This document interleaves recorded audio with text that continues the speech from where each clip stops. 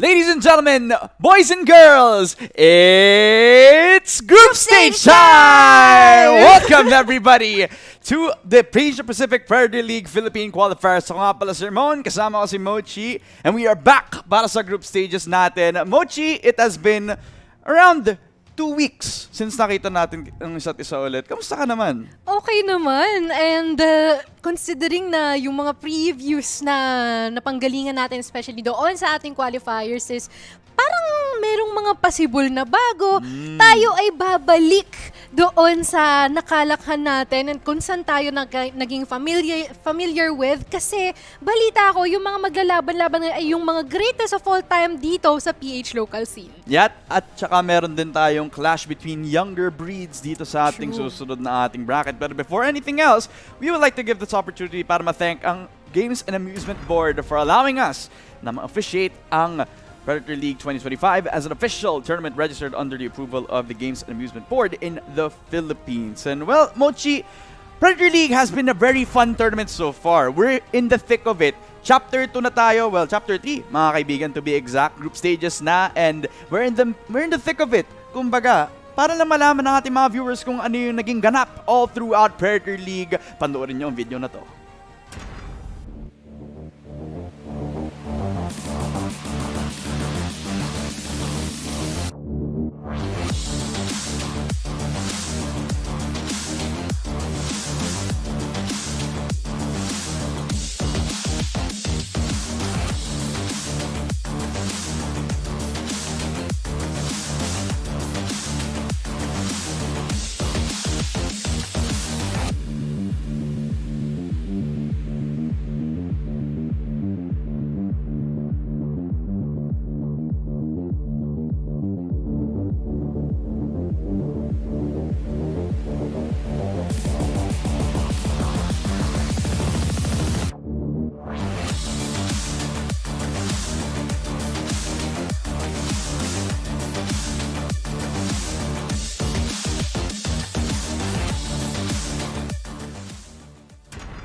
At ayun na nga, everyone, ang daing nangyari, no? In a short amount of time, or in a short span of time, nanggaling tayong Luzon, nanggaling tayong Mindanao, Visayas, nagkaroon pa tayo ng online qualifiers, and doon natin nakita yung mga worthy ng pwesto at magkaroon ng chance na mag-proceed sa ating finals ng Predator League. And ngayon, grabe lang din naman ang ating expect kasi parang may mga nakita tayo kanina na hindi natin inaakala, kumbaga. Kaya nga mga fresh faces, new challenges na nakita natin sa iba't ibang mga teams natin at ang ibig sabihin din ng mga fresh matchups. Pero yun ang hindi natin makikita mamaya sa ating bracket dahil ang dami natin makikita surprises. But before anything else, syempre ang ganda na pag-usapan din namin ang sponsor for today's video, ang PC Game Pass. With access to 100 plus AAA games, this is your sign to subscribe to the PC Game Pass. Madali lang yan. Just get your first 3 months with every purchase of a Predator laptop,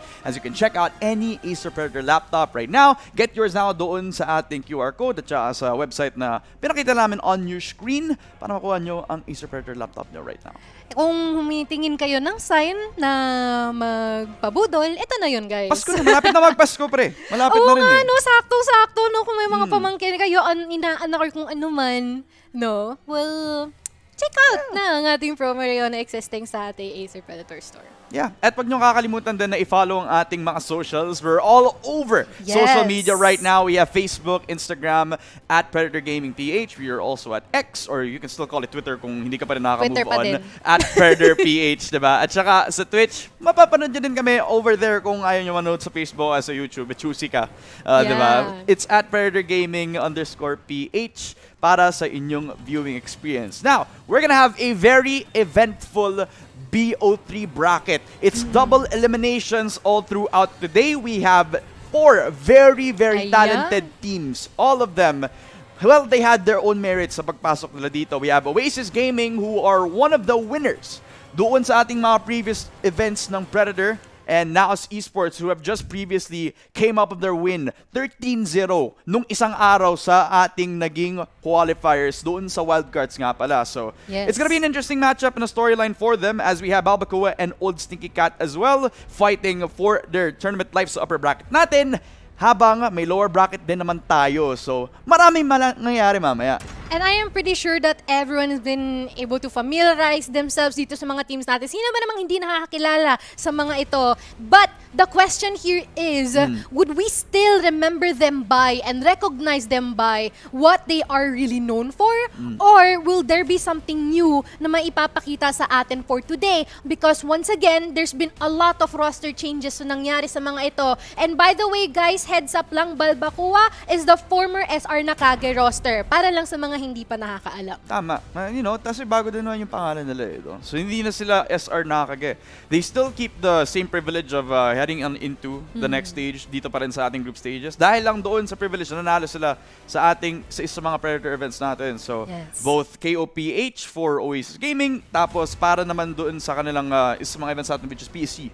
Naman, that's also like one of the privileges that we've had so far. So, both of these wins resulted in them having this very easy entry on into the group stages. Would you say easy? Kasi parang ang hirap din naman ng naging journey nila dun sa previous events natin, di ba?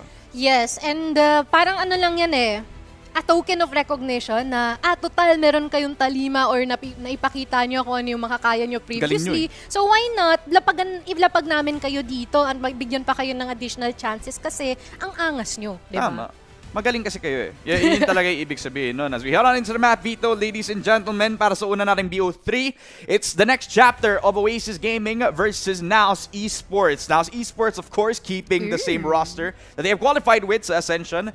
They will pick up yung map Vito na to. So Oasis Gaming has picked up yung Haven map in particular, which is pretty odd kasi in normal situations, Oasis Gaming is happy to pick up yung Bind map every time that they have the opportunity. But because this is a new roster, mukhang bago na yung sistema nila. Pipick nila yung Haven, hayaan ng Naos ay pick yung Bind na again, very questionable. Kasi ito yung isa mga historically, alam natin na magaling na map sa Bind ang Oasis Gaming. So, is this because alam nila na hindi na sila yung same core at baka nag-iba na yung sistema kaya sila confident they picked ito? Or is there like another reasoning because of this? I'm actually thinking of the same reasoning behind this as well. Kasi syempre naman, dati pa naman is there already the Chivalrous and the Rivalry brothers, as we may call it. But once again, guys, for the side of Oasis Gaming, there's been a lot of changes and I'm pretty sure that you guys will be surprised once na makita niyo yung roster nila. But for the side of Naos though, it's the same. Wala.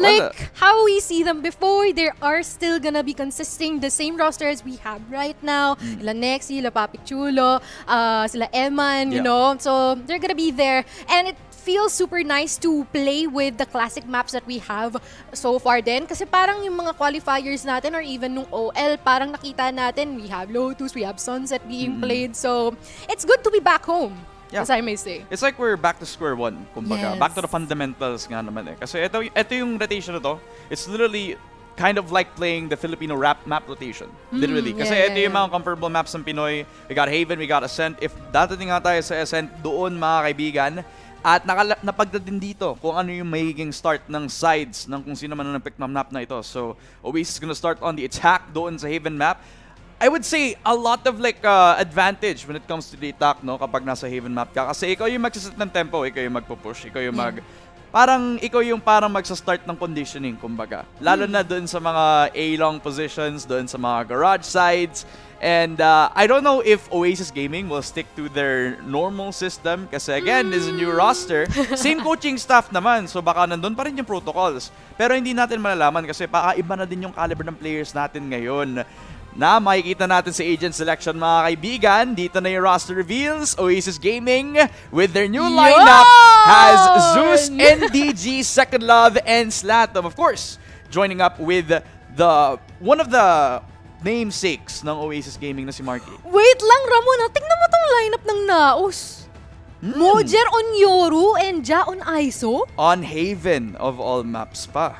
Okay, and we also saw the reappearance of Asra once again after quite some time. Thanks for the buff, and as well as the Neon on the hands of Zeus, which is kanina pa natin di pinag-uusapan that this dude, anyone, no, bloodthirsty, to say the least, but I wonder if Zeus is actually sufficient enough or kung kailan na magkakasama tong si Oasis Gaming or kung kailan nila nabuo yung synergy nila kung meron man, di ba? But before we even dive into that one, we are gonna arrive into the land of Haven, ladies and gentlemen, and everything in between ang unang laban natin for today. Alam mo, nung sinabi mo yung land of something, akala ko land of dawn or something. Uy, ibang yung babang sasabihin yun, mo. boss. Parang ibang bambang Boss. yun, boss. Boss, iba yung Akala boss. ko ibang land ang pupuntahan natin. Pero land of Haven nga pala tayo, mga kaibigan. It is the map pick again of Oasis Gaming. Stick to their guns na kung saan komportable ang kahit sinong team on the map like Haven. So the fundamentals are still here. It's gonna be interesting how Zeus will perform on the roster with Slatom. This is the first time I'm seeing this duo play since every time that you'd see Slatom around, usually nandun si Exotic, but now he's gonna be playing with a young gun that is Zeus from Avernus Esports. As we're heading on into the pistol round, Mojer, he pushes up. Kaso, konting damage lang pagkatapos ng napakagandang fault line all the way towards that mid side. And we're seeing some sort of aggression coming from Ja alongside Sova as well. So this is quite of a good move in order to limit their options in pursuing A site. But the rest of the people here, galing sa Oasis, ay mukhang C site ang kanilang punteriya. Pumapasok na dito si Zeus at sa kabilang banda. Tamang tumatama din yung mga bala niya dito from the Goats, which is actually a good sign here. That just means that if ever that they take these duels, there'll be better odds. But Nexi is proving me wrong. And otherwise, it all boils down to a 2v2. What a great placement of Cage there. Talagang hindi nila na-clear yung backside dahil lang doon. Nag-push na agad tong si NDG. Goes on to MNFPS as well. So back to a 2-on-1 as the veteran Marky himself gets caught off guard. Ja already claiming himself his first frag dito sa Naos Esports, and it was well done for him. He was the long flank all the way from the A side position. And Nexi again, like we mentioned, that backside control, just because of that cage, medyo naging weird yung position ng cage nga naman yun. Kaya nakapag-hide siya, hindi sila nakapag-clear ng backside. Medyo naging safe yung position niya doon, at dahil nag-clear pa rin sila ng bawat corner, trying to be safe because of the Cypher util, they kind of slowed down on that approach on taking that backside control. Biro mo, it's the simple things. Yung tamang paglapag mo ng cage doon sa area na yon gives you a lot of time to think whether you will anchor that specific position and wait for it to dissipate and even catch multiple people off guard. Yeah. Diba? Wala man lang nakatingin sa kanya doon, ni isa. Pero ngayon, decent naman ata yung pupuntahan nila dito with some free fires coming from the side of Naos, Papichul and Mojer together here dito sa bandang C-Link natin. Pero not quite sure if this is gonna be probable for Oasis to actually win as meron na agad nakasimula dito. Pick off galing kay Ja at Nexi. That's with double control pa sa backside. This Papichulo, he reigns in again. The spray down from the Omen of Naos. As it's a comfortable position for them. Only giving up 300 credits papunta doon sa Oasis Gaming. They even tap on the bomb, and Ja has picked up a double for himself. That's keeping the Guardian for the next round. Ang bilis nga naman nang naging invade nila pabalik doon sa may B site, and it's just quick ult orbs for them. Another flawless victory for the side of Naos so far in the tournament. And I kind of want to give like a bit of pressure on your side, Moji. Kasi ito pa lang yung pinakaunang time na nakita natin na Naos and Oasis after a very long time now. Wala na si Dubstep, wala na si Javi 8K. At ganito kaaga pa lang tatanungin na kita, sino yung mas malakas ngayon? Naos o Oasis? Hindi, I cannot deny existing talaga yung synergy dito sa Oasis. So I am leaning towards the side of Oasis. Ng Naos, rather. But for the side of Oasis, I really want them to show kung ano nga ba yung possibilities or yung mga potential na pwede na lang i-offer onto this one. Kasi this is actually a lineup we never even expected to actually come through. But now it is happening right before our eyes. Latom with a really good pick-off here from Ja and an answer from Mojer as well. We literally came into the office thinking, ano kaya magiging roster ng Oasis Gaming? Yes. Literally, that was on our minds as we head on into this next engagement. Latom has always been known to surprise his opponents with how crispy his aim can be. Mojer dodges away. The flash doesn't even affect Slatham, just adjusting onto Mojer with a 2 versus 4. That A-side defense crumbling at the second. Gusto ko, sorry na off guard ako. Gusto ko yung nakalagay dun sa player cam ni Papi Chulo noon niya lang. Pero dahil na nangyayari dito ngayon so far, it's leaning forward the side of Naos, and not gonna lie, even though that there is actually a good pick-off here, dun sa bandang umpisa, it's still, once again, kung ano, yung paano ito matatapos ng Naos. And natapos na malalitan na maganda, hindi man lang nila hinayaan na makapag-put ng spike down dito. Ang Oasis on here, it's how clean they've been able to actually take every single space deer sa ating A site. But, still props kay Slatom kasi sobrang ganda lagi ng mga ano niya dito sa bandang sewers and doon sa entrada. It's just that Papi Chulo proved that he's greater than that. Yep.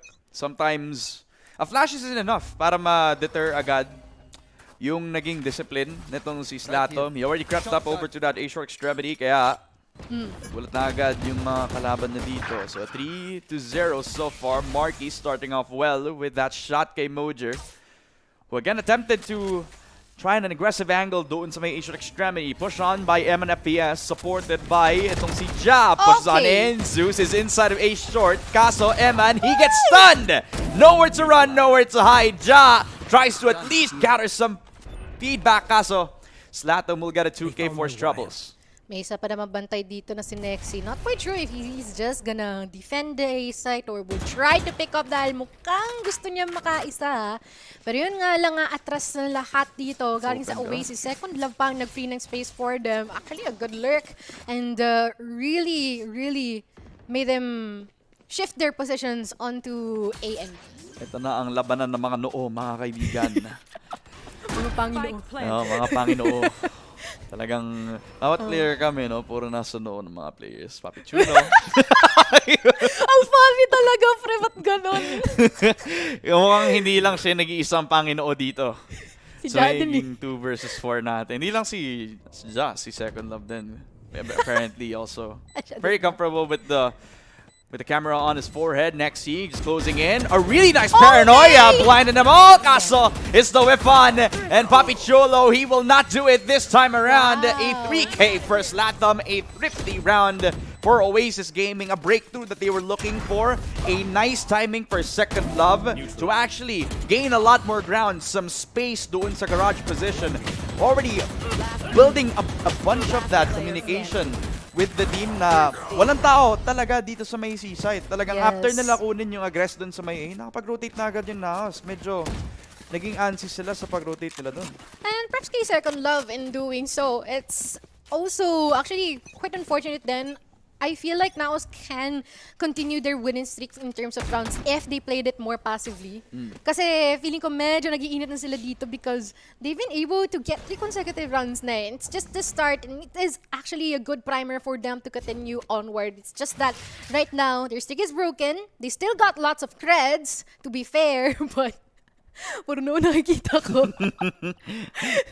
But it's up to Oasis if they can actually continue this one and try to even out yung scoreline natin. Magkaka-crossfire sila kung magpupush nga ang Oasis Gaming papunta dun sa C. Look at the amount of space gained by Mojer. Okay. I don't think Zeus has any chance to go through with this. Kill contract out. The spray doesn't connect. Ja wins out the fight in the end. He keeps full of his health and his armor into this coming round. Second Love, all that he can do now is to relegate himself doon sa loob ng window. Try to see if someone is actually gonna push on. Probably next, probably Papi Chulo, since sila yung napakalapit lang doon sa may garage window. Uy, side by side yung dalawang kumpare din natin sa garage. Lapit-lapit nila sa isa't isa, but I wonder if they will be quick enough with the trigger. Ooh. I guess Second Love would not be. But at least Naos definitely changed their approach on this one. They took it more safer and better. But with Mojer trying to secure the last remaining members, he's not gonna get any. But Marky and as well as our Sova here will just try to wait it out and save. Yeah, literally As all they that they should. can do. As they should nga talaga. So yun lang yung guns na meron sila. And I think that Thrifty just set a bit of a foundation for Oasis Gaming to try to build a bit of their confidence now. Again, this is a roster that will be playing on broadcast for the first time. So Yeah. we have to kind of set that expectation for our viewers out there that Forgiving. to be a little bit forgiving. Medyo nangangapa pa Yes. yung sistema ng Oasis Gaming so far. Siyempre may scrim, siyempre may practice games. Eh, minsan kasi iba kasi kapag alam mong naglalaro ka ng tournament, medyo mataas yung Yes. stakes, kind of, the nerves are kicking in, possibly for the Oasis Gaming roster. We still have Slatom, who's definitely on a field day so far, 2nd kills in.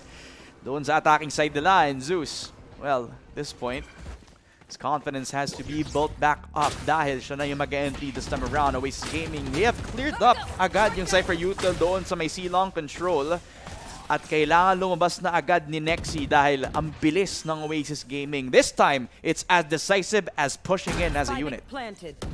Yes, it is going to be a full-on retake here for Naos, which is actually one of the good things that they do so far, although there's going to be 2 people that's going to come from the back lines, and they are actually expecting that one, although with the current setup that they have right now, dalawa sila nandito, nahihirapan ata na makakope up dito si Oasis, although they're trying their best to do so, but with a combination of Ja and as well as Nexi along with M1 FPS, you know what, lahat sila doon, they've been able to corner them so well.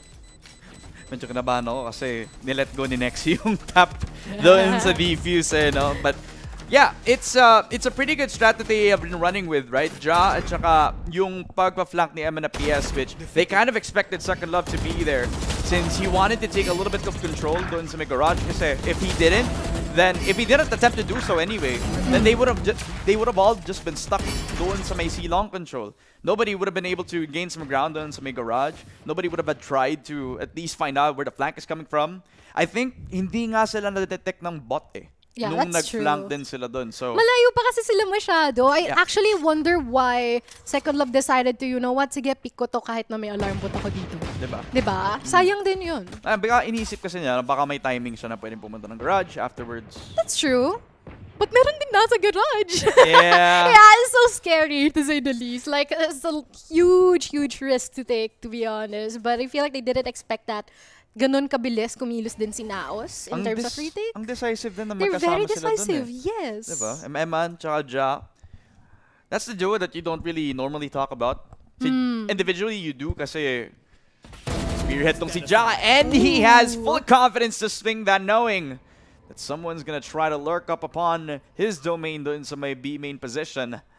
Early 1 for nothing so far, and Oasis are looking to scramble. That's one again from Eman, kaso Slatham, always so crispy with his aim. They can even pick up that Vandal, kaso nandito Ay, may din si isa pa. Mojer. Hindi pa nila alam. Zeus has to clear. Nagre-reload pa si Zeus. Mojer has taken him by surprise. Peek onto Slatham. And again, he surprises him with a 1-tap. No, that's so sad. Everyone's being caught off guard. Everyone's 30 seconds disoriented. Everyone doesn't know what to do because they keep on playing themselves here at the grass area, or playing it so passively, or playing it without even trading anyone else. And in the end, Oasis hasn't been able to actually manage all those things that's happening to them, and Ja is just popping off because this dude on an ISO parang natripan lang na, pre, sige mag-ISO ko nga kasi naman pag naman nag-ult ka, sure ball, makukuha mo yung pitas eh. Diba? Parang ganun lang kasimple yung usapan nila dun, Ramon. Yeah. I mean, granted, Naos has been one of those teams that they don't really shy away from innovating themselves. Nga din, diba? One enemy I mean, remaining. ISO, sometimes being a pick that you can expect on a map like Haven. I can think about a few teams that actually run this composition sa Pacific pa lang. But yung Yoru pick yung talagang nagbigay sa akin ng malaking question mark kasi Mojer usually would like to play like duelists like Jet or Raze. Tapos Yoru, no? Tapos biglang nag-Yoru ngayon. Sino yung magpa-fast entry sa kanila dahil doon? Kung wala siyang ulti, Si Papi edi, Chulo. hindi siya magiging si Papi Chulo. Yung clutch master mo, pwede naman. Diba? Parang okay lang sa kanila eh.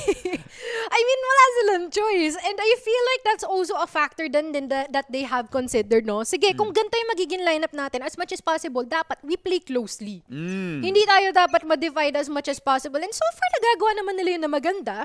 And if not, si Oasis pa nga yung nasa-separate or nasa-segregate nila, diba? With the utilization of their abilities. Yeah. So, yeah, I'm quite wondering how Oasis can bounce off this one. I mean, they've got tons of ultimates to use, but Magkakaroon pa si Zeus kapag nakapatay siya ng isa. true. O kaya mag-ultorb lang siya, magkakaroon din siya ng overdrive. So, timeout called. Tapos, nag-Hunter's Fury pa nga ang defending Sova nating si MNFPS. He doesn't get a tag onto anyone, but I think he has an inkling na nandun sila sa labas ng A. Flash on out. Slatham peeks on. Full confidence.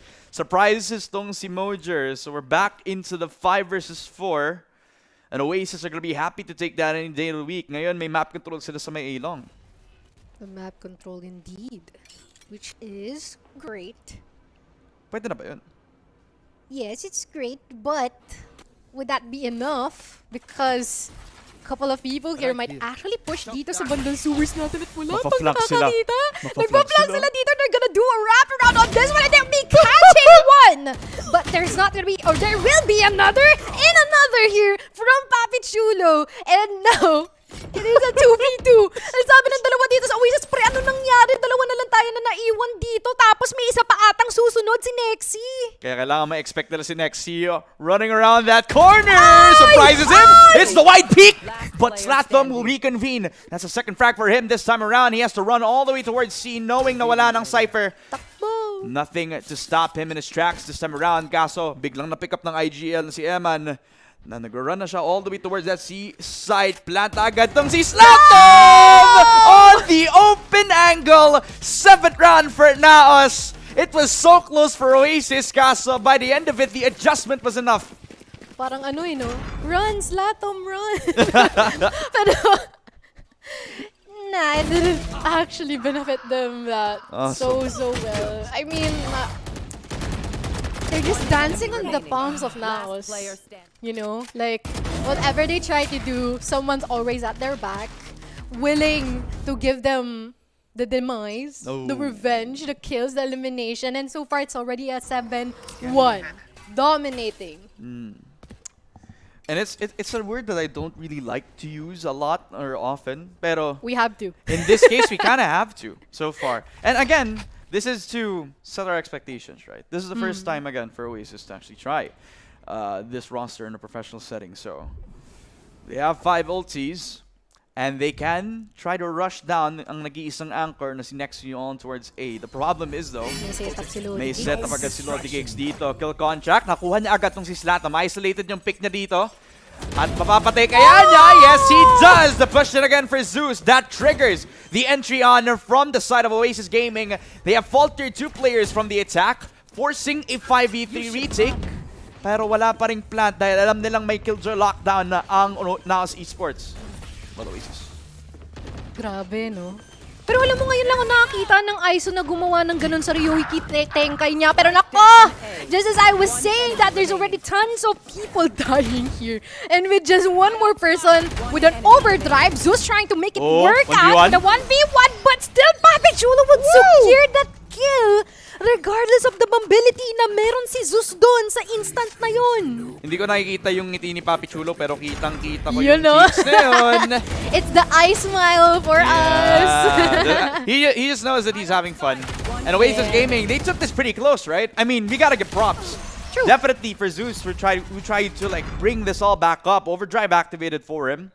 And that's a few ultis also invested for Oasis Gaming. You got the Rolling Thunder for Marky, and I believe that's the one ulti that gave confidence for Zeus to actually walk in. Medyo na-nullify pa nga yung ilang util nitong si Nexy. He was the solo anchor on A. Ang mahirap nga lang, doon sa Oasis Gaming side is that na-kill contract nyo is sa mga nagbibigay sana ng util. But MDG, raw aim could possibly make the difference for Oasis Gaming this time as he get 2 picks. They were the ones who peaked on doon sa mid side at na-punish sila agad just because of that. Kaso ang layo ng guns para makapag-upgrade. At least, di ba? Yun nga lang wala silang barrel. And so far, they have to work with what they've got. It's a 3v4 good advantage in terms of numbers, but in terms of equipment that they currently have or their loadouts, I don't think it's good news here for the side of Oasis. At especially, maganda pa ata yung angulo ni Ja dito. Yun nga lang despite of the agresibo, FPS, kuya mo, nakatatlo. Pero, second lap na lang ang matitira with a 15 HP left on his bank. But, no way. Nexy from the back! Alarm bot, hindi na-trigger, pare! No way. Nexy, it's like he's playing Splinter Cell. All of a sudden, Metal Gear Solid, any stealth game you would call as Nexy. He's creeping up and Second Love has no idea! What did we just witness? This guy is playing a different game. Hindi nila alam kung saan ito manggagaling, tol. This is bullying, not ganun. Oh, man. No. Okay. parang- This is Splinter Cell by the end of it. Pero nung nagsimula tayo, naglaro ng aim lab si kuya mo, MNFPS. Grabe, parang pangalawang beses na rin yung ganun eh, no? Na Jose Rizal eh. Except nagpa-plant ng spike. Kala mo bait and switch, pero yung bait biglang sumuntok-suntok sa 4 na tao. Ang lungkot naman nun. May pera kasi, okay, may pera sila ngayon. Sige, hopes not all lost here for the side of Oasis. Palag-palag lang tayo dito mga Lodi Kicks. Hanggat may pangarap, may laban. Tama ba yung sinabi ko? Parang hindi. Parang, actually, wala namang alang na, na mga kasabihan, kaya hindi kita makokorek dyan. Pero tama naman, di ba? Hanggat gusto mong manalo, ipaglaban mo. Sige na nga. Basta it sounds good. Okay na yan. Na-inspire ka ba? Sana ma-inspire kayo guys, especially mga nanonood dyan ngayon. Good morning. Sana magandang almusal nyo, Valorant. Pero nako, Jack! May mapipitas dito. At wala pa namang kasagutan si Oasis. They're creeping their way all the way in dito sa A-site natin. Once again, nandito na naman ang ating load kicks na merong setup, si Nexi, while Eman FPS tries to keep his sights here at long, and may makukuha siya dito, Ramon. Literally, same time after nila sirain din yung nag-iisang tripwire. So another tripwire, just to hinder the progress, di din sila makapag-plant dahil ang kulit ni MNFPS. Ang daming shock darts, ang daming util, hindi makapag-plant si Kuya Mamarky. Again, a 5 versus 3. They have most of their ultis online for the Nazi Esports roster. Again, another perfect line! MNFPS couldn't hit the shots! Slatum getting a double kill! A 3K for Slatum! And Oasis Gaming, all they needed was confidence on a full high note, and they jumped it to get their second round win. Eh, yun lang pala ata ang kasagutan roon ay ang kailangan lang nila maging aggressive. Ang kailangan nila makakuha ng multi-frag kung si Slatum. Literal na... Yo, are you making them pull off an ass pass moment, bro? Oh my God. Bro, that's not substantial, bro. Hey, maybe it's just Slatum on a good day. Okay. Diba? Fair. But Slatum is feeling it right now. He's up double digits in terms of RKD so far. Full ultis again, except for Nexi on the side of Naos Esports. We have Oasis Gaming still. They have a pivotal ulti. On the last round of this half, they have yung Cosmic Divide, yung Hunter's Fury, na pwedeng gamitin agad ni Slatum. Talagang ang bilis na makuha yung Hunter's Fury na yun, no? True. Flying drone. But mabilis din kaya nilang masesecure tong round na ito dahil actually, fair naman ang kanilang positioning dito. Yolala, meron na kidnap si Ja. Domain expansion, patay si Second Love bigla. And so far, that is once again an early pickup here with the Dimensional Rift coming from Mojo. Tons of information has been leaked here from the side of Oasis, and they've got no choice but to put their attention to A, but they're walking into Naos trap, and so far they're blocked off. The paranoia lahat na binato sa kanila, even the decay. And now, ewan ko kung paano pa nila haharapin yung mga Mebo dito. I mean, there's 4 of them there. May sumusunod pa na si NDG, pero meron na namang flank kung sakali man. Ang dami nilang progress, ang dami nilang layers. Ja with a 3K and again, it pushed to si Zeus. And a 4K for Ja as well. On for the ace. One more to go. Nakita yung shock dart. Alam na kung saan manggagaling, kaso patay na agad si Ja. Tapos push na agad to si Slatham, and MNFPS will pick up the pieces for him. Ang tawag dun, ace natin pare. Ang sabi nga naman ni Ja at saka ni MNFPS. So that's a 10-2 scoreline for the side of Naos Esports. They have, you know, for a lack of a better term, a strong first half so far on the defense. I think a lot of it came from how they set up yung protocols nila sa defense so far. Alam nilang may isang tao, papatay nila yung lurker. Alam nila kung saan nila ma-decipher kung saan yung iba ng mga kalaban. Kasi once malaman nila kung nasan si Second Love, alam na nila kung nasan yung iba. Pero strong ng 4K din nun Like, actually hindi eh. Feeling ko inagaw ni Ja yung 4 kills ni Eman. No, tama. Baliktad pala, no? Parang pinatay ng bot frag yung pang-ace mo sana tapos sabihin ng bot frag. No ba yan, Ja? Ba't mo inagaw yung 4 ni Eman? Grabe Pero naman, grabe tol. KDA niya, 19-7. He's doing so well with the ISO. Actually, parang pagka nagkakaroon ng mga rank games, parang dalawa lang naman eh. Pag may nakita kang ISO nakakampi o kalaban, magaling o hindi.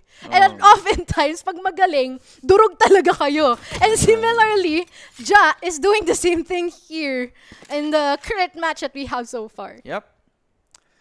You know, maybe Oasis is a defensive-sided team dito sa Haven map. Hopefully. Malay mo, di ba? So, malalaman natin sa setup nila. They do have a double setup doon sa may short position. NDG holding hands na agad kasama tong si Slatom doon sa may short position. Gusto ko yung front to back sila dito. Kita mo yung likod mo, pare. Kita ko yung likod mo. Zeus holding the mid side. I think nakita niya yung barrel ni Nexi. So, he's holding that angle. It's kind of an off angle din kapag nag-push siya doon sa my right side. But the thing is, right? This is now at its best. Taking control, making some noise. Nakita si Nexi. Nagpapakitang gilas lang. Parang in and out. Out of cover, Ja gets in towards the site itself. Slatom, he peeks in. A double out for him. Kaso ang problema, he ran out of bullets. Mojer and Nexi, they follow suit. A double for Mojer as well. No way. That is a push for Naos. A classic Naos push for you guys. Ay, tingnan mo si Nexi, may sariling buhay dun, no? Kasi na-secure niya din yung kill doon sa garage area onto second love. And it's so pragmatic para dito kay Jana to do all this stuff at the sewers area and have support afterwards kaagad-agad. And actually good, but for the side of Oasis, not quite sure if paano kaya to? Ang lalim ng pragmatic. Ano yung sabihin? Parang kailangan mo ba ng dictionary mo? I think we need a little bit more than that right now. So 11-2 so far You for need the a side of game plan. Naos. A game plan needed on the side of Oasis Gaming. First, I believe they do naman. I think they have something cooked up. It's a force buy for them. Okay. Peek on from Slatom. It's a bait and switch setup. Kita mo Oy. nagpo-push up na agad. Oy. Si Zeus at si Slatom. Surprise them with this. The Sheriff in hand, the stinger for Zeus as well, but Ja, he has no hesitation, he's peeking! Ayan, A right click for Ja! Huh. The clothesline for Naos! And as they pump up in towards the east side itself. Ano nangyayari? The rest of them are already at A and second love with just a stinger. Not quite sure how he would be able to actually segregate these remaining people. I mean, Ja is pretty low. Not quite sure if ginamit niya na uli yung kanyang shield onto this one, but with the current setup na gustong gawin ni Second Love dito, parang hirap ata na nasa heaven siya nagpe-play. Yeah. He's gonna hope na makita niya si Ja. difficult. Kaso, yun lang. Yes, sabihin ko sana, okay lang na walang shield si Ja, at least may no siya. Yun yung magpapatay ko sa kanya. Lahat naman tayo lo. Oy, okay na, okay na. Ay, okay Yun. na. Narinig nila tayo. Tayo yung no-1 sa ating Predator League so far. So that's a 3K for the side of Ja, and a 4K as well to end off that round. So a 12-2 scoreline for Naos. They look comfortable on this map in particular, right? This isn't even their map pick at all. This is the map pick of Oasis. They wanted to take this map. They believe that it was a very comfortable map for them. But Naos has practiced this map even before they even went to Pacific Ascension. And I actually wonder how things are gonna go down later on sa Bind. Especially na this isn't their map pick at all, but they're performing pristine, of course, considering na there's already existing history between the team members. But what more sa Bind na alam yung previously dito malakas si Oasis. So that's gonna be something for us to see. But right now, I love how Naos has been able to keep their respect regardless of the 12-2 na scoreline na. Kasi normally you would expect na manggigigil na. Ganun. Kala mo magpupush lang sila mindlessly. Yeah. It's like treating every opponent that you have like Goliath, and Goliath decides to fight back. NDG, he finds tong si Nexi. It's pretty consistent for him to actually be one of the better performing players on Team Secret. Tapos ngayon, one of the top dogs in the Philippines. Nasa Oasis na ngayon si Idol. Push on by Ja. Ace side fully in control since Naos already given up the space doon sa may site itself. Ja He's actually using this corner, a bit of a trigger discipline if Zeus doesn't decide to peek on towards that angle. May judge pa nga siya. Nakafocus lang si Idol sa loob ng site itself, pero hindi pa nila nakiklear si Ja! 3K for Ja! But Oasis, they're breaking through the site! No way! Okay, Naos is still here. Mojo is present. And I feel like they're not looking at the correct spaces, the correct angles. But at least, Second Love would be able to offer the FIFA despite of the blinds being suffered upon by him. And it is a 12-3. Additional beat of the heart here. Buhay pa ang Oasis. Buhay. They're down but they're not out, man. The economy not looking in the best shape, pero I think thankful na sila na nakuha nila yung round na to because it was their mixed buy. Naka-judge at saka naka-specter lang si Second Love. Buti na lang at naka-close range angle lang tong si Mojer. Buti na lang. Don't interrupt my work. Imagine how different things would be if it is gonna be him quite far doon kaya no. It's good that they played quite close. Not even that. What if biglang naglobat yung mouse ni Second Love tapos hindi niya spinner yun kahit? It's a hardware issue pala, no? Pero I don't think buti, so. at least nakuha nila. 12-3, guys. You have 9 more rounds to go. But if you want to play this for an overtime, pero ito na naman tayo sa kill contract natin. Jack. And he's not gonna win that duo for the first time in this whole match. We're seeing really good trade-offs here from Mojer, though, and being answered back by Second Love. But now, a 3v3, some people here, duguan. Buhay pa rin naman sa Alive and Cooking. They're yet to put the spike down here at C. And there is the commitment. And there is the existence of the clone. And hindi i-expect ni Slatom na nandun yun. Mojer on the 3K. Would this be a possible ace? Wow, nakapag-TP pa nga. Oh. Nakapag-seek ng danger pa nga. It's all on to Second Love. 1v3 this time around. Pushes on in. Okay. Papi Chulo tries to make his play. Boss. Kaso nag-TP na lang siya. Second Love, you don't have that much time, my friend. All that you can do is hope that they push on to you. Bossing, kamusta ka naman? Kamusta ang buhay-buhay natin dito? Nasa loob lang ng smoke. And they spray on. He gets 2 for his troubles. Konting oras na lang, kaso hindi pa nila hinayang sumabog ang spike. So now as esports, they claim the first game of Haven, the map pick of Oasis Gaming. Bossing. Kamusta ang buhay-buhay? Sana, no? Sana okay pa sila. But that just means that there's a lot more ways to actually build up with what they currently have right now here for the side of Oasis. After all of the abrupt changes din, no, na hindi natin na-expect at walang sino man na nakaka-expect. But congratulations for Naos for winning this first match. Once again, it is a best of 3. So they've got a couple more chances if ever they play this off with a 1-1. So there's still huge more opportunities for them to try and come back onto this one. But tignan muna natin dito ang ating mga highlights kasi sobrang init ng mga players natin dito from the side of Naos. Every single one has been able to show their prowess and they didn't disappoint any of their fellow team members. Definitely not, right? I think this is the type of project that you kind of expect to need a little bit more time. Like a little bit more time to adjust to the comms, adjust to the new teammates.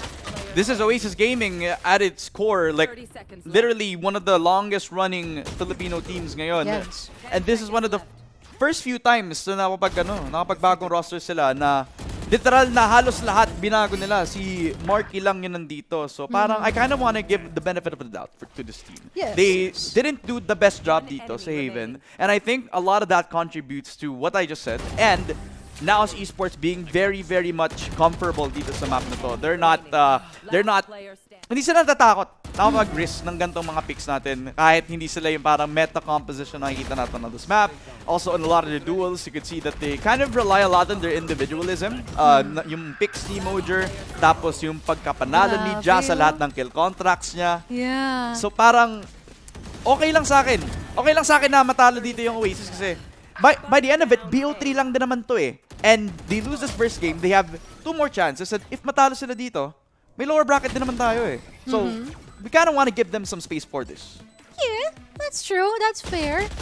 And I really do hope that they can adjust that quick though. I mean, that's Huge an adjustment, not gonna lie, no? Heading on to the map of Bayern, most likely, kung mabilis ang galawan dito, baka mas mabilis pa dun. Oo. So that is going to be the challenge for them here for Oasis, but I still really want to commend Slathom Yeah. kasi sobrang tindi ng kanyang pag-step up dito in these types of scenarios, and kitang-kita din naman natin sa ating match statistics kung sino mga MVPs for each. Muntik na mag-get that 30 sa kumpare mong Jao. Kaya nga eh. Muntikin pa nga siya sana mag-ace kanina. Kaso namatay siya agad. It just shows that Naos Grabe. Esports, their core at its finest. They are at their peak form, kumbaga. 'Di ba? Parang True. ang ganda ng makikita mo so far for Naos. This is at their best. They're very confident on this map of Haven. Wag niyo Yeah. pansinin yung picture. It's actually Haven, mga kaibigan. 27 kills for Ja. This guy on the ISO has been banging out all throughout dun sa mapa natin dito. And I think it's more to come para sa Naos Esports. They're on a hot streak. They had a 13-0 kanina noon Yun. sa ating last game. And now, Ja showing up as the match MVP so far for Grabe. Naos Esports. 27 kills. Imagine mo yun, 445 ACS. The type of guy that you want to put all your resources into, just build that back up. Grabe, no? Shoutout sa'yo, Salvatore Menu, your idol, your inspiration ka na sa ISO. Si Ja with an ACS of 445. Crazy lang naman din talaga ginawa ni Ja in the whole duration of the match, and I really do hope that we can see more of them. Not that we haven't been able to see enough Yeah. from that specific match, but it's just fun to witness these teams to battle it out and actually show their true colors. That's true. At hindi lang yun kasi may mga games pa naman tayo mamaya eh. Since this is a best of 3, that is the only attempt for Oasis Gaming in that map in particular. Pero malay mo, magkaroon sila ng form na ulit dito sa kanilang old best map, which is the map of Bind. But remember, ladies and gentlemen, manalo dito ang Naos. Makakapasok na agad sila sa next stage. We'll be right back after the short break. Huwag kayong alis. Magbabalik ang Predator League.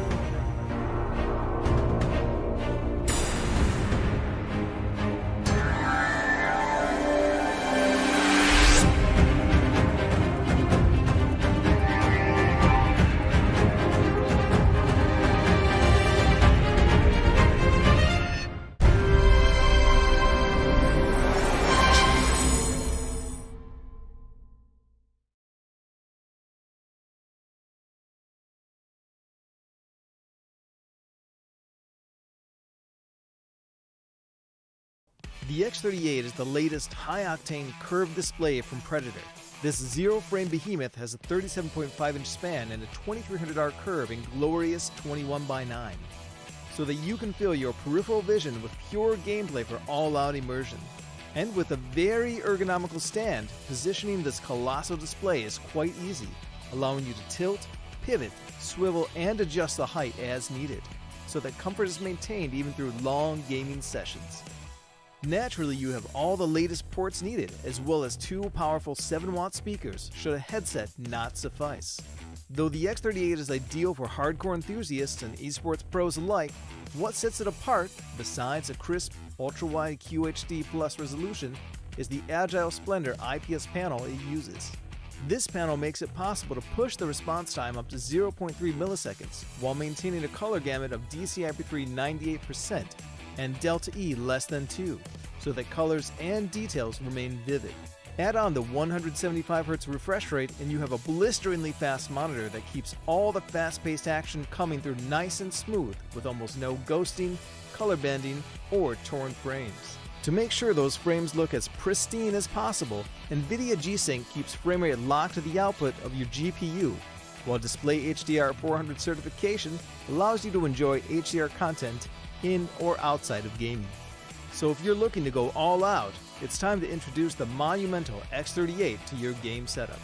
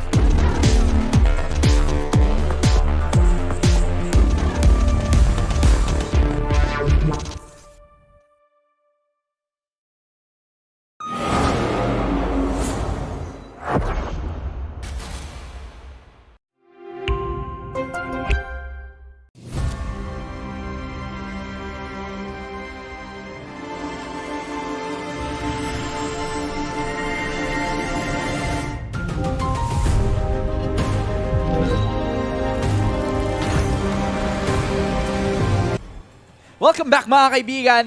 We are here for the group stages. Ako nga pala si Ramon, kasama si Mochi. This has been a very eventful first game so far para sa NAS versus Oasis Gaming. Pero, well, eventful nga pala masasabi natin kasi parang parang ang bilis lang din na nangyari.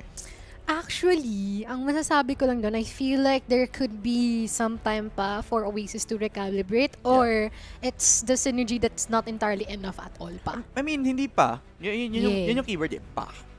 Kasi yes. literal na ito yung isa sa mga pinakaunang times na makikita natin yung roster nilang bago na nakapag-perform and it's not really at fault of them. Kasi, syempre, off-season na din naman ngayon. True. Tapos, ngayon, bagong sign lang din naman yung mga roster ng Oasis natin. At kalaban nila yung Naos, which is literally same roster since over the course of like the whole season, right? So, I mean, what do you think, right? What are your thoughts on this, right? Now we're heading on into the second game. What type of expectations are we set for this game now? Well, once again, I feel like this is pretty similar to what I've mentioned earlier on. Once again, kung mabilis na yung pacing natin sa Haven, most likely mas mabilis dito sa Bind because it's a closer quarter map.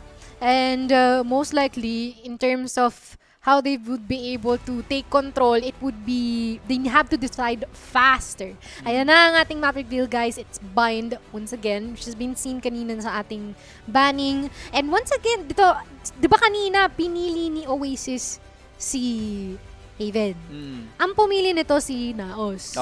And parang naging hinuha. Wow, hinuha. Yung hinuha natin, parang baka kaya nag-bind kasi aware sila na hindi na yung existing roster ngayon yung or yung previously existing roster yung meron and bago na. So what if try natin ulito tapos baka lang maano natin, di ba? Baka lang panalo natin. Malay mo they're confident like that. Malay mo, nagkamali lang ng ano. Nagkamali mo na ng ban, no? Pala sunset. Hindi ban. Malay mo nagkamali lang tayo ng sulat dito. Malay mo magkaiba pala kung sino yun. Map pick. Eh, malay mo naman, hindi din pala yun yung naging case natin. But anyways, this is the map of Bind and as you mentioned, kung ang tempo kanina that fast, well, it's gonna be a little bit faster. Naisip ko naman yung mga team compositions natin kasi I think medyo expected natin kung sino yung magpipick up na mga roles natin, di ba? Yung unpredictability ng Oasis, medyo nawala na yun eh kasi literally anybody there can play duelist. Now, yes, that's true. Now every one of them kind of has their set roles now, di ba? Alam natin kung sino yung mag-duelist, alam natin kung sino yung mag-initiator sa kanila. Nawala yung parang factor of unpredictability for Oasis Gaming. I think that's something that they can build in time pa rin. Napunta kay Naos, no? Oo, nasa Naos. Who would have expected that someone's gonna play Yoru and ISO? Tapos nag-top frag pa ISO nyo? Saan ka pa, di ba? Pero this time, not quite sure if they are gonna revolve around their usual lineup. I mean, Omen, Raze, Cypher, I mean, for sure kung magre-race sila, si Jesus yung mag-pick up na race yan. Uy, pero minsan, si Slatom, kapag gusto niya mag-race, nagre-race din siya. Malakas siya mag-race. But in terms of plays though, sobrang hyper-aware ni Slatom ngayon eh. In comparison to Zeus. Zeus is like on that download phase pa. Oo. Pa lang. Parang nagto-talking stage pa lang siya with his mates. Talking stage pati dito. Tapos if you think about it, ngayon lang na hard launch ang Oasis Gaming roster. Diba? Tama. Diba? Talking stage pa lang hard launch na. Tindi nun, pre. May dating linggo na agad sa esports. Pero it makes sense. Yeah, it makes sense. So parang, parang on paper, we kind of have an expectation agad for Oasis since, you know, we kind of already know them as one of the best teams in the Philippines. Now they're trying something new. We're heading on into the Aegis Select now. Yung team compositions, well, it's a Neon, not a Raze this time around for the Oasis Gaming rosters. Who's gonna be picking that one up? And DG, well, he switched up his roles. You know, way back then, he used to be an initiator. Now he switched up doon sa Team Secret as a sentinel. Ngayon, he's a controller. So, interesting. Iba yung roles si Lodi. I feel like this guy's a flex player, you know what I mean? And nandahin nilang baong blinds. They They have a breach here for Morkian as well as Latom on the sky. On the other hand, once again, it's or rather, yung usual nila dito. They have like a Brim, and I believe they have a Viper then. I mean, they're gonna go for the double controller setup, and yeah, this is gonna be a bit interesting because we're seeing some mixes and matches between both sides, and yeah, like, what do we expect here? It's gonna be a party, I may say. A party kung merong ulti si Mojer, that's what I'm thinking. Real. Yep. So MNFPS, way back when as well, he used to be known as one of the best Sky mains. So back on his comfort pick now. Ja not gonna be picking up that duelist role anymore. Wala na yung wala nang Jet, wala nang kahit ano. Literally, this is Mojer packing the guns dito on the side of Now Esports. They start on the defense. Zeus getting his first contact, and well, medyo nice health tayo dyan, Nice kaibigan. All the way over to the A-short extremity. So Ace Gaming primed up to take that A-short control. Ang problema, they're fighting up against the Viper na si Nexi. At nandito din yung setup ni Ja. So, parang medyo double sentinel, kumbaga. Medyo may pagka-semi-sentinel din naman tong si Nexi as a Viper. Yeah, that's true. Actually, gusto ko na i-point out dito, kahit na yung gamit dito ni Ja, Cypher, parang okay lang no?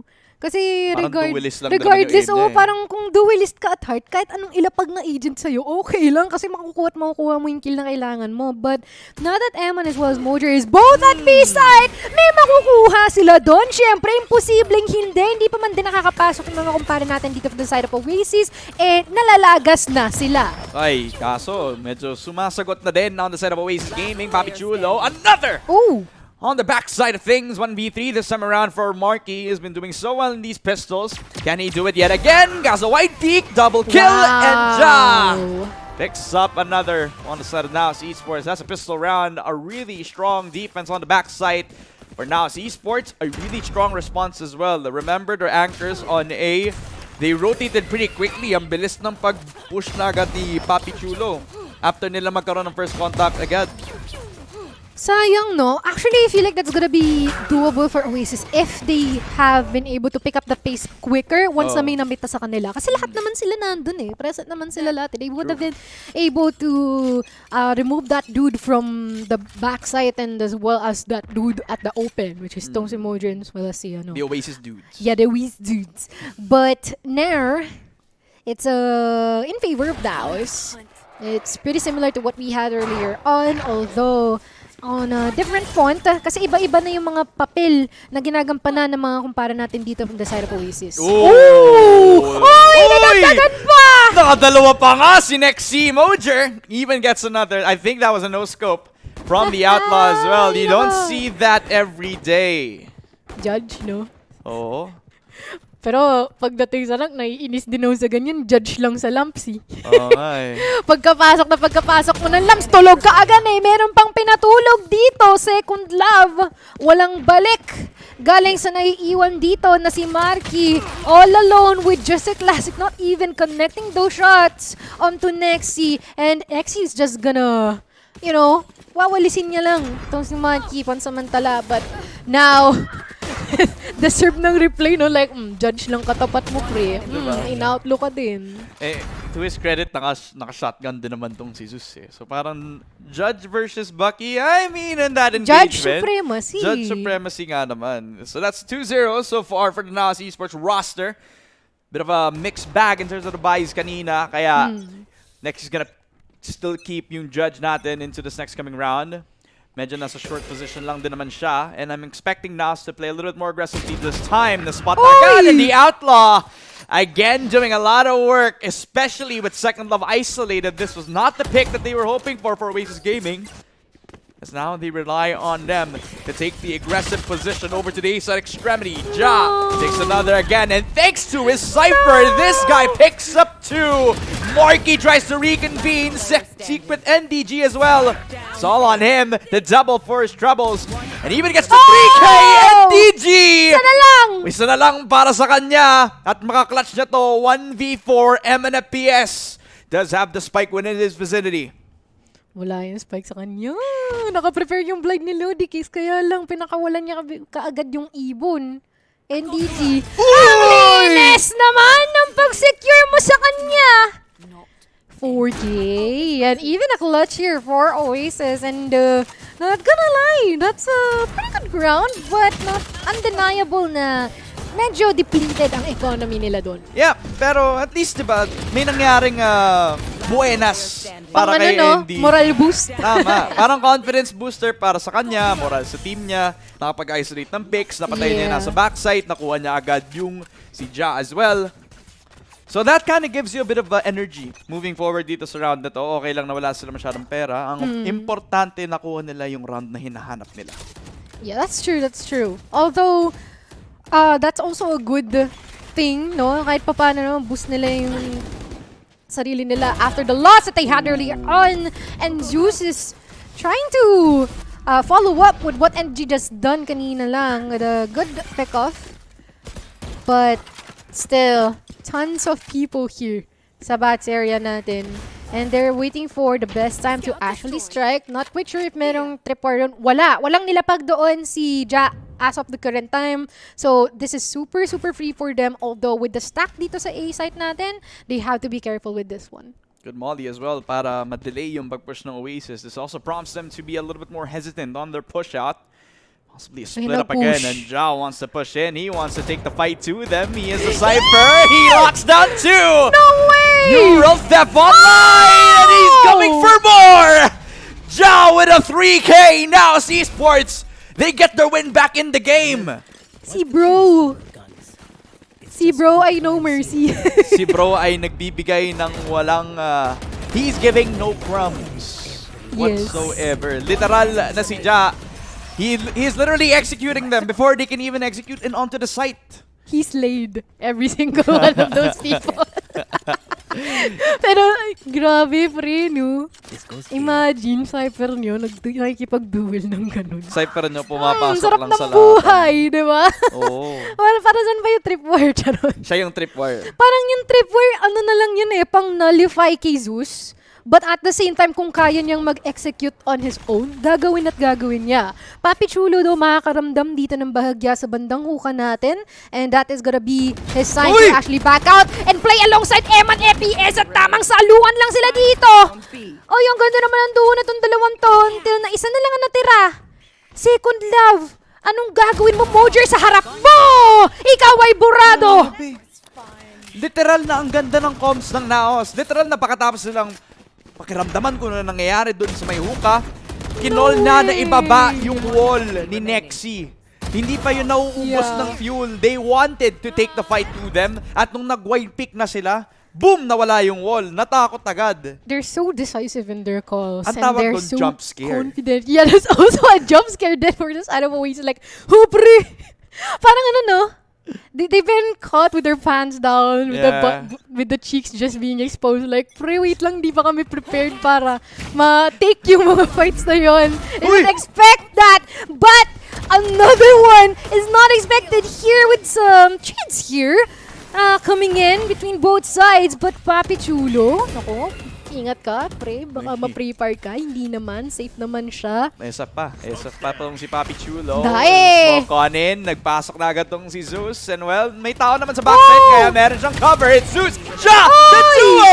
Working hand in hand. But Zeus, he's still opening up the site itself.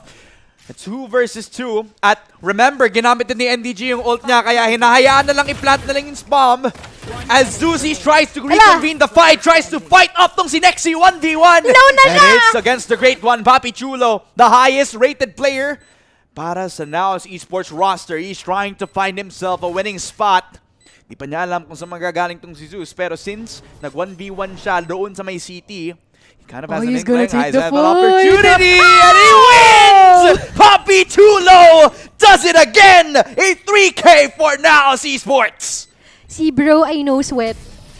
You know what? This is just a normal day na. Oh, sabi ni Papi Chulo, no? Like, luna naman siya. Kaya okay lang yun. Ganun. Clutch na naman.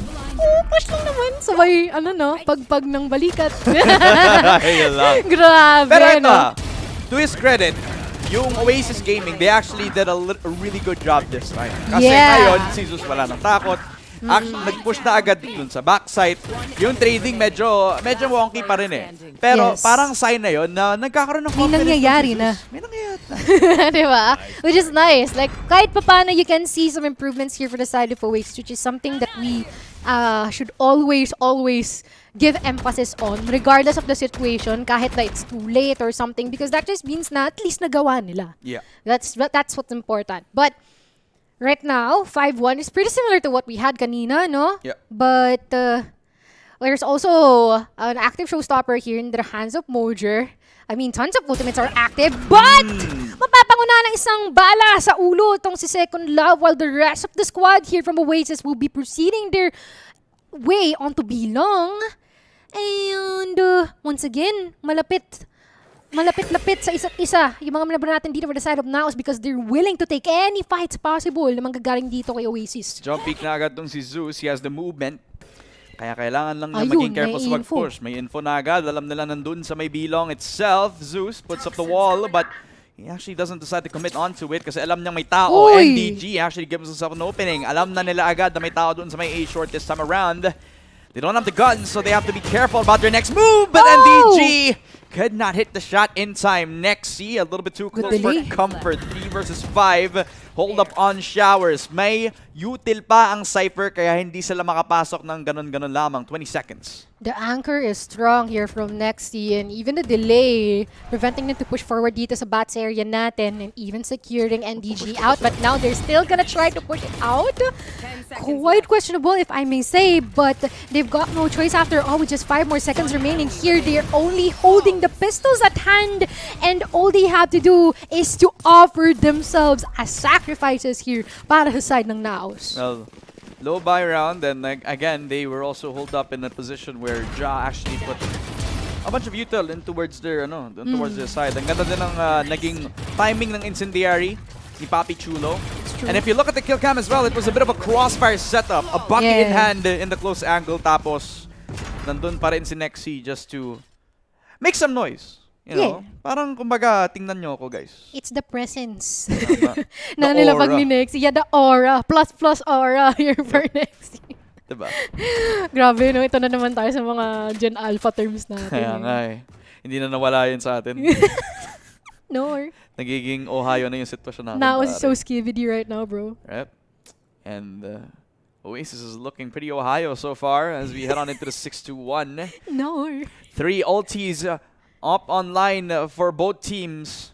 Pero the pivotal ulti that I'm looking out for is how they use the Rolling Thunder. Paano nila hanapin Same. yung mga anchors doon sa may ace site. Early flash shot again for Sky of Naos Esports. So I don't think they know about anybody doon sa may Bilong.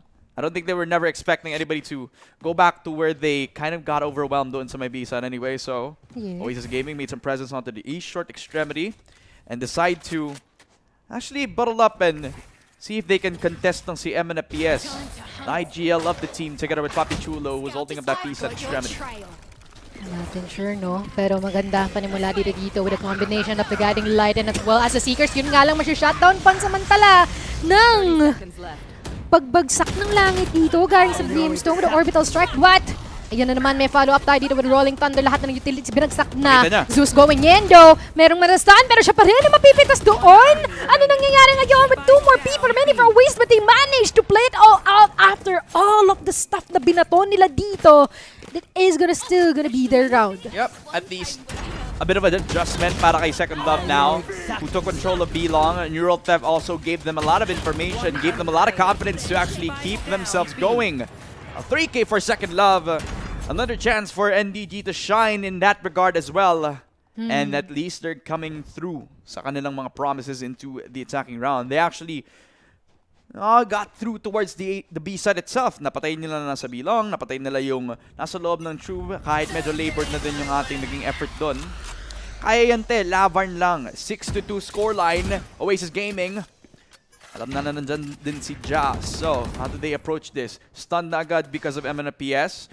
They're thinking about TPing doon sa loob ng Showers para ma-surprise ang tatlong nasa Oasis. Kaya, to respond to this by just holding each angle. Holding each angle, indeed, with heavy saturation here sa bats area natin. Although not quite sure kung i-check itong si Second Love dito. Oo, kitang-kita siya ni Papi Chulo with the Viper's Pit. Nexi, tamang antabay lang kung sakali man na merong mga has na mag-push onto this one. But the rest of the squad here from Naos will be quick enough to try and push forward and secure a couple of members. But now, 2 more people here from the side of Oasis. Hindi ko sigurado kung paano nila mamamanage ito dahil they're just playing around with the smokes na inalapag dito ni Papi Chulo.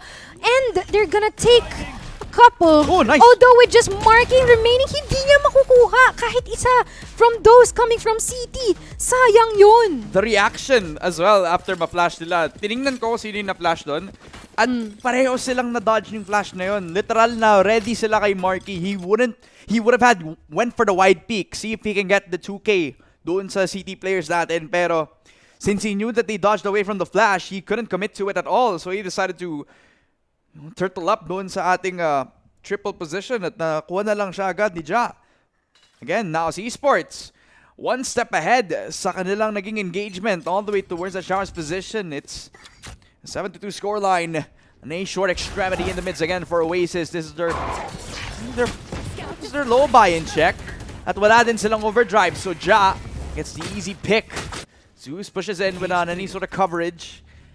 And Ja is just reconvening, just repositioning himself doon sa may Showers where they could have a strong crossfire. Ang daing smoke na nakikita dito and the denial of information is pretty strong from both sides. Although Mojer dito sa lamps area natin may mapipitas na isa, dalawa, baka madagdagan pa, dalawa dito in the corner. He's gonna get 3 on the bag for himself. And with just 2 more rounds remaining here in the first half, I wonder if Oasis would manage to get the last 2. Oh man, it's looking good so far for the NAS Esports roster. Playing around their utility, playing around their own communication. Talagang, Mojer wouldn't have peaked that kung hindi sila sure na hold up lang sila doon sa may truck side. Literally, NAS are playing them around, just taking control of both extremities of the map this time around. And Oasis Gaming this time a little bit lost on the money. 8-2 so far sa kanilang first half, and relying on Zeus to actually make the play. NDG actually gets one, uses the NDY, kaso tatakbuhan na lang yan ni M1 FPS. Dude, this guy just doesn't even need to peek. He just needs to actually find his corner. Yun nga eh. Mamamatay siya dito. Grabe! Mojer, makakapitas, madadagdagan, samot-saring mga nilalapagla dito ng mga pyesa from the side of Naos with some attempted trades here for the side of Oasis, but entirely not materializing. And while Nexi is just popping off consecutively, no, every single round, merong isang magiging star player doon, imposibleng wala. Laging merong nagsishine. Literally the match MVP din nung nakaraan. Literally, diba? he was top fragging din doon sa wildcard stage natin. Nexi has been putting his name on a kill feed so consecutively that he is in top form this time for NAOS Esports in the group stages so far. It's a good sign for everybody on NAOS Esports to actually feel themselves ngayon. Kasi medyo hindi din joke na mapag-prepare against Oasis, whatever reiteration of the roster that they have, right? Kasi they usually have high standards sa how they feel their own Valorant rosters, din eh. Now they're just taking their time, seeing if they can regain their confidence moving forward. 92 scoreline para sa NAOS Esports. They put up a pretty good defense dun sa may B-Long. Early molly setup as well. Hindi makapag-push, hindi makakuha ng control ang dalawang utility player for the Oasis roster. So, they deplete that and consider the other options, which is possibly wait for NAOS to make the move this time. Although they're pretty scattered on this one, no? I feel like as much as possible they wanted to capitalize more on the pickups na maaari nila makuha dito, or is it just they don't have any other choice? But M1 FPS, tamang push lang dito. Meron atang sasalo, pero yun nga lang nga, medyo mapapadelay ng bahagya. Hindi siya mabablind doon, Ramon! Hindi umabot sa kanya yung ibon! Pero ngayon, sobrang malaya ang paggalaw dito ni Papi Chulo as he tries to get that frag sabay Mamba out. Gamit si Zeus agad ng overdrive para lang makakuha ng kahit anong reset. Lalapit siya doon sa may site at si Nexi, tamang cheatings lang sa loob ng short extremity, but he does get himself NDG, the fellow controller. He's got on a 1-up into the matchup right now. Overdrive expired for Zeus. 4 versus 3. U-Haul in control, but the Bucky possibly could not get a second. It's a triple for Nexi. The anchor on A is showing his presence, and it's all up to second love. Now the Sentinel has to make all the noise in the world. Gets the shot to No Nexi. way! Kaso Papi Chulo will get another 10-2 back-to-back dito sa bind map. Bro, yung pagtatalon-talon din ni Papi Chulo. Asa na yun? Nasaan ka na? Tamang hunter lang si pare mo. Tamang hunting lang. Cosplay ng kangaroo. Nag-cosplay si bro. And sobrang tindi ng kanyang presence on that one. Yun yung plus aura. Tama. Diba, no? Like, ganun ka confident to take yung fights and ganun ka rin ka-confident na masisecure mo lahat. And now, before we even know it, seems family ang scoreline natin dito. Parang ganito din yung sitwasyon natin kanina. Sa Haven. Ngayon, nasa bind na ulit tayo, mga kaibigan. It is a very strong opposition for Oasis Gaming, proving that this map in particular is also a comfort pick for now, since this is their map pick. And well, again, like I mentioned, Oasis Gaming do need a little bit more time para makapag-adjust sa environment na kung nasan sila ngayon. And since off-season pa rin naman, this isn't their best form, but we could possibly see more out of them in the later stages of the year. 5 versus 5 yet again on the pistol. As now esports are starting. Make their shift over towards that B-hookah position. Spotted agad si Slatom, and he could not reposition again towards CT. No coverage and nothing to speak of dun sa nangyari dito. True. And all they have to do is look at the present and what's happening right now and try to make Marky's it work alone. out for the better. But yeah, once again, Marky is alone in this one. Despite the conquest, may nagpo-push na sa kabilang banda and Moji's gonna secure him out. Although, Zeus here at the CT area, not quite sure if someone is gonna cater the elbow here from the side of Naos, but not also sure if this is gonna be a problem at all kasi kumpletong-kumpleto sila dito at nadaplisan lang ng bahagya dito itong kanilang Sky. But so far, the rest of the people here, buhay na buhay pa. Eman, maganda ang pag-cater niya dito sa isang sulok dito na elbow. As all the while, despite of the efforts here ng Oasis na mag-retake, hindi talaga ito posible kasi wala nalagas na sila umpisa pa lang eh. Yeah, absolutely. 11-2 now. Possibly another forced buy for the side of Oasis. Ito din yung naging parang resulta after nila manalo ng pistol, talagang full buy na agad ang Naos Esports. Mojer now picking up the judge this time. And if you think about that pistol round, medyo you can't really fault yung Oasis, especially yung si Slatom, to actually get the long angle. Yes. Kasi malayo pa yung smoke ni NDG. Tapos hindi din nakapag-set up dun si Second Love on that side of the corner of the map din. Kasi that's also the reason why you could see him trying to get some info for Team Mojer. Yeah. Judge in hand yet again. He's trying to play around the smoke of NDG given to him. Over to that A-short extremity. Labas na agad ang wall, so alam nila. And now Esports are bundled up to take that A site, but they're taking this pretty slow, giving a lot of respect to their opponents that you mentioned is one of their strengths. Even though alam nilang mataas ang kanilang advantage, nagbibigay pa rin sila ng respeto. Which is super, super nice and one of underrated qualities, no? Para sa mga teams natin. But, Mojer, okay. Makiramdaman mo na din. Baka merong nagpipig sa ila. Okay, safe daw. Pesa. para sure.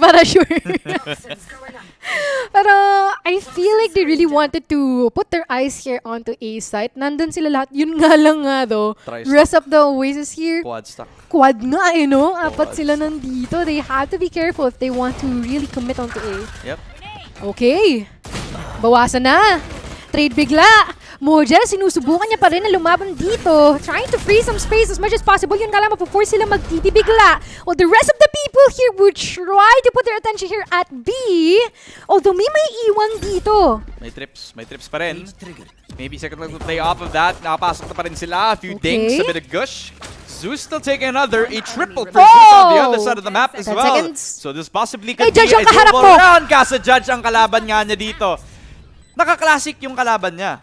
So parang mini-judge lang din naman. Kaso anong laban mo sa Judge na napakalaki para kay Mojer? Another round pasada na Naos. It is their match point. Napahampas ako ng hita ko. May lamok, pre. Ay talaga? Patingin nga ako. Okay na. Okay na ba? Wala. May dugo ba? Okay. Wala naman. Dugo ng Oasis meron ba? No! Oh. Yan nga lang ang 12 to sila ngayon. Yeah. Match point. Now Yeah. Esports. One more round to go. And Byron to though, ni Oasis. yeah, I mean, set our expectations and again, this is ng TLDR, right? Patalo sila dito, may lower bracket din naman. Yeah. Gain more experience towards Bawi-bawi. the tournament. Bawi-bawi. Diba? Alang iba rin talaga yung advantage pag nasa taas ka ng bracket. Pero ngayon, Mojo on top! At Huh? Ewan Sa ko. kasalukuyan. At the present time, Yeah. bahala na. Meron dito. And it'll be babagsak siya. But Slatom, Uy. at the hookah area, 2 people already down. And the rest of the people here for the side of Naos is currently not in the best loadouts that they could have because meron sila Sheriff, but ano yung isa natin? Di ko nga sure kung ano yung hawak ni Nexi, but Baril. baril nga. Oh. Pero anong baril? Pero mali ako. Diba? naman. Nakapag-push si Nexi. Oh, na-clear. Na-clear. Nakita si Marky. Okay, interesting na. And Ja spotted. Gets taken down to si Slatom. 1v2. Nag-iisa na lang si Ja. But NDG will shut it all down. I was getting a little too excited kasi biglang na-surprise pa nga ni Ja yung kalaban na dito. Oy, medyo kinabahan ako dun. Na-2v2 nila eh. Okay. Medyo kinabahan ako dun. Pero at least, di ba? Paano libang kita yung Kasalukuyan. kasalukuyan? Sa Sa kasalukuyan. kasalukuyan. Bilisan mo kasi para hindi mo ma-feel. Sa yung kasalukuyan. there you We're go. learning like how Tama. Oasis is learning right now at this match, which is pretty nice. Yeah. And it's a 12-3. I mean, still one mistake, you're out. But once again, it's about the small wins that we have. Nakapag-entry si Zeus, attempted to at least.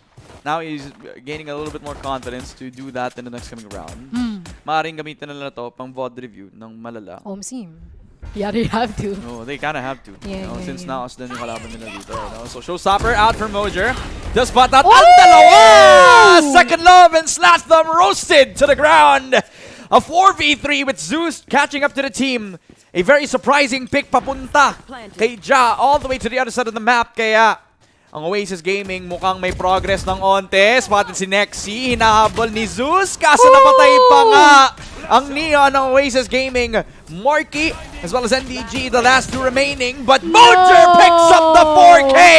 Knocks Oasis down to the lower bracket as now Esports strike first dito sa ating BO3. Nag-init si Mojer sa last few moments natin. Congratulations for Now Esports in winning the first series of today because biro mo no, nabinyagan si Oasis. Okay, I mean, nabuenas. not the best binyag ever, but this just means that they can start on what they should be putting their focus on or their attention on, to say the least. Kasi, not gonna lie, wag na tayong sinungaling. Both of us are aware na undeniable yung disparity in terms of experience nila with one another. Although, just by seeing here sa ating highlights is, I don't know, like, sobrang individually sufficient talaga ng Naos onto this one. Ito talaga yung perks or yung buffs pagka matagal ka na sa scene at matagal mo pang kasama yung mga kasama mo. Yeah. And there's nowhere but up na lang for the Oasis Gaming roster, yes, diba? yes. Kahit patalo sila dito, they can pick up a lot of things, a lot of experiences, a few things to talk about. Medyo may communication issues nga naman, pero for Now Esports, it was another day at the office for them. Another day to pick up the double E for them, and it's no surprise for me that this kind of team, Now Esports, I mean, getting a leg up here in this series against a team that literally, I believe, was just made a couple of months back lang din naman. Yeah.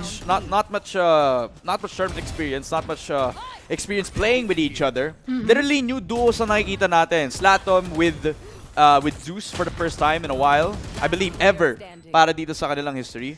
And they're up against a team that has played with each other even before sila makapasok sa Ascension. Literally, ito yung lineup nila nung naglaban sila sa VCL Split 1, Split 2. Pero at least we can lay down some facts here for the side of Oasis, no? Number 1, Slatom, so good. Yeah. Especially on a good day, dude can demolish every single one here. Second, they have to provide a good environment for Zeus para wala. If I may say, di ba? Yep. I mean, kita naman din dito, biro mo nakapag-MVP siya dito kahit papano, no? Definitely different from what we have from our first match. And on the other hand, si Mojer naman yung almost mag-get the 30 with a 23-8.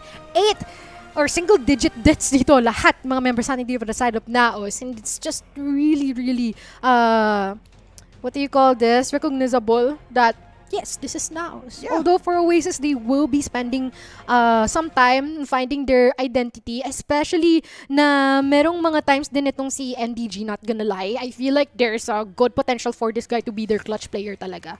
I mean, we have seen him work with multiple rounds kanina sa bide natin, and it actually works in his favor despite of being in just pistols, no? Despite na wala yung rifle sa kamay niya, kaya niya eh. So at least meron na tayong magandang nakuhang points dito for Oasis. Alam mo yung hanap ko lang dito siguro is I need somebody with a very stern voice. Somebody who can kind of give a lot more like a lot more direction sa kung ano yeah, yung that's mangyayari also sa kanila, true. diba? Parang, Yeah. Kasi mga bata lang din naman to eh. Yes, Kahit si yes, Marky, yes. medyo may pagkabata din si Marky. Sumakit yung likod You ko. know, medyo sumakit nga likod natin. But for Naos Esports, the future is bright for them. Nakapasok na sa next round. At para sa ating match MVP, well, can it none other be anybody else The other one and than only. si Mojer? Remember those days when Mojer could play nothing but Jet? Well, this guy is actually pretty good at Raze too. 23 Yeah. kills, 396 ACS. I mean, this guy was just fragging out. Tagal na nun, no? Kailan pa ba yun? Yung puro jet lang gamit niya? Nung pinakaunang a year and Naos a half? Esports. Not even that, just 2 years ago. 2 years talaga. Oh my. Bilis ng panahon, guys. Konti na lang, Pasko na. Pero maagang magse-celebrate itong si Naos kasi magaling kanilang simula on to this day with a 2-0 against Oasis. Yep, and it's not even done just yet, mga kaibigan.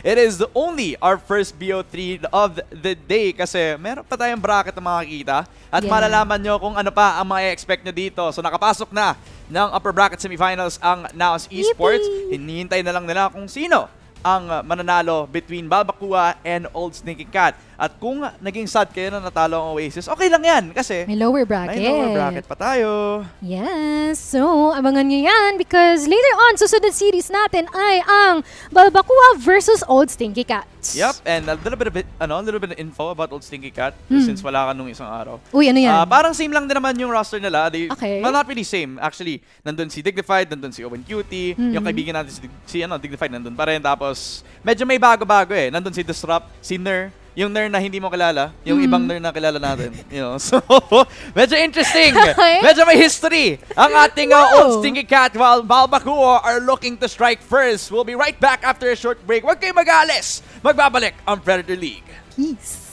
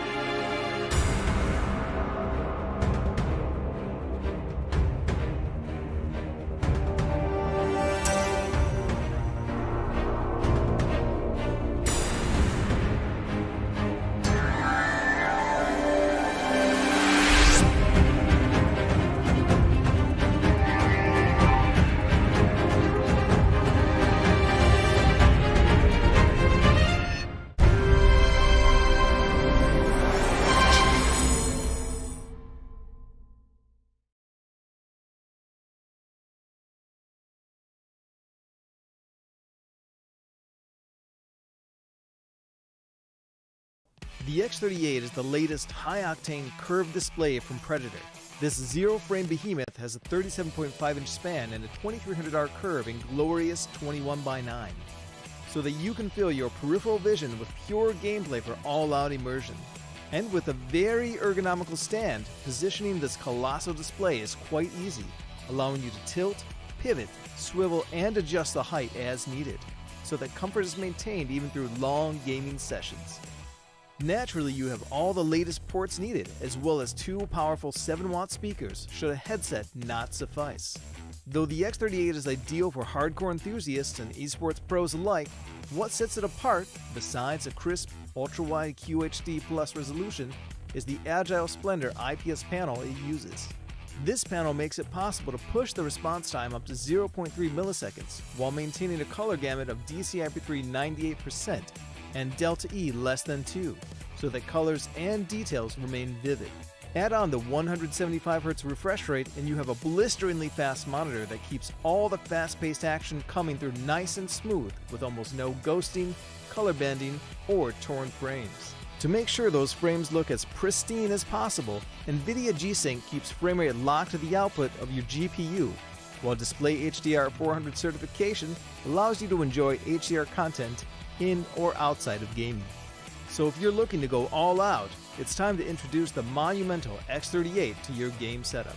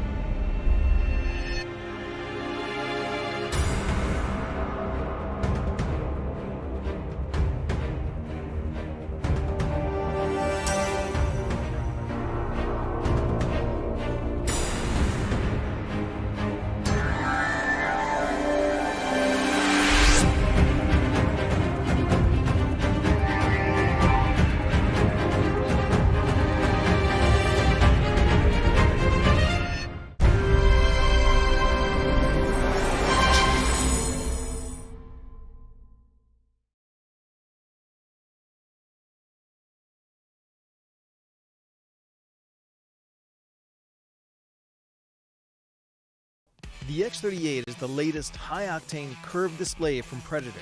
This zero-frame behemoth has a 37.5-inch span and a 2300R curve in glorious 21:9, so that you can fill your peripheral vision with pure gameplay for all-out immersion. And with a very ergonomical stand, positioning this colossal display is quite easy, allowing you to tilt, pivot, swivel, and adjust the height as needed, so that comfort is maintained even through long gaming sessions. Naturally, you have all the latest ports needed, as well as two powerful 7-watt speakers should a headset not suffice. Though the X38 is ideal for hardcore enthusiasts and esports pros alike, what sets it apart, besides a crisp, ultra-wide QHD Plus resolution, is the Agile Splendor IPS panel it uses. This panel makes it possible to push the response time up to 0.3 milliseconds, while maintaining a color gamut of DCI-P3 98% and Delta E less than 2, so that colors and details remain vivid. Add on the 175Hz refresh rate and you have a blisteringly fast monitor that keeps all the fast-paced action coming through nice and smooth with almost no ghosting, color bending, or torn frames. To make sure those frames look as pristine as possible, NVIDIA G-Sync keeps frame rate locked to the output of your GPU, while Display HDR 400 certification allows you to enjoy HDR content in or outside of gaming. So if you're looking to go all out, it's time to introduce the monumental X38 to your game setup.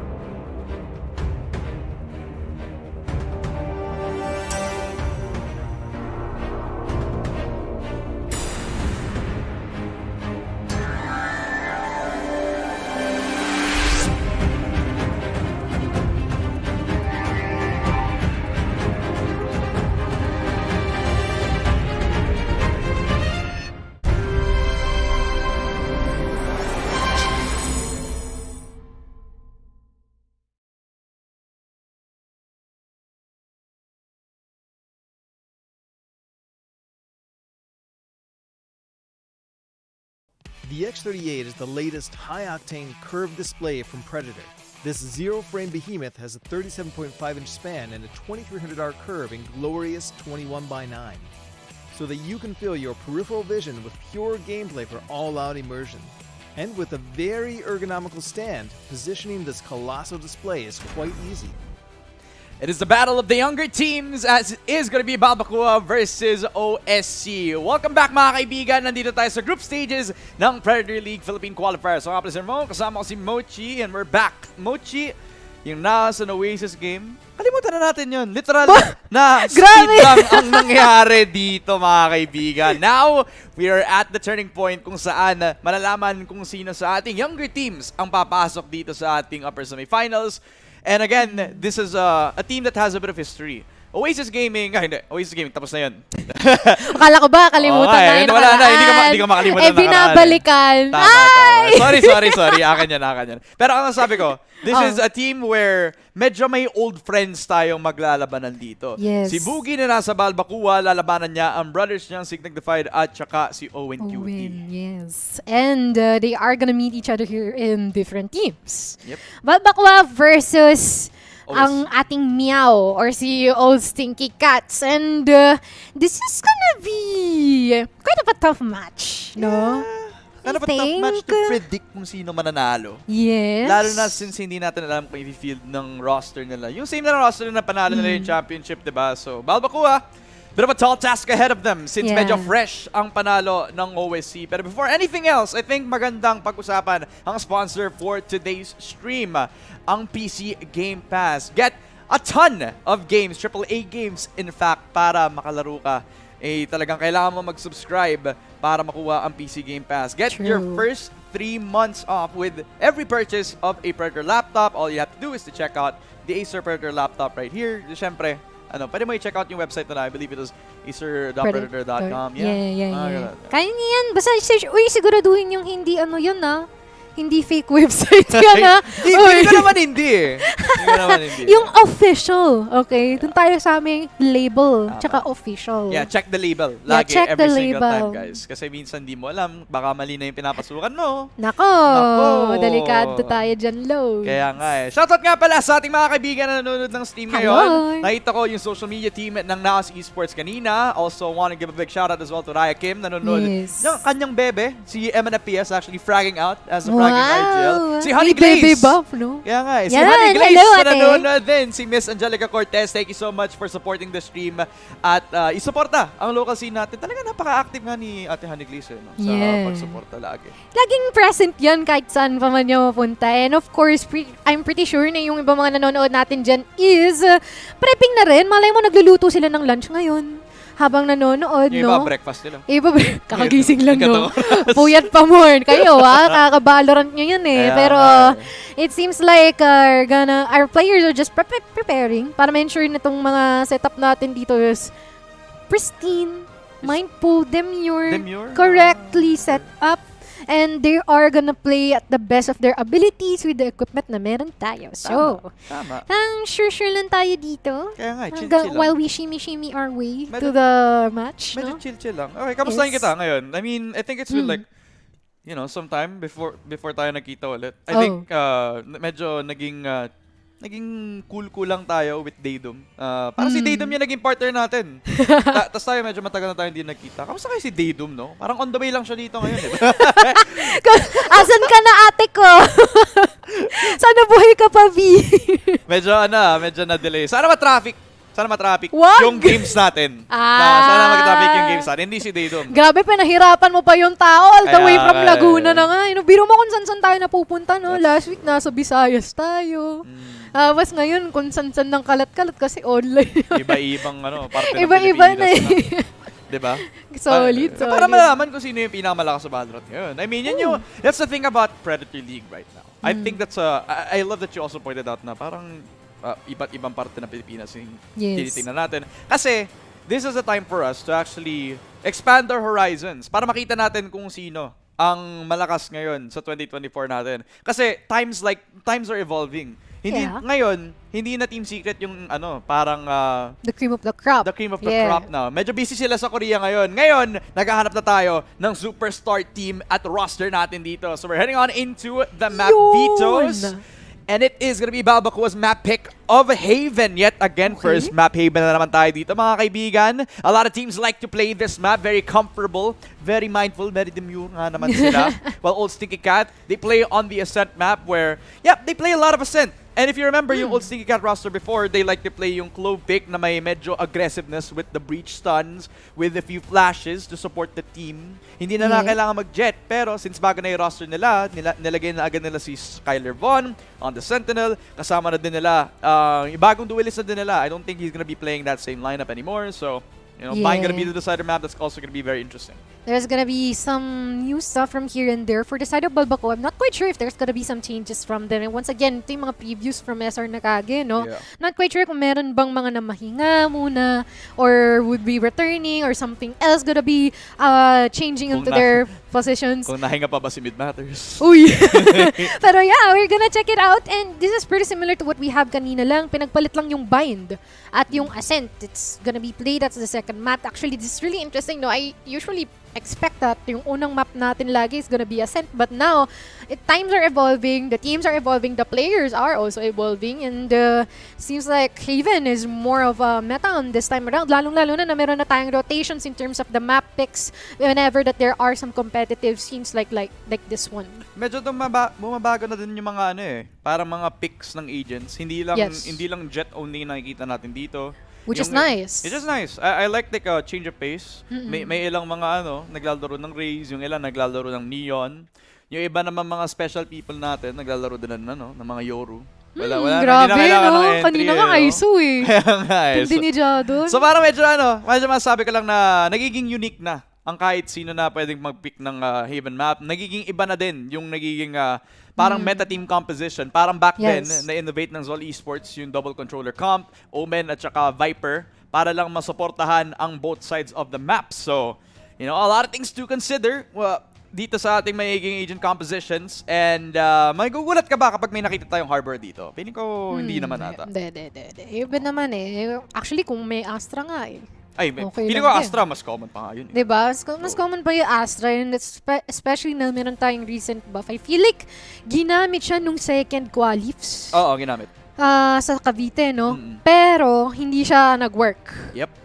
Kasi masyado silang aggressive. Yeah, they're too aggressive on that part. Nalimutan ko lang yung pangalan ni team. But if that's gonna be played the same time right now na both teams have much more structure, much more history, and much more experience, that just means it's gonna be mostly a probable or a better match for us to see kung magkakaroon tayo ng Season of Astra in the lineup. And of course, yung mga na rin natin, no? What do you call this? Mga unorthodox agent picks. Nagkaroon tayo ng deadlock at fourth qualifs. Ay, third qualif, sorry. Deadlock at Cypher. Yes, Deadlock and Cypher, both and Sunset. Almost, but never enough yung naging setup nila doon. But Sakit at least, di ba, it's... Sakit naman. Tamaan ka ba, Lons? Medyo lang. Pero di ba, alam mo yung there's constant innovation that's going on between these teams, which is very, very nice, and it's already up to them how they would be able to continue on that path, and if the innovations is actually better than the usual that we currently see. Alam mo yung gusto ko makita?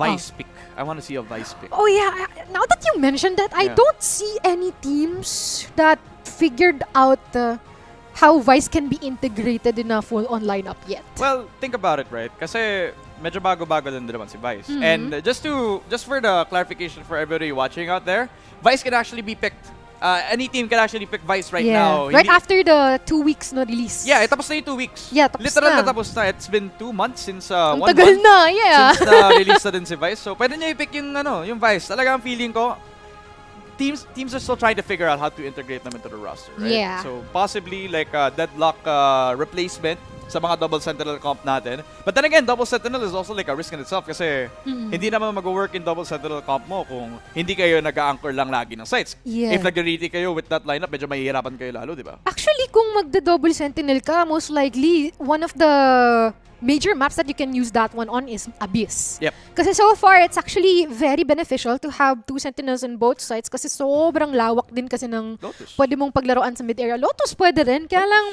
other teams would prefer to have double initiator or smokes on Lotus. Double Not smokes. quite sure, diba? But in those types of setups, having a Vice would make your opposition paranoid. Oo Especially nga eh. with the ultimate, no? Na that restrains anyone from using their primary weapon. And of course, yung tumatagos na blind. Yep. So it's like a breach, but mas pinahirapan mo yung sarili mo sa blind. Oo nga eh. Well, Parang ganun siya. it's a pretty interesting discussion that we have right here. Yeah. I mean, nag-overthink lang tayo malala. I mean, because I were just exploring the possibilities of integrating the new things dito in these types of competitive things, especially na it's been existing for quite some time. Yeah. But once again, pretty similar to what PaperX is doing and as well as EG before. Parang it's really important na meron kang research na ginagawa in these ones eh. That's true. And pulling out the next great thing na hindi pa nagagawa ng kahit sino man. Yeah, and I think it's important to take risks din sa gantong bagay, you know. The single controller composition na ginawa kanina ng Oasis Gaming. Diba? It wasn't the most effective thing, but I kind of want to see more teams like make risks like that, Yes. right? Like That's true. possibly could work, possibly could not work, and in the end malalaman lang natin kung mag-work nga ba hindi. We'll have the agent compositions in a bit, mga kaibigan. Medyo chilling lang muna tayo dito. It's Podcast a muna tayo. mini podcast lang naman. Kwentuhan with your Kuya Ramon and Ate Mochi. Ano ba kinain natin ngayon? I think Ako kape. Ako back Girl breakfast. Char. Kape tsaka konting mentos. Ang ating almusal ay trabaho. Tama. Which is good. Yung diba? iba, ang Blessing pa din yun. Yung iba, yung breakfast nila, Valorant. Oy, I mean, Literal na kanina, breakfast diba? sila. Yung iba parang kakagising lang, uy, babe gising, Predator Gaming is streaming right now, babe, o diba? Anong oras na, pre? 9? Uy! Aga! Nagulat nga yung ibang mga viewers. Bakit daw meron daw tayong bakit daw meron daw tayo agad na Predator stream? You know, Ayaw nyo ba? Sure. kung ayaw nyo, hindi wag. Pero syempre mga kaibigan, i-remind ko lang kayo na meron tayong sponsor for the stream. It is the PC Game Pass. You can play up to 100 plus AAA Yan. games. It is as easy as purchasing your own Predator laptop. Dito lang Ayan na sa yung link. Acer official website. Ito yung link, store.acer.com/ENPH. Check out any Acer Predator laptop right now dahil magkakaroon ka ng first 3 months with every purchase of an Acer Predator laptop. Yun.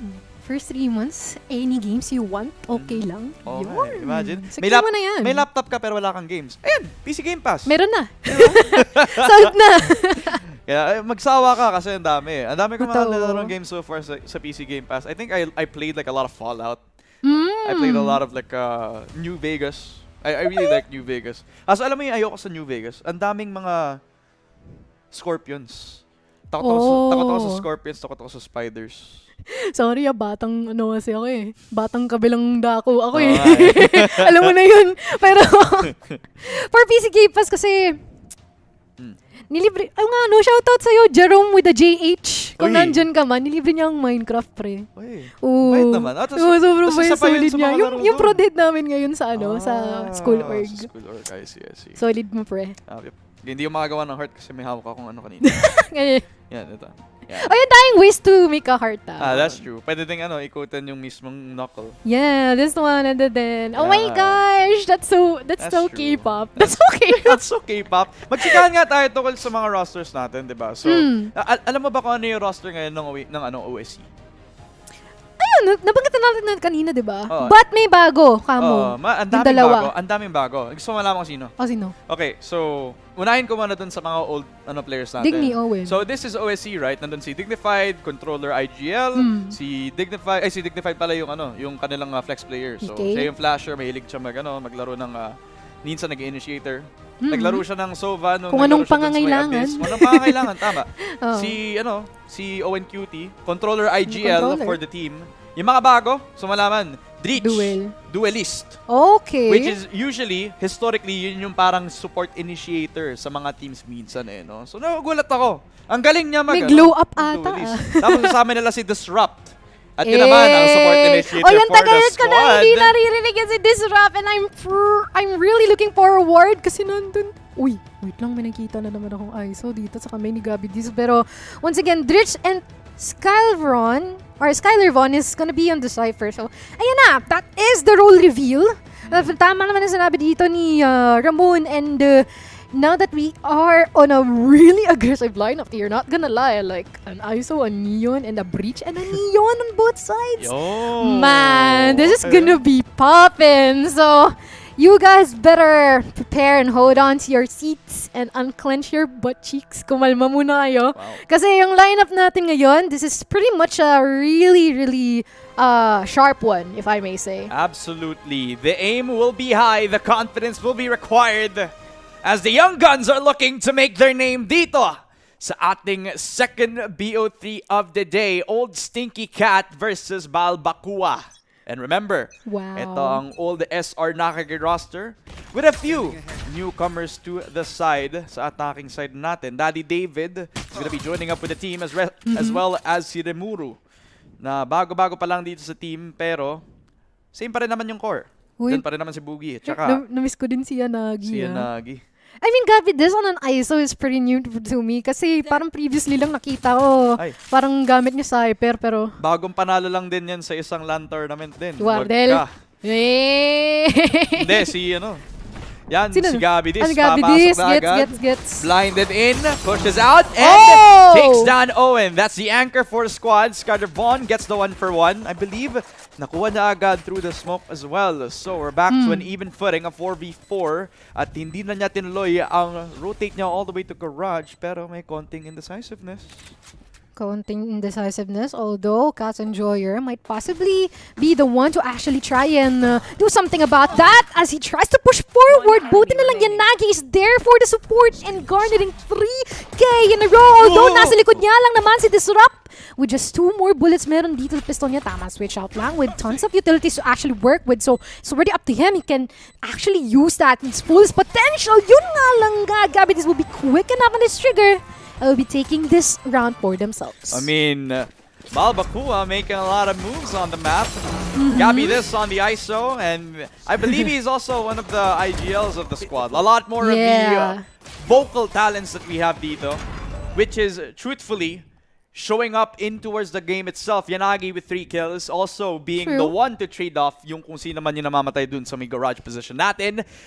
A well-placed, aggressive push doon sa C without that much hesitation. This is something that I like a lot of teams actually rotate through. Talagang double duelist is always required na kailangan yung i-push ang kalaban at kailangan may trade ang kalaban. Push on by Remuru. At mukhang ang Spectre ay converted every single time. A third for Remuru! Ay talagang bago pa nga ang breed ng talent sa Predator League dahil ang Balbakua nasa site na agad.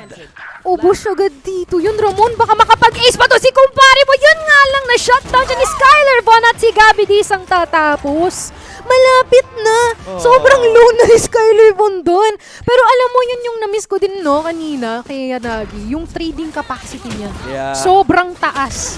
And it's something na usually, I mean, normally, marami nang nakaka-build yan ngayon. Yeah. Although, having someone na parang always, anywhere, everywhere, all at once, sobrang ganda rin na magkaroon ng ganun tropa. Tapos, sinamahan mo pa ng Gabby Dis. Akala niya Na napatay sumusunod. na agad. Line din, hindi natapos. Hindi ko alam kung naubusan siya ng bala doon actually. I don't think so. Sinumuro? Hindi? Rimuru. I don't think so, yeah. I mean, it happens. It Nangyayari happens. yun minsan. Kaya lagi nga. Akala nila, patay na nila agad, tapos tatakbo pa agad. Parang common lang din naman yun. Anyway, yung... Wait, ang cute na put Milo on rice. si Dignified. Kadiri naman. Oy, hindi! Guys, comment down below. Sino dito yung mga batang laki sa put Milo on rice? Naglalagay ka ng Milo sa rice? Bakit hindi? Parang champurado yun. Pre-tuyo lang. Ganon din yun. Nasa isip ko kasi nilalagyan mo ng like may rice ka na mainit tapos Oy, may mga nilalagyan mo ganon ng, na. Pinapapak nila ng yan. powder ng Milo doon sa rice mismo. Okay lang yung papakin mo yung Milo. Oh. Pero yung nilalagyan mo ng Milo, yung rice. Yung iba nga na mainit. ginagawa yun, promise. Ginagawa mo yun? Dati. Okay. Siguro ilang moments lang, pero naiintindihan ko yung hype dun sa mga taong may gusto nun.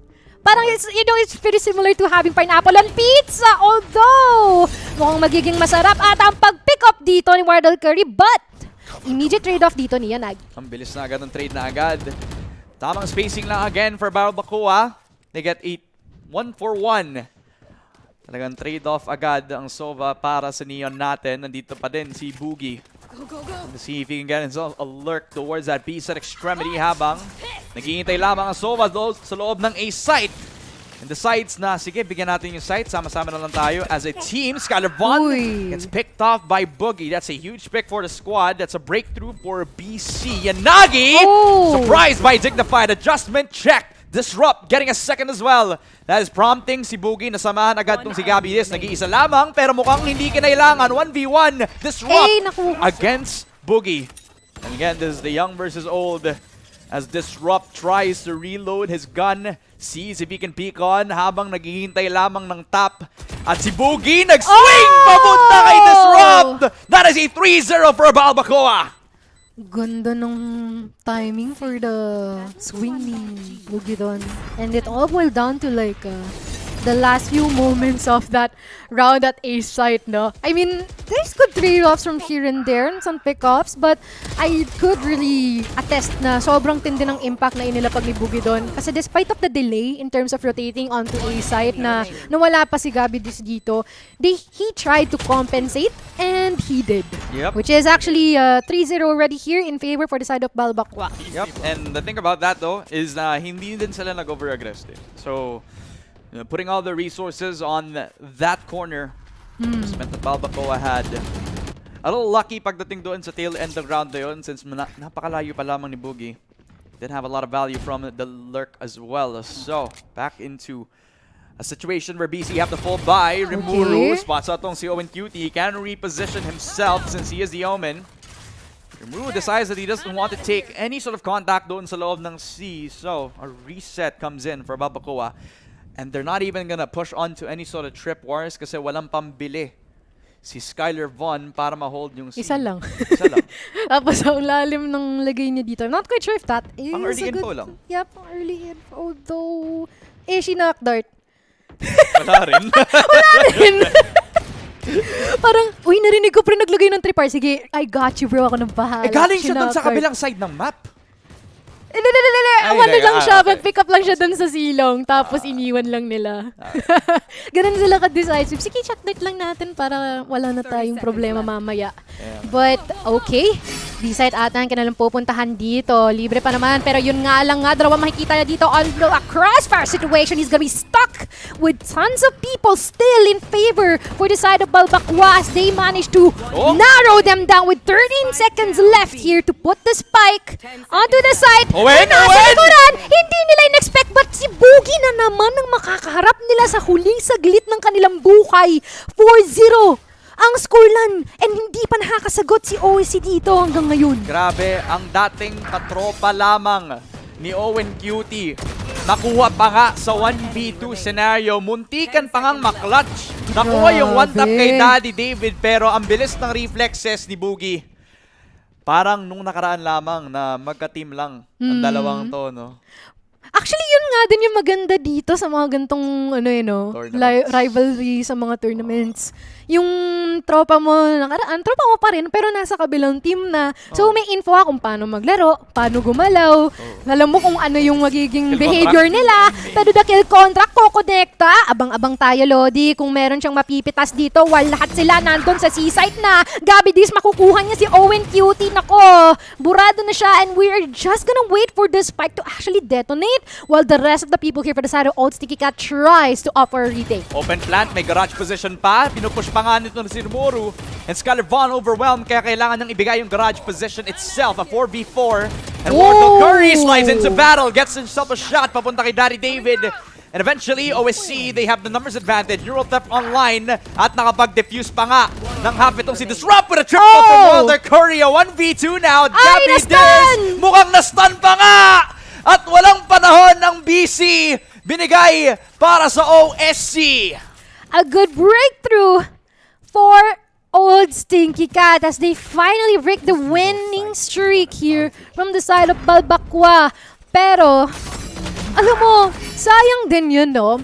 Libreng-libre, na kidnap pa nila tong si Skylar Von. But, unfortunately, it didn't... hold out until the end. But now the timeouts inactive here, actually great. But ang nag-pull out nito si OC, so much more time for them to actually try to, okay, we got this first step, we have to calm down and try to equalize. What if we try this with some pings na nilalapag sa map natin? At saka marami din silang resources to do so, right? They have Disrupt active agad with his Rolling Thunder. They also have Overdrive. Wardell Curry, Overdrive activated as well. At kapag dumating na yung post plant, pwede gamitin na Dignified. Fury. Hunter's Fury agad. You know, tamang ganun lang din. Just to give everybody information, Wardell Curry is Dreech. Yan yung is also one of the old-time friends din ni Owen QT as well. Tatlo sila, no? In the old days of old, dati siyang naglaro din Apat sa pala. Yeah, parang ganun. Parang naglaro din sila before sa sa mga rosters din ni Owen QT. I'm actually wondering sino to si Daddy David eh. Actually, ako din eh. Diba? Nung isang araw nakita ko din yung pangalan niya tapos nahihiya akong sabihin yung Daddy David. Kasi hindi ko alam may daddy pala ako. Oy! No, not on stream, bro! No, I mean like calling somebody daddy literally is kind of a little bit too awkward, you know what I mean? Gets. Lalo na kapag hindi mo kilala, di ba? Grabe yung mga lineup ni Daddy David. Yeah, nga eh. Parang kahit anong tripwire, maaalis at maaalis niya kahit sa mampanig ng mapa yun eh. Handang-handa si Daddy David ah. Ready si Broski. Pero ready na rin.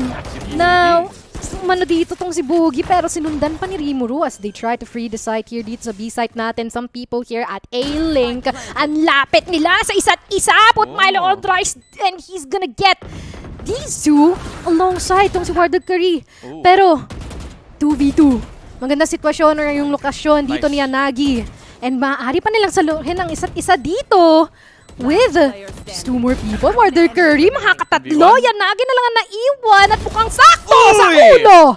Ang kanyang crosshair dito. Wala. Dito, si Dignified. Winasak pa nga ang timeout call. Literal. Na binasic lang agad ni Yanagi. Isolated picks. Solid ah. Ganda pa naman ng position doon sa may Elix side at na-expected na agad si Rimuru na masyadong napalayo. Napalayo na landas. Giving up yung 1v2 scenario to Yanagi na thankfully, he was actually able to get the job done. Low buy na agad ang OSC across the board. May overdrive si Dreech, kaya siguro yun yung pinangahawakan na ngayon ng defensive side at ginamit pa nga ng gantong kaaga. Ginamit na din ng wall, hahanapin ang bawat miyembro ng BC. Malbacoa tries to play a little bit too passively. Mukhang nagkasalisi and Boogie shut down just because of the overdrive. Hahaluin naman ni Rimuru.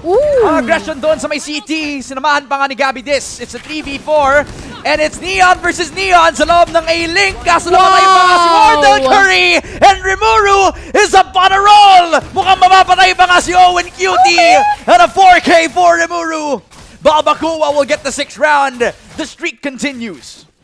The behavior change is so obvious during that round, which is quite crazy to me kasi attackers, they showed themselves like, yes, we are the attackers and we are gonna mow them down. And they just left the spike alone at A-side for all we know. Wala silang pakialam. May overdrive naman tong si Rimuru. So why not? Samahan na lang natin siya mag-push and try to catch these remaining members here for the side of Sticky Cat off guard. But yun nga lang nga, 6-1 ang scoreline natin dito. Balbacwa is still on the lead and just continues charging. Absolutely. Taking it to one of the more experienced rosters that we've had. Just to make sure that they get the momentum going. Getting the second round back-to-back. And nakita na agad ni Dreech. Ang dalawang nasa A short. Kaya tamang jump pick lang si Lodi Cakes. Gamit ng movement, gamit ng pagiging Leon niya. Na-paranoia pa nga siya. And Rimuru just catches up. He's second possibly in the mix. Kasa disrupt. We'll knock it all down. It's a 2-for-1 special for the side of BC. Let the spike down, and Yanagi just goes for more. Just goes for more, but with just 2 more people here, they are the prey. They're being hunted. Skylar Bondo will try to just turn the tables onto this one. Just getting to lockdown? Timing? May manggagaling sa likod. Di ko alam kung narinig niya yung paranoia o naramdaman niya na dumaan yun sa likuran niya. But yes, he is gonna get this one. Taking Owen QT out, but with just Skylar Vaughn remaining super low in terms of HP despite of the push here. And the movement is hindi ito magiging sapat as Boogie would be there to end things off. 7-1. Seems family. Akala ko ba tapos na tayo sa Naos at Oasis? Wala na nga. Mukhang bagong storya, same resulta. Yo. 7-1. Napaka-smooth ng entry na naman nitong Sirmuro. Walang kupas. Although medyo naging... nagkaroon ng medyo adjustment tong si Skylar Vaughn. Getting himself 2 in the mix doon sa may city nung napushan siya agad ng 2. Medyo may palag pa rin naman pala ang OSC. Pagdating naman sa resulta, medyo nagkaroon ng kakulangan. Owen QT holding down that C-long side. May ulti na agad. Pero na-cancel. And a paranoia kind of negates a lot of that reaction. Early smoke down para hindi sila makapush ng ganong kabilis lamang. Pero remember, OSC are holding down with the lower guns. So, the amount of util that they're investing just so that they could negate this push is kind of a little bit too much. True. But better be safe than sorry. I mean, we cannot underestimate din naman yung one-tap capacity na meron din yung mga sheriffs na yan. And I really like how they are playing this pretty safe despite of the eco round na ginagawa dito ngayon ng OSC. But, contract, okay. Owen QT trying to push and find his way pretty close dito kay Gabidis, but Gabidis will still win that duo while someone here is gonna try and put dito sa attacking spawn and nahuli. Hindi ata alam na dalawa silang naririto pero still, susubukan pa rin nilang pumalag. Wardell, 1 for each. The trace here from Boogie as well. But they are putting the spike down dito sa A-side natin. Attackers pa rin nata manglanaig dito. Hindi nila binibigyan ng chance ang Stinky Cat na makabawi dito. I mean, good on them to actually find a hole doon sa pag-flank nila. Eventually, making the decision to hold down that T-spawn para lang, if ever na may bumalik, since gumawa sila ng ingay doon sa may silong, may mahuhuli. By the end of the day, nahuli nga.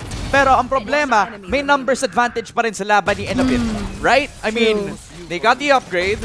Medyo may konting chance pa nga itong si Rimuru. Well, actually, itong si Dreech to actually find himself a little bit more than just one. Pero BC already had the numbers advantage by the end of it. 8-1 so far for the attacking side. 4 ultis invested.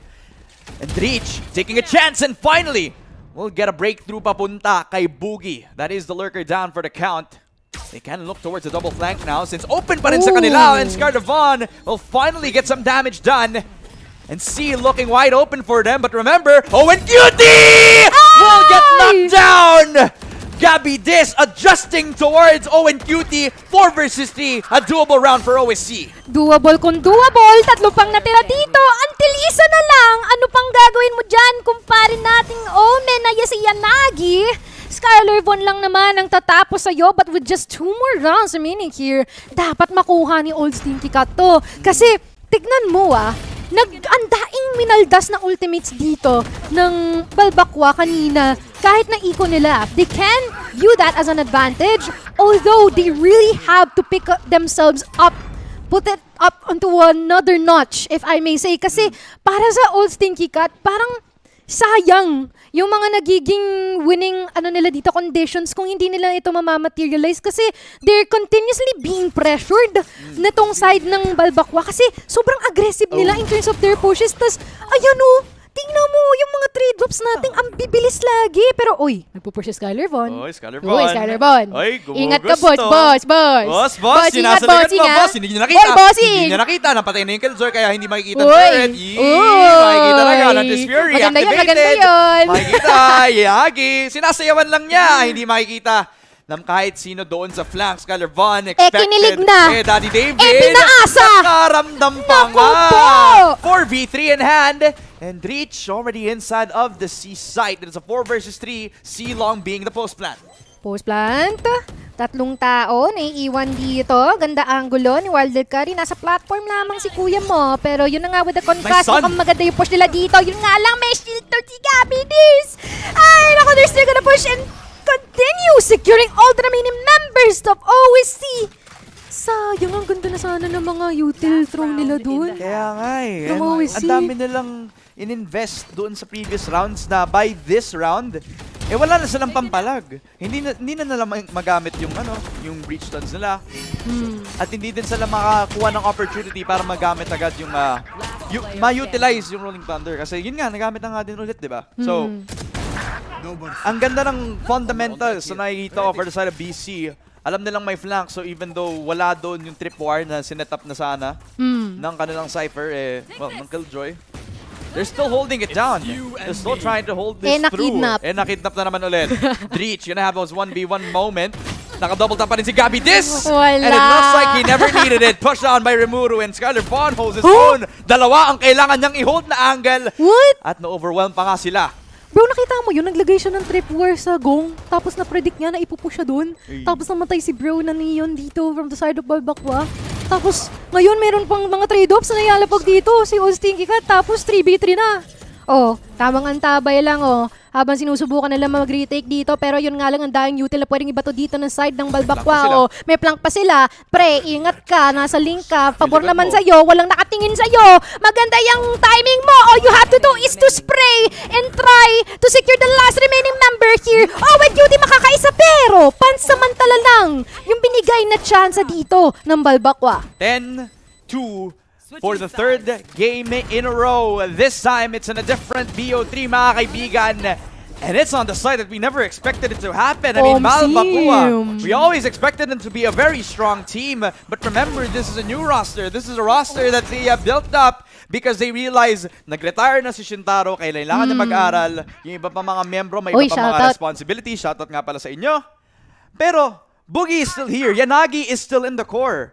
This duo, they're getting a lot of good synergy with Gabby Dis. Sinamahan mo pa ng Gabby Dis, no? Kaya nga eh. Ay, literal na fresh na kakapanalo lang nito ng 2 tournament na nasa collegiate. Diba? Eh ngayon, baka makapasok pa nga to ng second round ng group stage. And that's also nice din, no, in having these types of grassroots. Kasi doon mo nakikita kung ano yung bago, what's the new talents, and if they're gonna be given the foundation to push forward, pretty similar to what World Korea is doing onto this one. Unfortunately, gonna be shut down momentarily. Kas and Joy Boogie nagpapasok na si Kuya with just one more person remaining. Skyler Vaughn. Asan ka, boss? Nasaan ka, boss? Hinahanap ka na. Hinahanap ka nila, boss. Ace on the cards para dito kay Boogie. Nasa silong lamang, pero si Skyler Vaughn. Kanina pa natin naantay yung Ace. Tamang hanap ng kalaban. Cheek ng corners. Kaso, Daddy David. Ang sabi niya kay Boogie, Ace natin yan. Di inago ni Boogie, Ace ni Daddy David. Ay, nga pala. My bad. Baliktad pala, no? Uy, pero alam mo, lately, I've been playing tons of Cypher because of Gabby Dis. Oh, yeah? Yeah! Check mo yung match history ko. Okay naman. Yeah! Okay. Ano rock natin? Actually, lapit na magdaya, pero Let's go. ewan ko yung hidden RR is so so crazy eh. That's the thing about Valorant ranked. No? Yeah. Quite different compared to the pro scene. Quite different to the game that we're looking at right now. Talagang a bit of time needed para sa OSC. Bit of an adjustment needed sa susunod nating rounds. Gabby Diz, the spray on with the Bulldog. Okay. After a really nice fast lane head up by the Ay, Neon. yun lang na shock dart! Dart lang si Rimuru. Na-check yung corners, na-check ang kahit anong sikot ng B-site. At hindi na din nila kailangang i-commit lamang ang B dahil gumawa lang sila ng ingay, nag-pull na lang ng rotation. Ganda na skill util ni Digny doon. Ganda na school niya, no? Skill kasi. Para meron na lang Gabby siyang recon dart, Gabby Dis with a Bulldog. Di ata ako connect yung mga sasya dito. Free pass ata. Never mind. Daddy David is there to save the day. We just pretty low na tong si Owen. Pero susubukan pa rin nila pumalag. Tamang sheriff lang, makakapitas. Daddy David, 3 na. Pero mukhang madalagdagan pa ata. At mukhang may posibilidad na naman. Kanina pa natin inaantay yung ace na kinuha din ni Boogie. Gantihan lang, no? Kinuha lang. Parang nung isang round lang to, ah. Okay, parang kanina kinuha niya yung ace niya tapos si Boogie. Medyo nagtampuhan na sila. Kinuha niya yung ace ni Boogie. Inagaw mo, ah. Agawin ko din yung iyo. Ayan. Ganun. Naggantihan lang pala si Daddy David at saka si Boogie. Yun pala yung nangyari dito. It is match point for the side of Balbakwa. Literal na sinimple lang nila ang kanilang second half. 4 rounds in a row. And they've been winning out the gunfights against OSC. Can they adjust the pace and the tempo? Not looking too good, not looking too strong on them. Rimuru giving a free entry. Uy! Punta dito sa loob. Uy! Short, 14 HP. Uy! But the guy has to run to safety. Mukhang okay pa siya. Eto, si Daddy David mukhang kayang-kaya pa. Gabby this to the second frag. Dignified gets a second. Oh! Before we even say anything, kala natin matatapos na mukhang hindi pa talaga kasi parang sasagot na ata momentarily ng mga members out of the side of OSC. Gabi Dish, mayroong makukuha dito with a stinger. Sheriff, prepare lang. Pero both of the people here from the side of All Sticky Cat ay mapapako pansamantala Crossfire. dito sa ilong natin. Naka-crossfire setup sila. Yun nga lang, nag-pick siya dito but they still manage to do that very, very well. Actually, ang ganda ng double pick nila dun Kaya nga eh. Imagine having a merge of a crossfire setup and peeking at the same time. Yep. Very nice. Mukhang, hindi, narinig ko nga rin yung 3-2-1 swing nila eh. Legit. Paano? Mga 3-2-1 swing. Tapos sabi niya, actually, may mga situation nga na may mga situation nga na like 3-2-1 bilang sila tapos pagdating ng 1 saka pa sila nag-swing. Minsan magugulat sila, ba't sa 1 ka nag-swing? Ba't hindi ka sa swing nag-swing? Diba? Sige. Diba? Parang bato-bato pick off pick lang eh. Yeah, exactly. It's right, pretty similar to that. Yeah. Yeah, match point pa rin. And BC is still looking to get themselves a winning position. Pushed on by Owen Cutie, but it is still Boogie, his old comrade! Exploding on Garage! But Treach still trying to reconvene, still trying to wreak havoc. What is that movement? But Rimuru, that is the Bucky in hand. Skylar Vaughn, he tries to get himself the lurking position. The Bucky's not enough. The double kill for Skylar Vaughn. A 1v2 for the superstar of OSC. How do they work through this? Nasa kanya na yung spike pagkatapos ng cage. Kailangan niya mag-ingay kasi ang layo pa ng Sova. Nakita na agad. Ang ganda ng headshot. Triple kill for Skylar Vaughn. And it becomes a 1v1. Wing it to win it. Pipika. 46 HP. Oh, he's gonna get the kill for himself. The clutch from Skylar Vaughn consecutively popping off here. Ginawang dance room. Itong garage natin. Akala natin para sa side na ng Balbakwa yun. Cast Enjoyer sinimulan and even itong ating Neon dito na si Rimuru. Tignan mo ano yung mga iniwasan niyang utilities doon. Pre, nagulat ako doon. All the while with just using the Baki, nanalo pa siya doon. But at least si Skylar Vaughn ang nagtapos. Not quite sure if this is going to be their last dance. Pero kung susubukan man nilang bumawi dito trying to opt for an overtime, ang layo pa ng kailangan nilang tahakin dito. But there's already trades happening right now, Ramon. Malayo na. Pero malayo pa rin. Mukhang may progress na since nakakuha na sila ng isa papunta sa BC. Habang si Skylar Vaughn has to reconvene. It's the ultimate out for Dignified as well. Trying to see if he can get a pick off. Konting scan lamang kay Rimuru pero yun lang ang makukuha niya. Nice paranoia. Dalawa ang na-blind. Iisa lang ang nakapasok sa site. Owen Cutie has to get themselves some map control. At walang ulti except for the lockdown ang BC. Ang strong ng kanilang magiging map control. But Dignified just gets himself 3! Oh my goodness, Rimuru, you are a god! A 1v3 this time, and Skylar Vaughn has to clutch up again kaso ang layo niya. Hindi pa nakapag-plant ng spike. Hinahabol na siya ng Neon. Nagamit ang overdrive. At mukhang mapapatay pa nga siya. And it's a 4K for Rimuru. One hell of a way to start off yung BO3 para sa Balbacoa. Grabe, takbo sana habang may buhay itong si Skylar Vaughn, pero wow, I don't know what just happened, but that is one of the sweatiest matches that we have here from qualips to now so far. Except dun sa mga overtime natin, dun sa Pino Bala. Pero ang tindi nitong laban nila dito, ito yung mga moments na masabi mo na kahit sabihin mo na 12 or 13-4 yung scoreline natin, baliwala yung scoreline kasi alam mo every round, sobrang higpit ng mga laban ng Balbakwa at ng OSC. Is just unfortunate na hindi nila nakukuha to from the side of Old Sticky Cat. But we didn't really expect ito on all honesty, hindi natin in-expect that Balbakwa would be performing this well. Yeah. Especially tong si Rimuru. We normally expected na, okay, Gabi, this will be popping up. Pati si Bubi magpapop. Hindi! Si Rimuru! Si Rimuru yung Oh my gosh, this is crazy. This guy is absolutely nuts. I mean, Yes. stepping up to one of the dark horses kahit nung VCT Split 2 pa lang. Kahit nung VCT Split 1 lalo na. Yeah. Legit na OSC has a history of molding young players to become really good talents domestically.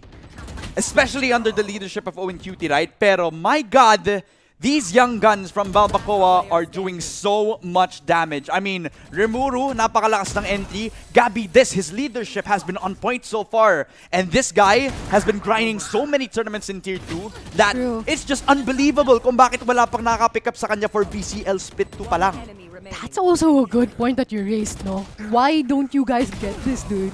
Like, with this type of performance so far, man. I mean, we've been seeing Rimuru for quite some time already, no? But this is the first time I saw him play at his most. Yeah. Ito yung peak performance niya so far from the past PLPH histories that we have so far. And it's really crazy for us to see yung ganito. Hindi lang din eh. Itong si Boogie talagang napakagaling din when it comes to like the self-sufficient frags.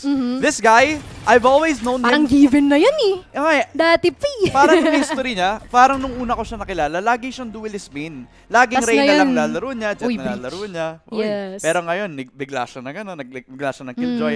Enable na siya ng duel. Napaka-solid na niya mag-Killjoy. Literal na si Rimuru ang match MVP natin. Kita mo, Solid. ang naging difference when it comes to like the teamwork, the synergy. Although there was some individual prowess when it came to like the duels, si Skyler Vaughn nakakuha ng 8 ng clutch. Si Dignified, I mean, we've always known Dignified to be a bit of an aimer, so he caught up to the team.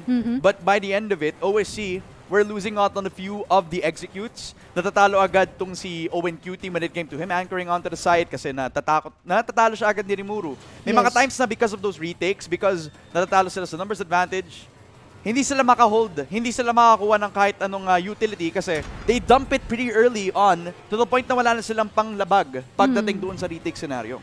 Tsaka ang hirap din kasi makapag-cope up pagka nakikita mong may neon na, sabihin na nating may langaw. Tapos may dumagdag pa na EPs or something like that. Di naman sa sinasabi kong peste For example lang, kasi nakakairita yung mga ganun. Oh, and all of them has been able to show themselves na, you know what, sige, we're just gonna pester you guys as much as possible until hindi na kayo makakatch up sa mga pinaggagawa natin.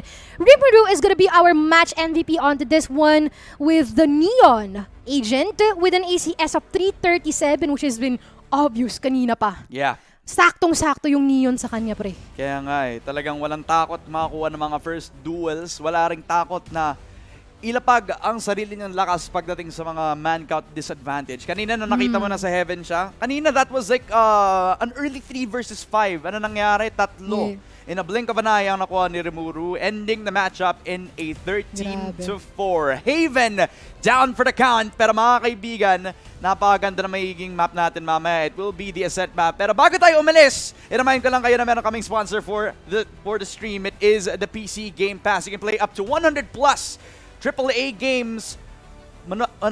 Parang bumili ka lang dapat ng Predator laptop and magkakaroon ka agad ng PC Game Pass. 3 months worth of the PC Game Pass. Just get yours now. Get your own Predator laptop doon sa Acer website as well as dito sa QR code. Pwede ka rin pumunta doon. Yeah. So, check out the website, check out the QR codes, and be updated on all of the social media platforms na meron tayo dito for Predator Game para maging updated kayo sa kung ano yung mga ganaps at pwede nyong makuha from yours truly. Yep, it is gonna be that second game, mga kaibigan. Balbacoa, 1-0 laban sa Old Stinky Cat. Will they prevail? Find out after the break. The X38 is the latest high-octane curved display from Predator. This zero-frame behemoth has a 37.5-inch span and a 2300R curve in glorious 21:9, so that you can feel your peripheral vision with pure gameplay for all-out immersion. And with a very ergonomical stand, positioning this colossal display is quite easy, allowing you to tilt, pivot, swivel, and adjust the height as needed, so that comfort is maintained even through long gaming sessions. Naturally, you have all the latest ports needed, as well as 2 powerful 7-watt speakers should a headset not suffice. Though the X38 is ideal for hardcore enthusiasts and esports pros alike, what sets it apart, besides a crisp, ultra-wide QHD Plus resolution, is the agile Splendor IPS panel it uses. This panel makes it possible to push the response time up to 0.3 milliseconds while maintaining a color gamut of DCI-P3 98% and Delta E less than 2, so that colors and details remain vivid. Add on the 175Hz refresh rate and you have a blisteringly fast monitor that keeps all the fast-paced action coming through nice and smooth with almost no ghosting, color bending, or torn frames. To make sure those frames look as pristine as possible, NVIDIA G-Sync keeps frame rate locked to the output of your GPU, while Display HDR 400 certification allows you to enjoy HDR content in or outside of gaming. So if you're looking to go all out, it's time to introduce the monumental X38 to your game setup.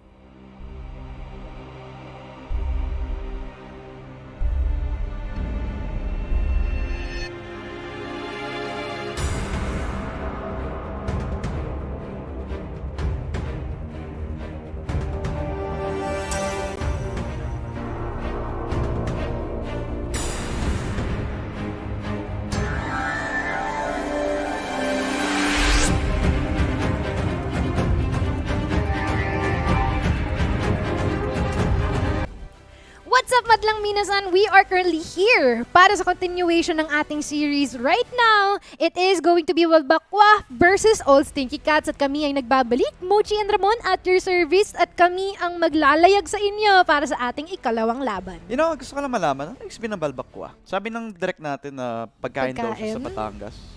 Pero taga Batangas ako Just Tas for di the mo viewers out alam. there. Tapos hindi ko alam. Ano yun? Ano yun? Is it like a sweet dessert? Is it like Fake ulam? Batanggenyo. Tama. Ang alam ko lang kasi lomi you know? Lome. Lume lang alam ko. Lume. I bring that up kasi mukhang ang ganda ng kinukook up ng balbakuwa ngayon Ang ganda ng pinakita nila on the way towards that Haven map. Ang ganda ng aggression ng Nisirumuru on the neon as well. Yeah. Surprising everybody on the pick. And ang ganda din ng consistency ng ating support cast. I mean, even Boogie was making a lot of moves, especially on those eco rounds where he surprises them with a lot of the share of one taps. I mean, a team like this just means na they're on a really good day in terms of the aim at saka yung synergy nila. Pero when it comes to the Ascent map, I mean, dito na matetest yung fundamentals mo talaga Kasi parang everybody else knows how to play this map since ito yung laging pinapagskriman, ito yung laging pinagpapraktisan. So, sino yung may mas magandang fundamentals? Yeah, anong na-build up nyo? Out of all of the times na available itong si Ascent, which is the start of Valorant, no? Grabe, all the way back. Time flies so fast. But I wonder if this game is gonna be fast as well. Kasi, kanina, or like, simula no first series natin, ganun yung nagiging trend. Everyone, Ascent is a pick of Old Stinky Cats, by the way. So, this time, it is gonna be a question if mababawi ba nila? Or would they be able to stand back up from the first match that we had kanina sa Haven? Or would this also be a map to be won by their opponents, Balbakwa? Kasi ganun din yung nangyari kanina. Pick ni Oasis, nalugi sila doon. Yeah, I mean, kung labanan ng fundamentals lang to, let's talk about history, let's talk about the facts. Old Stinky Cat, Ascent has been one of their most comparable maps, best maps kumbaga. Kahit nung hindi pa VCT yung pinag-uusapan natin, literally sinabi sa akin ni Owen na paborito map ko to. Sinabi niya yun sa akin. Yun na lang namin favorite ko yan. Parang sino pa namang may ayaw ng Ascent? I mean, diba? napakadali kasi na pag-usapan to. Straightforward. Yung it's very straightforward. Siguro labanan to na kung sino ang unique makapag-approach ng Ascent map, diba? Yes. Or we gonna be expecting the old play style of Old Stinky Cat where they play yung Clove pick as the aggressive duelist. Duelist na sinasabi ko Tandaan mo yun? Nung kasama pa nila si Paul X, naglalaro siya ng Clove. Tapos lagi siya nagpo-push dun sa A-short. Agad-agad first round pa lang. But now na wala na si Folix dito at sumakabilang bang siya. na host mo, by the way. Oo. See you sa high ground sa linggo. Pero ang question ko dito ay, magagawa pa rin kaya nila if they want to maintain that identity?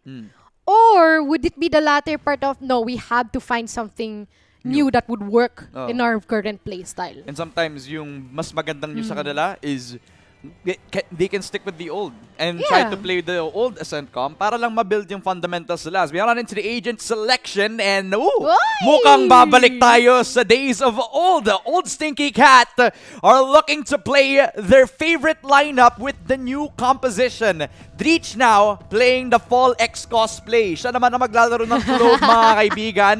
Nandito si Disrupt na masasabi ko napaka-komportable when it comes to the Breach, dignified. Also always been known to play this guy anyway, so the flex players are gonna be flexing their muscles. Calvon will at least be put on Killjoy duty. So, ito, parang Old Stinky Cat of old lang makikita natin. With just new faces, no? Which is si Disrupt and as well as si Dredge. Parang sila nasa office na same lang yung uniform pero iba yung Iba yung mga taong nakasalta. Iba yung mga nakasuot, diba? Which is actually nice. Although I really do wish that they can actually maintain what they had from before and bring it onto our current match here in Ascent. Kasi from what we remember then, from the lineup of Old Stinky Cat, this current lineup is just super powerful and should be played aggressively. Tama. Pero if you look at the default composition as well for Balbacoa, I mean, there's a Yeah. reason why this composition classic. has been the classic. I like that you mentioned it, the classic of the Ascent map. A lot of balance in terms of utility, plus a lot of tools for the Jet to actually thrive. An early Killjoy Molly para magkaroon ng space agad tong si Gabby this. They start on the Ascent map on the defensive side. Remember, ito yung map pick ng OSC. They have their protocols, they have their own set strategies. Disrupt. He gets the early info, doon pa lang lalabas ang fault line, nakita na agad ang pag-push out ng Balbacoa, at least the attempt of it. Nakapag-push na agad over to A-short, ang nag-iisa nating si Dreech. And if they're not careful, then he's the trap laid out para sa OSC. True. And ang ganda naman yung anchor dito, side ng Balbacoa so far. But the question here is, i-anticipate ba nila yung mga possible pushes or kung saan man manggagaling itong mga members ng sige Kat, kasi ang dain ng nasa A-main ngayon. And they better be careful on this one kasi parang hindi ata makaka-atras itong si Yanagi. A-main nasa tripa. Ay, ganda ng lurk niya. Hindi siya aggressive, pero napakaganda ng timing. So kung kailan niya sinikot ang sarili niya sa loob ng A-short extremity. Flash on in and a great flash out. A double frag out again for OSC. Double as well for Dignified. They have laid out the law dito sa loob ng A site. Ang ganda ng pistol so far. But what can Dreech do in the 1 versus 3 scenario? Low on HP itong si Dignified. Gabby does have to be everything. Gets one. That's a good start for him. Chapter 1 of what can be the comeback, the story in the making for Gabby Diz. Pero hindi niya na-expect si Dignified. A 3K for the flex player of OSC. Tuwang-tuwa ang mga pare natin sa attacking side. Ngiting-ngiti si Digny, oh. Kaya nga eh. Pre, kinabahan ako doon. Akala ko makukuha pa ni Gabby Diz yun. Ay, ang Munti ka na. Ang tindi ng flex niya ngayon, no? Galing sa Cypher, galing sa kayo. Ngayon, jet na siya. Parkour. Paiba-iba, no? Flexible si pare. Omsim. Yep. It's a 1-0 so far for the side of Old Stinky Cat. And that's thanks to a really good strat held up for them. Push up again towards the A-short. Don't see Dreech, while the rest of the squad, well, it's a full frontline aggress. Nice paranoia set up by the enemy Omen habang it's a quad setup on the side of the A site. May crossfire, pero may flash pa rin na kailangan tingnan. So, kailangan maging careful ang defensive side natin dito. Kaya lang parang aware ata itong si Old Stinky Cat na nakastack sila dito sa A-site natin, no? And they're gonna put their attention onto mid area, hopefully on the lookout for control. And Warder Curry, may hawak na guardian dito, so they better be sure na walang matatanggalan ng ulo sa kanila. Okay, and medyo naging worried ako kasi nung nag-rotate sa mid, I almost thought that they were gonna rush into the smoke on a short, but nevertheless, it is still Dignified. Mabundle ko ito sa Does Skeleton. get again another shot through with the ghost in hand. Second again for Owen Cutie. This guy is on a heater on the Ascent map. Rimuru, only guy in sight, but only guy struck down entirely. That is another 1 versus 4 in the hands of Chase himself. What can he do with just the Sheriff in hand? The only upgrade that he only has in his pocket is that Sheriff that he just picked up. Actually, hindi pa may Spectre din siya ngayon. May nakuha siya from mid-top. But, of course, malayo-layo siya. Ngayon, he has to resort with the Sheriff and to no avail. That is a second round secured here by Old Sneaky Cat, and isa lang yung napitas sa kanila dito, which is a good buy for them. And just as I was about to pick up din, medyo natakot ako nung pumunta doon sa A-short kasi if it was a different story, kung hindi sila nag-quad stack, then that would have been a double peek over to the mid side kung alam nila na nasa catwalk din sila, eh, no? Hindi sila nag-smoke, hindi din secure yung mid-market kung nagsisplit up nga sila dito, eh, no? Ang daming pwedeng mangyari dun, no? Oo, daming possibility sana. Yeah, but it's just, I feel like they really nailed onto their head na may buy ito. Oo. So, hindi masyado nag-aggress itong si Balbacoa. And now na meron na sila, sinimulan na ni Boogie itong pick-up natin. On to Disrupt, wala na yung isang tagabulag, pero meron pang iwan dito, which is si Put Milo on Rice o si Digny. And madali lang naman niyang na-trade ito at ang senti pa ang nawala sa Balbacoa. Phantom siya tapos all the way towards market yung napatay niya dito. Grabe yung spray control naman Wala ni Digny. daw problema. Walang problema. Nakailang beses na siyang Phantom 1 ding tapos sanay na siya sa 140. Parang hindi uso yung phantom moments sa kanya. May exception siya dito. Kaso, Machecheck kaya nila yung wine kasi nandito lamang si Gabby Diz, low on HP. Pero sa gantong sitwasyon, the HP won't even matter! But yeah, still the double peek on from Wardell Curry. And again, we take the fight. The fundamentals on check. Cass Enjoyer as well will get one kay Skylar Vaughn. Rotating pa lang siya papunta sa A pakatapos ng napakabilis na info na relay ni Gabby Diz. Medyo malayo dito. Itong si kumpare nating si Soba, pero Trailblazer walang ma-secure, walang makiklear. Pero Yanagi may mapipitas na. 2v2, pretty low na. Dito, itong isang member natin for the side of Balbakwa, pero mukhang, uy, sakto yung pagtakip nito. Oh, how things would be different kung wala yung covers na inalapag ng kanilang glove dito ni Dritch. Pero they're still gonna try and make this happen. Digny just poppin', but Cass Enjoyer will be trying to upward that, but Owen Cutie will still be able to deal the final blow. And OC proving it through na yes, Ascent is definitely our best map. Hindi lang best map, comfort pick nila dito. After nila kumuha ng pick doon sa may mid side, sure sila na both sides of the map will have no killjoy turret, no killjoy molly whatsoever. So wherever they go, kinailangan na lang i-check yung corners nila. That's why they took a bit of time. True. Kaya may time pa sila para ma-check yung wine and get the angle over to the heaven position without any util to speak of. 3-0 for the side of OSC. Dash on in from Gabby. They needed something badly. But this aggressive attempt was thwarted thanks to Skylar Vaughn, his diligence, but the push out again. This is the second time in a row in this round na kinailangan ng aggressive attempt ang BC, where OSC, that was just a bait and switch. Beat and switch. And now, the spike is down at A. But dahil nilang magre-retake dito. Lamang sila dito in terms of manpower, pero sa barrel ay hindi. Not quite sure if they are aware that Digny is actually here. Ang daing narinig, ang daing sound cue, nakita ng sentry. Mukhang prepared na ata sila to look into the window just in case, but all of them will try to resort dito sa ating site. Kasi yun naman din talaga yung dapat nilang gawin. Pag bumaba din sila, maririnig na lahat ito. And Dignified! nakulat! Lagi na lang siya! Lagi na lang siya! Yung kailangan tingnan! Naka 4K si Dignified! At sasabihin ko sana, meron din silang tao dun sa A-short kasi kapag umingay na sila from heaven, pwede din sila mag-swing, pwede din sila maghintay. Ang daming option para sa OSC dahil sa numbers advantage. After a really strong push shot from the CT side, thwarted kasi bait and switch lang to.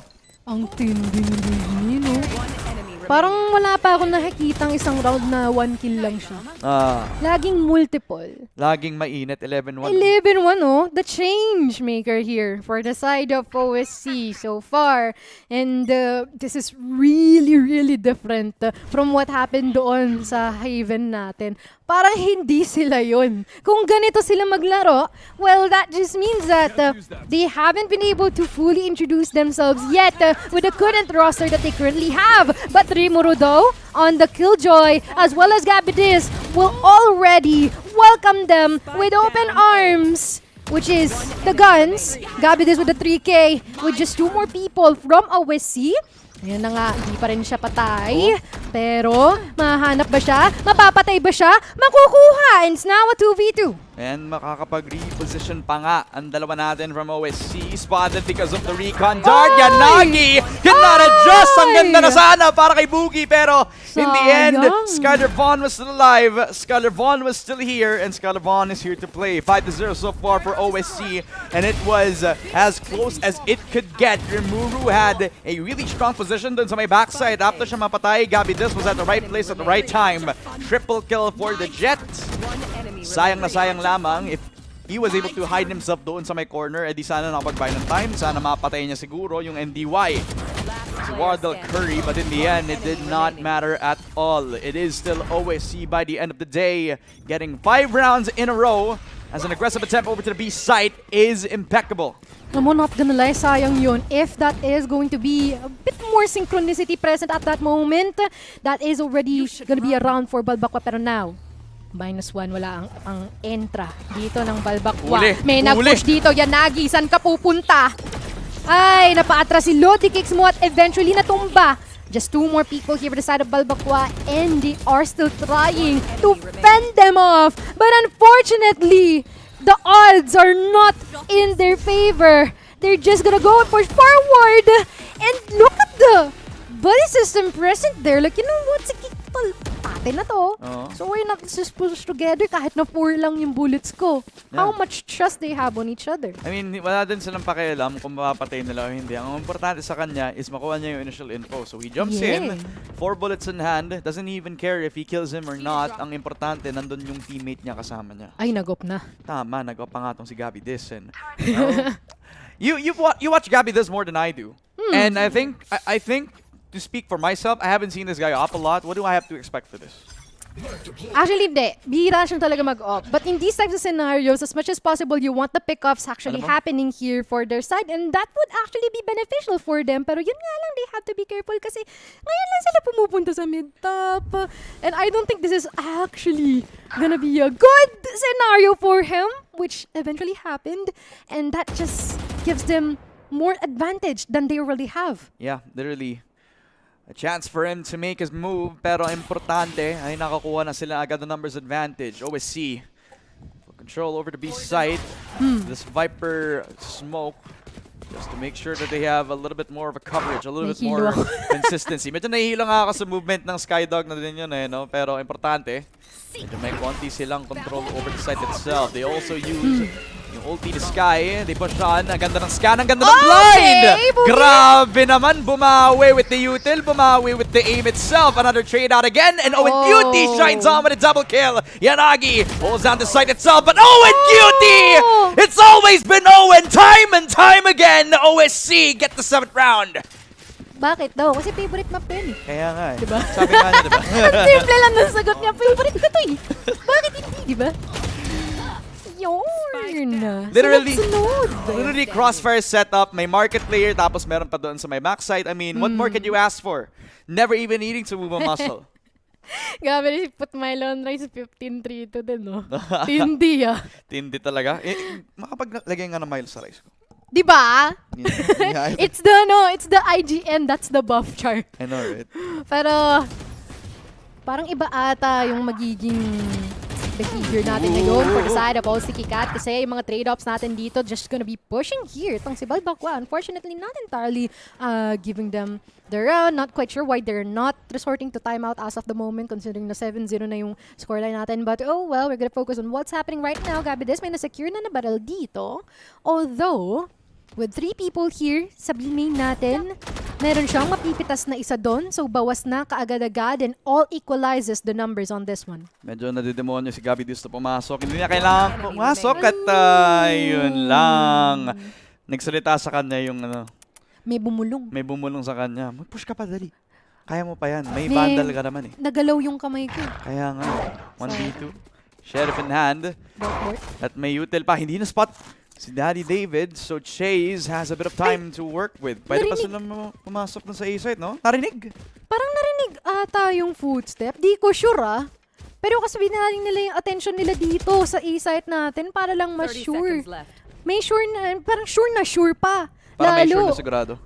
Sure na sigurado na A-site na lang sila pupunta dito. Kasi wala naman nakabantayan si Daddy David, Paano kaya to? Sheriff lang hawak mo right now. And I'm not sure if meron siyang madadaanan na barrel except sa catwalk. Mid-top position, possibly meron. Enough time kaya? Ay, hindi siya kumuha. Yeah, I think he's just gonna go for the play here, 1v2. Ay, hindi, may nakuha siyang barrel. I think it's a Spectre. Is that Picked enough? up from that catwalk position. Is it enough? That's possibly gonna be the question. 1v2 scenario. Is that a crossfire? So medyo malayo. Medyo kayang-kaya pa. Napatay pa ng 1v1. Kaso nag-reload bigla si Chase. It's Disrupt that knocks him down with a 3K. 8-0. Hinayaan na lang na nasa kill feed pinakita sa mga tao na napatay lang namin ang nag-iisang Chase. It is the 8-0 scoreline, and I appreciate the efforts kasi now they're actually not scared to push on. They're actually not scared to take these entry duels or these first duels anymore kasi sa gantong sitwasyon, yun yung kailangan mong ilaro sa defense ng Ascent. Kasi kung hindi ka mag-initiate ng fights, di naghihintay ka lang na mapasukan ka dito True. And by the way, guys, kung di kayo familiar kay Chase, Split 1 Game Lab. Yep. Ayan, pinag-usapan namin Ramon kanina. And, Not quite sure how this is gonna actually go with an 8-0. Pretty strong for the side of All Stinky Cat na hindi pa nila na-shutdown. No? For the side of Balbako, hindi pa sila nagkakaroon ng inch or even just a win here from all of the rounds na meron tayo. Spotted. Atras muna tayo ng bahagya. Kitang-kita yung barrel pero mukhang hindi na ni-risk. Grabe naman yun eh, no? Nakakita lang ng minor inconvenience tapos hindi na ni-risk na. Atras na. atras na agad. Skylar Vaughn pushes on, initiates that market control. A solo push by, again, the Sentinel of OSC this time around. Nice scan. Yanagi and Rimuru just holding up that short position. Just giving up a lot of that space para play the retake na lang tayo for the side of BC. Napansin mo din yung super play safe sila doon. Hindi man lang ni Free Fire ni ano yun. Ng killjoy natin dito from Balbakwa na si Rimuru. Pero, okay, some presence here sa bandang catwalk natin. Dalawa yung magsiswing dito. Unfortunately, the shots are actually not connecting. Buti na lang may suporta siya. At makukuha na yan pansamantala. But still, may bawas na yung magkabilang partido natin dito. And they have the ultimate going on. Ang problema nga lang, sinarado nila ang pinto, may lockdown pa. Tinulungan nila sa BC na gamitin ng ulti, mahihirapan silang sirain ang lockdown. Kaya kailangan labanan na lamang Owen Cutie. He's still supported by his own Viper Spit. So medyo tago and dignified swings on with no fear. Papunta kay Rimuru. Wow! Nakuha pa nila yun? Biglang may Killjoy lockdown na nga. May Viper Spit sa ilalim nun. Sinarado ang pinto. Mahirapan lalo sana silang idepensahan yung spike dun. I feel like one of the factors there is most likely they've got information na may isa sa heaven, merong isa dito sa tree. So why not? Sige, anchor na lang ako dito and be my eyes for me dyan sa A main. Salong-salo, no? And I feel like that's also the beauty of having the Viper Spit. It gives you more trust issues than you already have. No? Like, pareho ba itong mga players na to naglalaro within the pit or merong nasa labas din? Andain mo lalong titignan. It's already harder than it already is. And now it's a 9-0. Still no timeout. Yep. Interesting. Okay lang yan. Wala nung timeout. Pag-usapan na lang natin dito. Ngayon na. Diba, mas okay naman siguro yung mga tinsa na to. But Rimuru, nice shot. All the way to Skylar Vaughn, surprising his fellow Killjoy player habang ang dalawang nasa BC. Ang igigreet nila si Owen Cutie. Happy birthday! Hindi ba birthday ni Owen Cutie? Hindi niya po birthday. It's a very quick second frag. Hindi naman nila alam yun. Hindi nga nila ma-verify na sinabi nga yun. Na Merry Christmas! Okay. Merry Christmas. Very much na yun. Early 2 versus 4 and OSC lost out on the time. Yanagi, akala ko na AFK siya pero I just realized he is a defending Omen. Holding up that CT position, spotted, sees one, but he could still use this position as a power point. May dalawa pang tao na nasa loob ng market and he could use that as sort of aggressive position. Kaso na blind, kaso na dito pa rin. Na-heal si Wardell Curry. He goes for 3. And he puts it up into a 2 versus 2. Pero may NDY. Remember, he is Clove. May ulti pa siya. Ginamit ang sarili niya movement na 1v1 pa nga. Kaso Yanagi! By the skin of his teeth, will get themselves the first round on the board after so many rounds from OSC. Yan yung happy birthday. Isinilang ang unang round na panalo sila dito for this second match. Not quite sure how this is actually gonna turn out. I'm not quite sure if the 9 Trickers actually exists. Sabi nila it exists daw. And it happened from time and time again. Pero pinipili lang ni Rolled Barolan kung saan ito magiging applicable eh. Diba? Tama ka dyan. Ito sa comment section natin, alam kong hindi birthday ni Owen Cutie. Happy birthday. Pero happy birthday pa rin. Sabihin niyo lang happy birthday si Owen Cutie. No context. Literal. Para lang kasi for sure papanoorin niya yung VOD mamaya. Makikita natin dun sa note ni Owen Cutie, hindi ko po birthday. Sana lang, no? 9-1. OSC.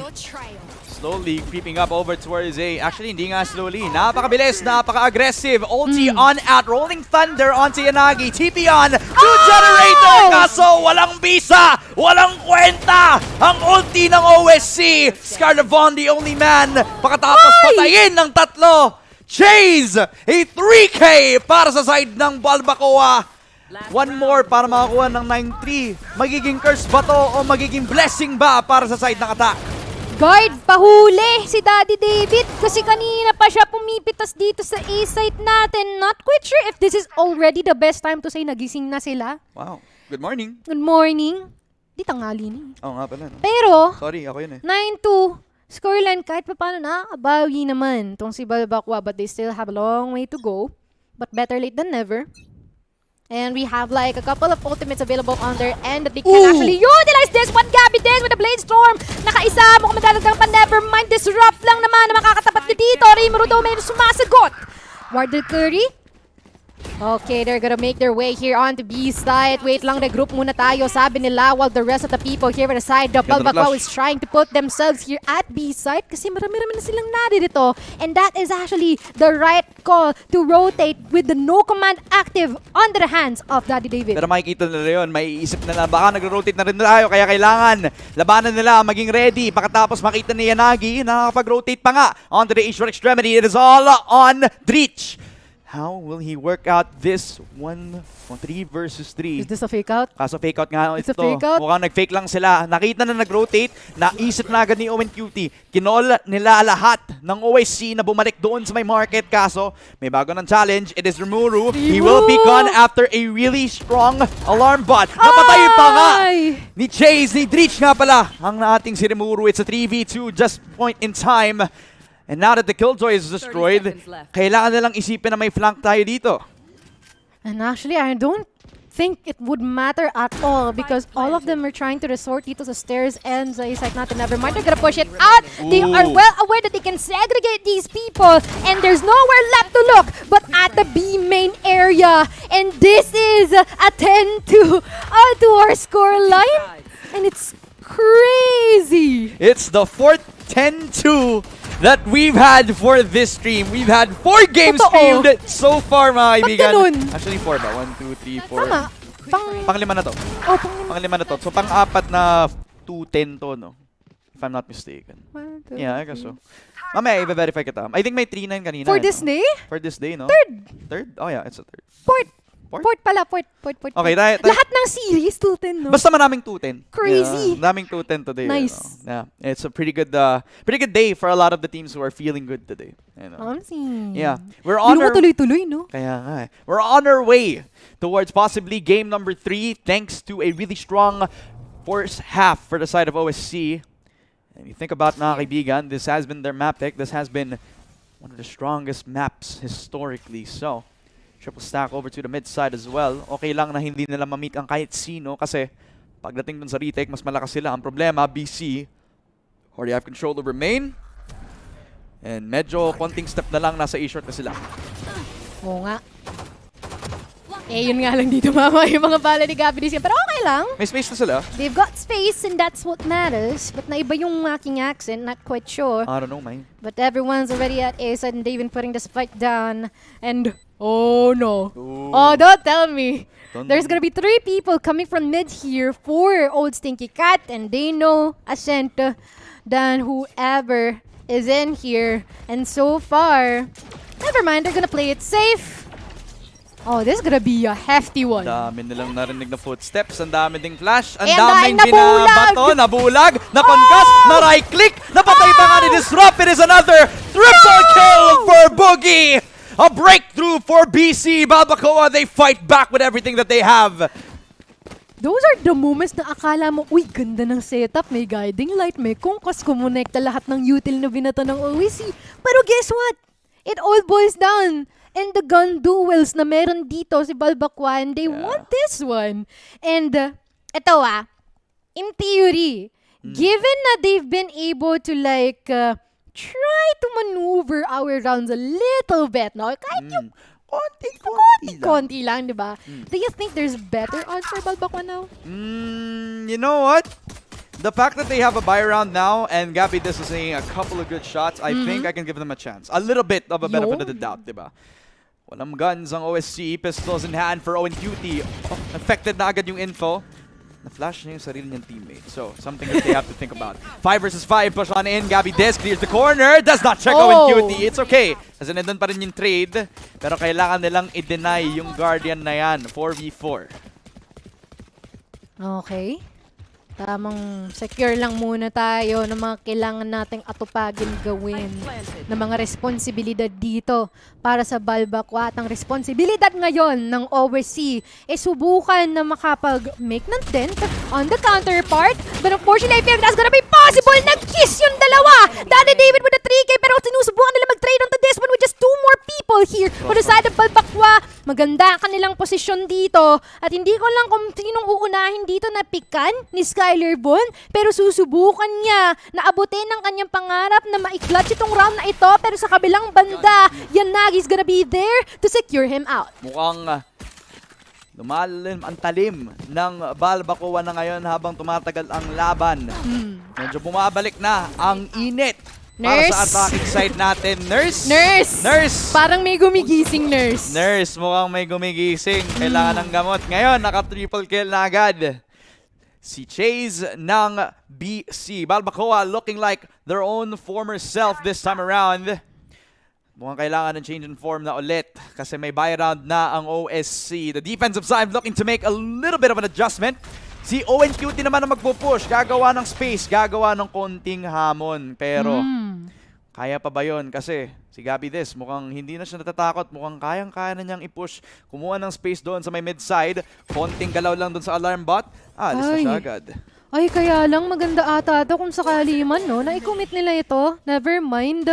Makukorner sana yung mga nasa B-site natin. Pero they wanted to play it safe and put their attention here dito sa 3 area natin. Sure ba kayo dyan?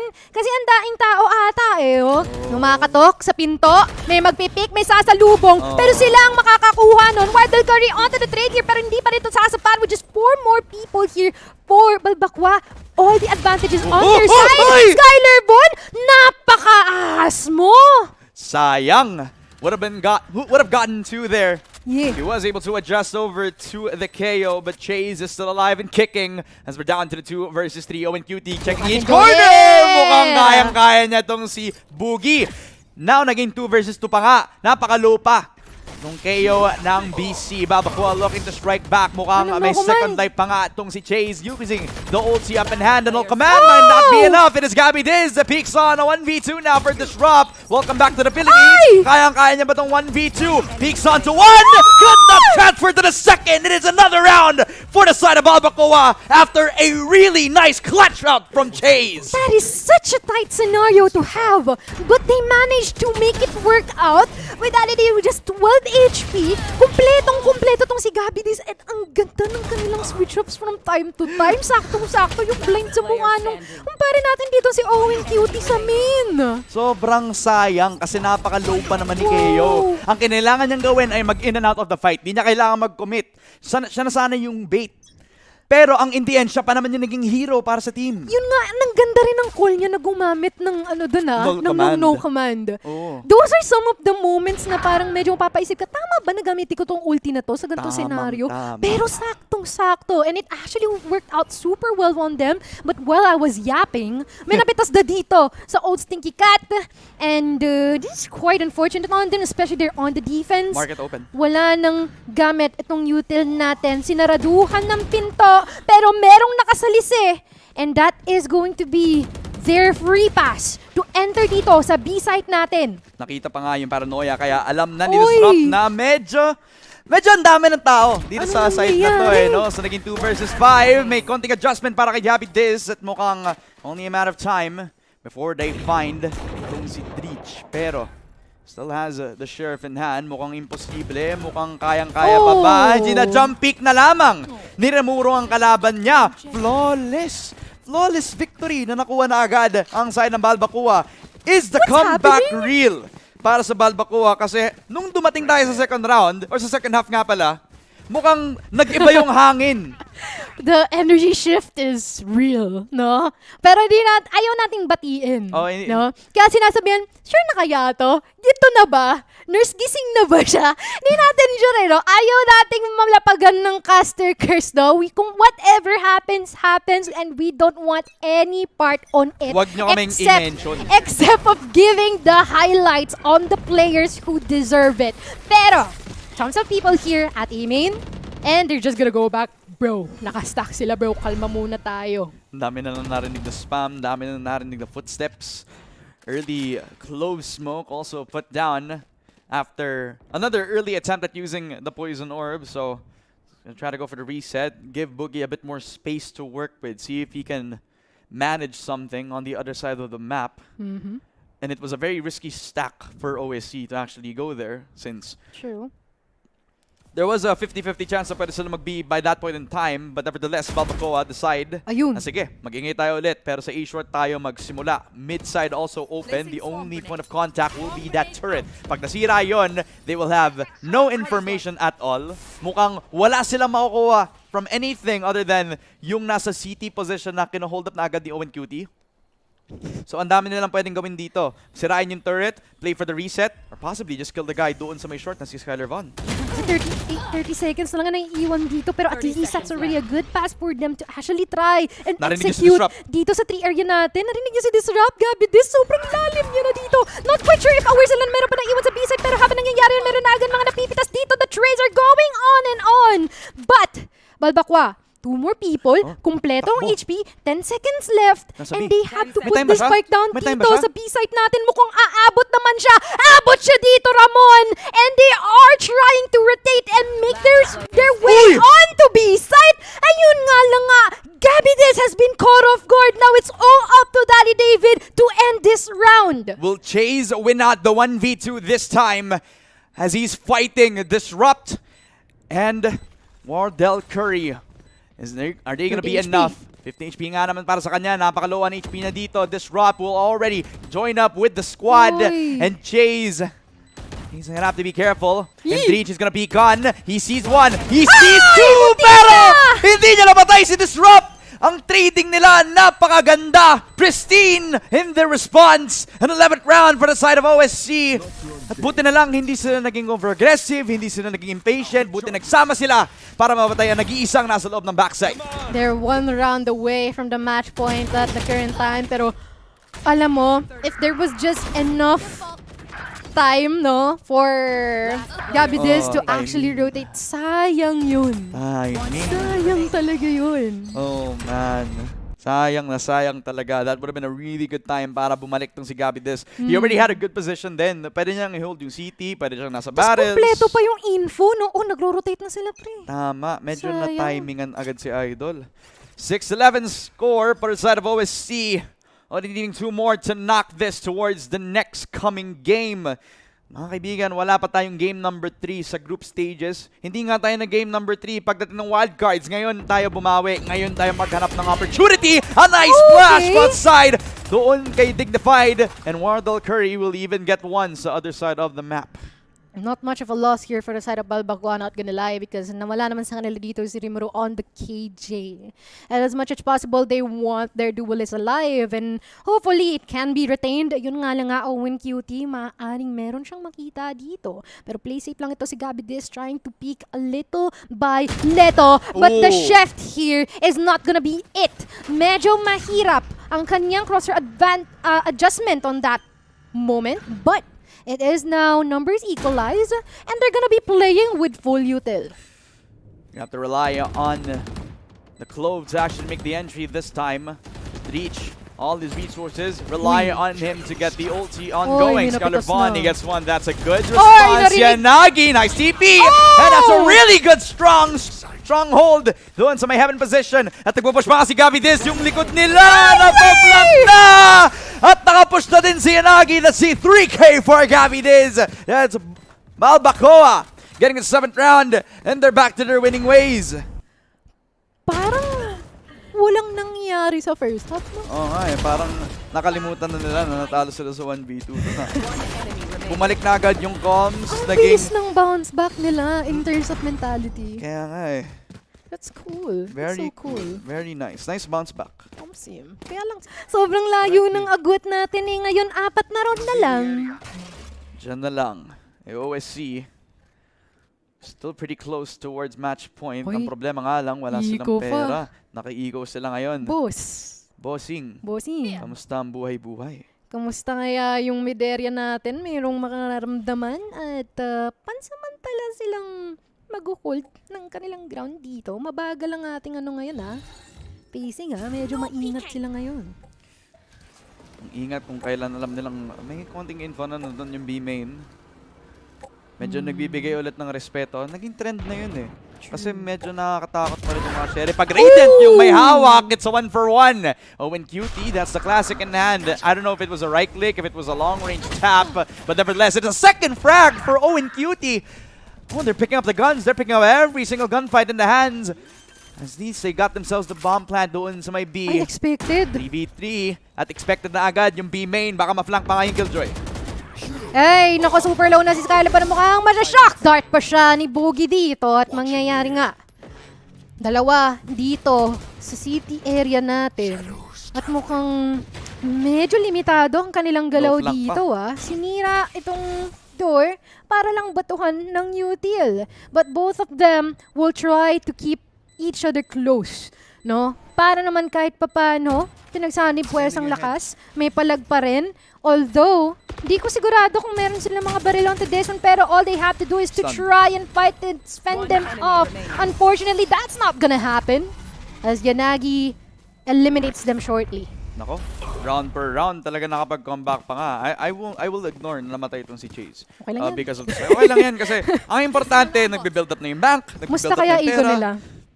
Yun! Yun! Solid! May pambili pa into the next round, may pang house and lot pa, may konting sukli para bumili ng ng candy. Grabe, no? Ang bilis ng response time nung nag-tab, no? Kaya nga Grabe, ano nga kaya ego nila biglang tab agad? No. Sakto. Balita Bilis ko- na shoutout po! Balita ko pogi yung direct eh. Yeah! Balita ko pogi yung direct. Hey, Sir Joy! Shoutout! Shoutout. Anyway, 8-11. And Balbacoa now trailing up papunta dito sa OSC. The situation has changed. The wind has sailed differently. Mukhang iba na yung ihip ng Wardell Curry is gonna be good for one. May Oy! second frag. May third kill! And Wardell Curry is going for more. This guy is hitting 3-pointers every single time. Napaatras! Balbakwa with the sword and the shield. Rimuru. Hay.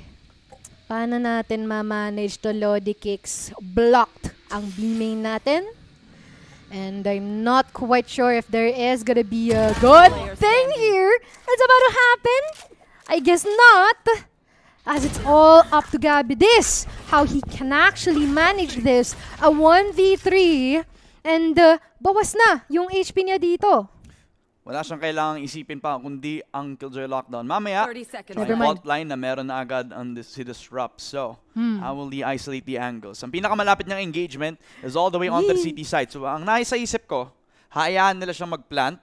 Hayaan na lang siya magbigay ng info para sa sarili niya. Gabby, this can actually get the first winning fight dito kay Disrupt. Pero, it's a high-low setup. He peeks on, he checks every corner! He gets one! Makita niya si Wardell Curry, but it's not gonna be enough! The high-low setup initially didn't work out, pero nandito pa rin yung trade ni Disrupt. Match point on the side of OSC. One more to reach game number 3. Alam mo, muntikan na siya dun Buti na lang may high-low setup sila dun na arguably maganda. Down A. But 8-11. 8-12 na. And every time that Balbakwa is trying to get back up on their feet, they're continuously being shut down by OSC. But we have like tons of ultimates available here just in case they want to break it off. Because that is like the best thing that could ever happen here. Try to take a pause and just dump everything at the best time possible. Ngayon ba nila idudump lahat? Molly in hand. Luna. Spotted Owen Cutie. They know that he's around the B side. However, he gives the side up. Looks like the wall is not going to be enough to contest agad yung fast push ng Balbacoa as they get a fast rush over to the B side itself while OSC, well, they do have the lockdown, but they have to think about the Sova ult after that. So, how are they going to approach this 5 versus 5? Hunter's Fury, without even using the lockdown, they just want to force them outside of the CT position. A few tags, but it's not enough to kill one. Yanagi, he will swing on. Gabby Des gets another. It's a raid all across the board. Scatterbomb with a second frag. As look at the angles, look at the adjustment, the blinds! The blinds are so good! 1v1. As Daddy David, he's trying to adjust. 56, one bullet para kay Disrupt. Kailangan mag-movement. God! And it's Chase that gets a 9-12. We are not done. Balbacoa still alive and kicking. still alive and kicking. And maka-happy pa sila dito kasi 9-12. Pero all the more pressure. It's a 12-9. One mistake. Everything is over and we're gonna be heading on to our third game after a while. Yan. No? I mean, sabi nga nila, pressure can create boiled eggs or diamonds. Akala ko pressure can make hotdogs. Do you put hot dogs in a pressure cooker? I've never tried, but I'd love to try one. That's gonna be weird though. You should run. Ay, laso na. What the heck is that? Tactical lockdown. No Hunter's Fury for OSC kasi wala silang Sova, so it's gonna be a free push on the B side. Magsaspam lang doon sa smoke at nakapag-push na agad. Updraft, dash in. At mukhang the spike. Any amount of time before they can plant on down. Not even needing to take an engagement. Talagang tamang spam lang doon sa may CT spawn. Ang daing kaya lang ang daing pwede mangyari dito. Hindi na nila binigyan ng chance na maka-free pa ng kahit anong space. Itong si Old Stinky Cat. It's already at 12-10. Not quite sure, no? Baka lang naman. Wala akong sinasabi. Wala naman kaming sinasabi, pero baka lang naman. Baka lang naman game number 3. Baka lang naman kinailangan ng OSC ng isa pang magandang round. I mean, if you think about it, that's only their eco round. So a few things to like really consider. Disrupt already used this fault line. Nung dumating pa lang yung push galing dito kay Gabby Liz. Well, he already dodged that fault line because of his movement as the Jet. He can updraft, dash in without even having to worry about the spam control anymore. Grabe yung attack depth natin. Parang medyo namumula. Thinking about it, dalawa yung agents na pwedeng makapag-push ng lane nang hindi na kailangang isipin yung spam eh. True. And walang scan agent yung OSC, so hindi sila masaspam dun sa wall. Yeah, and they have to play for contact at all times. And I guess that is the downside here for OSC, except for the utilization of a Trailblazer, no? And Seekers at best case scenarios. But parang meron silang dalawang util na available, pero yun nga lang nga. Oh no, this is not gonna be looking good here for the side of OSC, but still they're gonna try and fight back. Rimuru with a 3K! Explosive! But there's still 3 from the side of Old Stinky Cat. Gabidis at the mid area. Oh, he's gonna be caught off guard by Owen Cutie. And this might be it, everyone. Ooh, but unless unless it's an ace and a possible Hexa. But 36 seconds on the clock here. There's still a lot more time for him to actually contemplate when to put the spike down, and he is gonna be rotating. Oh my Cutie, wait, not that good! No way that he secures the 6K on this one! An 11-12 and a possible overtime! Oh my goodness! Rimuru has done the impossible! He started with a 3K! He repositions doon sa loob ng site! And with a bit of the reset, the patience paying off para sa killjoy natin. He adjusts towards that CT position. And since wide open sila, he played on his own positioning, waiting for Owen Cutie to strike, but he struck with his knife out. Unfortunate timing para sa IGL. But the 1v4 from Rimuru gave them another lifeline, 11-12. One more step towards match point. But on the other side, OSC only needing one round para makapunta ng game number 3. Will this be it? That is the question. Grabe. Ito na yung mga panahon nakakalimutan mo na lahat na nangyari. Kung oo, hindi. Pero what a morale boost from Rimuru after doing that Hexa. And possibly, no? Possible lang din naman. All the control here at the mid area. Owen. Oh no! This is not actually the best case scenario for him. Judge pa ang hawak niya. Pero malay mo naman, no? No, I don't think so. I don't think so. This guy is gonna get leveled. This guy is stuck. Wala na siyang chance. Wala na siyang choice. He has to peek on. Disrupt saves his. Kaso, he's the only guy with a gun that time around. Oh, and Cutie will get another gamit doon sa Judge now. Rimuru peeks on. 2v3. Lockdown in place. And Rimuru has to fight inside that lockdown. Kaso nasa loob na siya ng site kasama si Gabby Diz. The spike is now on them. Oh my 30 goodness. seconds left. This is not the best case scenario for this team, but they still try to fend them off. Both of them trying to execute. Sana maging synergize sila dito. The synchronicity is what we need on this one to try and segregate itong mga members natin for all Sticky Cat with just 10 seconds remaining here. Oy! Unfortunately, so close, yet so far, all Stinky Cat still managed to win this match, and we are heading on to Game 3. The first Game 3 para dito sa group stages, mga kaibigan. Mag-ingay para sa Old Stinky Cat. They have proven their worth dito sa best map nila historically, and now we are up in game number 3. Grabe naman ang nakita ng pareho nating teams. Ang Balbacoa, napaka-strong ng first half nila, pero bumawi na agad. Grabe yun. 2-10 yun for the side of OSC. Remember, they dominated that first half so strongly. Pagkatapos ng napaka-aggressive nilang attacking side. And once they headed on into defensive side, dun sila nagkaroon ng medyo adjustment. Dun sila medyo bumagal. Dahil now they're playing on the territory. Now they're playing on the pace on the side of Balbacoa. Every time they get really good frags, ang ganda ng impact din ni Wardell Curry. He has been doing really well every time doon para sa OSC. Pero when it came to a lot of the moments where they needed to win the impactful frags, doon nagsashine si Rumuru. Doon na ulit nagkakaroon ng init si Gabby Diz. For some reason, they always thrive whenever that there are moments na alam nilang someone has to step up. It's just unfortunate that it came up a bit too late. And 13-11, sobrang lapit na, no? Abot kamay na, ibinagsakan ng langit bigla. But that just means that both of these contenders are just showing that they are worth it onto that final slot against our members from now.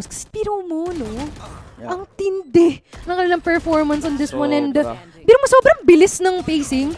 What more on a bind map as our decider? What more when it comes to a map where it's known to have very fast pacing, very fast adjustments. Aggression will be on high for both of these young teams looking to make their name dito sa Predator League. Grabe. And imagine mo yun, man. Ganda We have come into this situation where dati lang, itong mga players na to, nagkakilala lang sila sa mga comp shop lang, man. Sa mga laro lang ng rank games. Pero ngayon, ay, super close. Sobrang close na laban nila dito sa pro scene natin. It is Rimuru that came up so many rounds. Sobrang lapit na sana, lalo na nung kumuha siya ng 6K.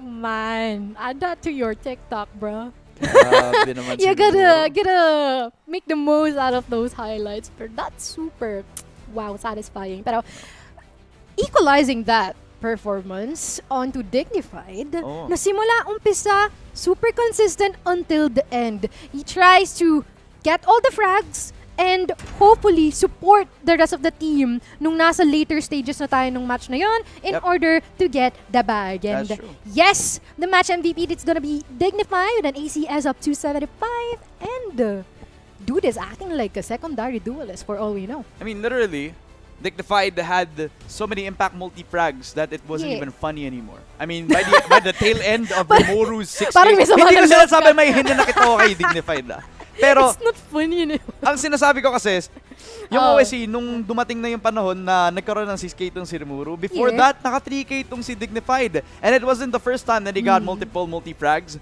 That guy has been fragging all across the server dito sa Ascent map natin. Pero, the first 2 maps are done. Kailangang i-scrub off yung memories para matapos yung tilt nyo. Kailangang mag-reset na kasi pupunta tayo sa decider map natin on the map of Bind. Pero bago ang lahat, bago tayo makapag-break ng onte, we would like to thank our sponsors.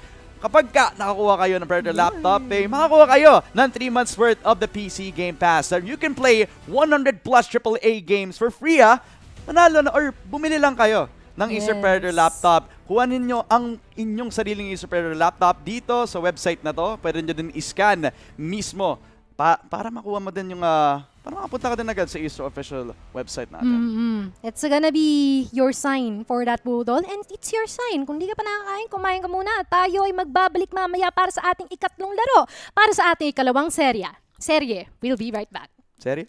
Serye.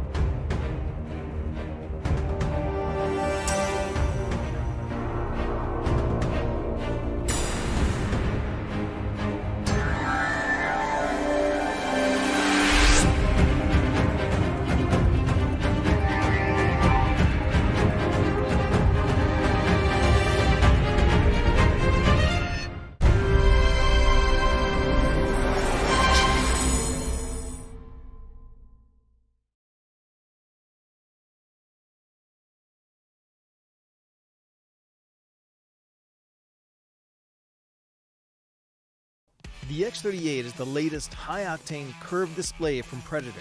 This zero-frame behemoth has a 37.5-inch span and a 2300R curve in glorious 21:9, so that you can feel your peripheral vision with pure gameplay for all-out immersion.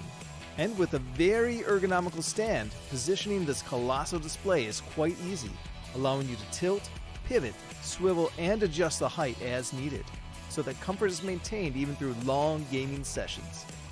Naturally, you have all the latest ports needed, as well as two powerful 7-watt speakers should a headset not suffice. Though the X38 is ideal for hardcore enthusiasts and esports pros alike, what sets it apart, besides a crisp, ultra-wide QHD Plus resolution, is the Agile Splendor IPS panel it uses. This panel makes it possible to push the response time up to 0.3 milliseconds while maintaining a color gamut of DCI-P3 98% and Delta E less than 2, so that colors and details remain vivid. Add on the 175Hz refresh rate and you have a blisteringly fast monitor that keeps all the fast-paced action coming through nice and smooth with almost no ghosting, color bending, or torn frames. To make sure those frames look as pristine as possible, NVIDIA G-Sync keeps frame rate locked to the output of your GPU, while Display HDR 400 certification allows you to enjoy HDR content in or outside of gaming. So if you're looking to go all out, it's time to introduce the monumental X38 to your game setup.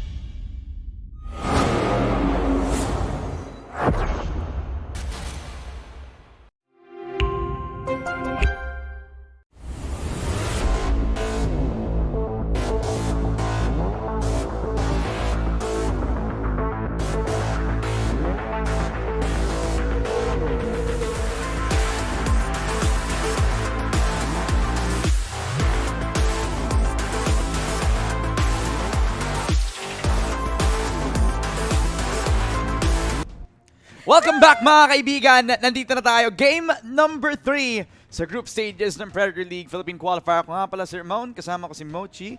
It has been a blast casting so far para sa OSC versus Balbacoa. And well, all good bangers must come to an end. Game number 3 sa bind map. Kung kanina, nainitan na kayo sa sobrang aggressive ng attacking side ng OSC. Well, lalo na ngayon kasi bind na tayo and all bind maps end as a banger.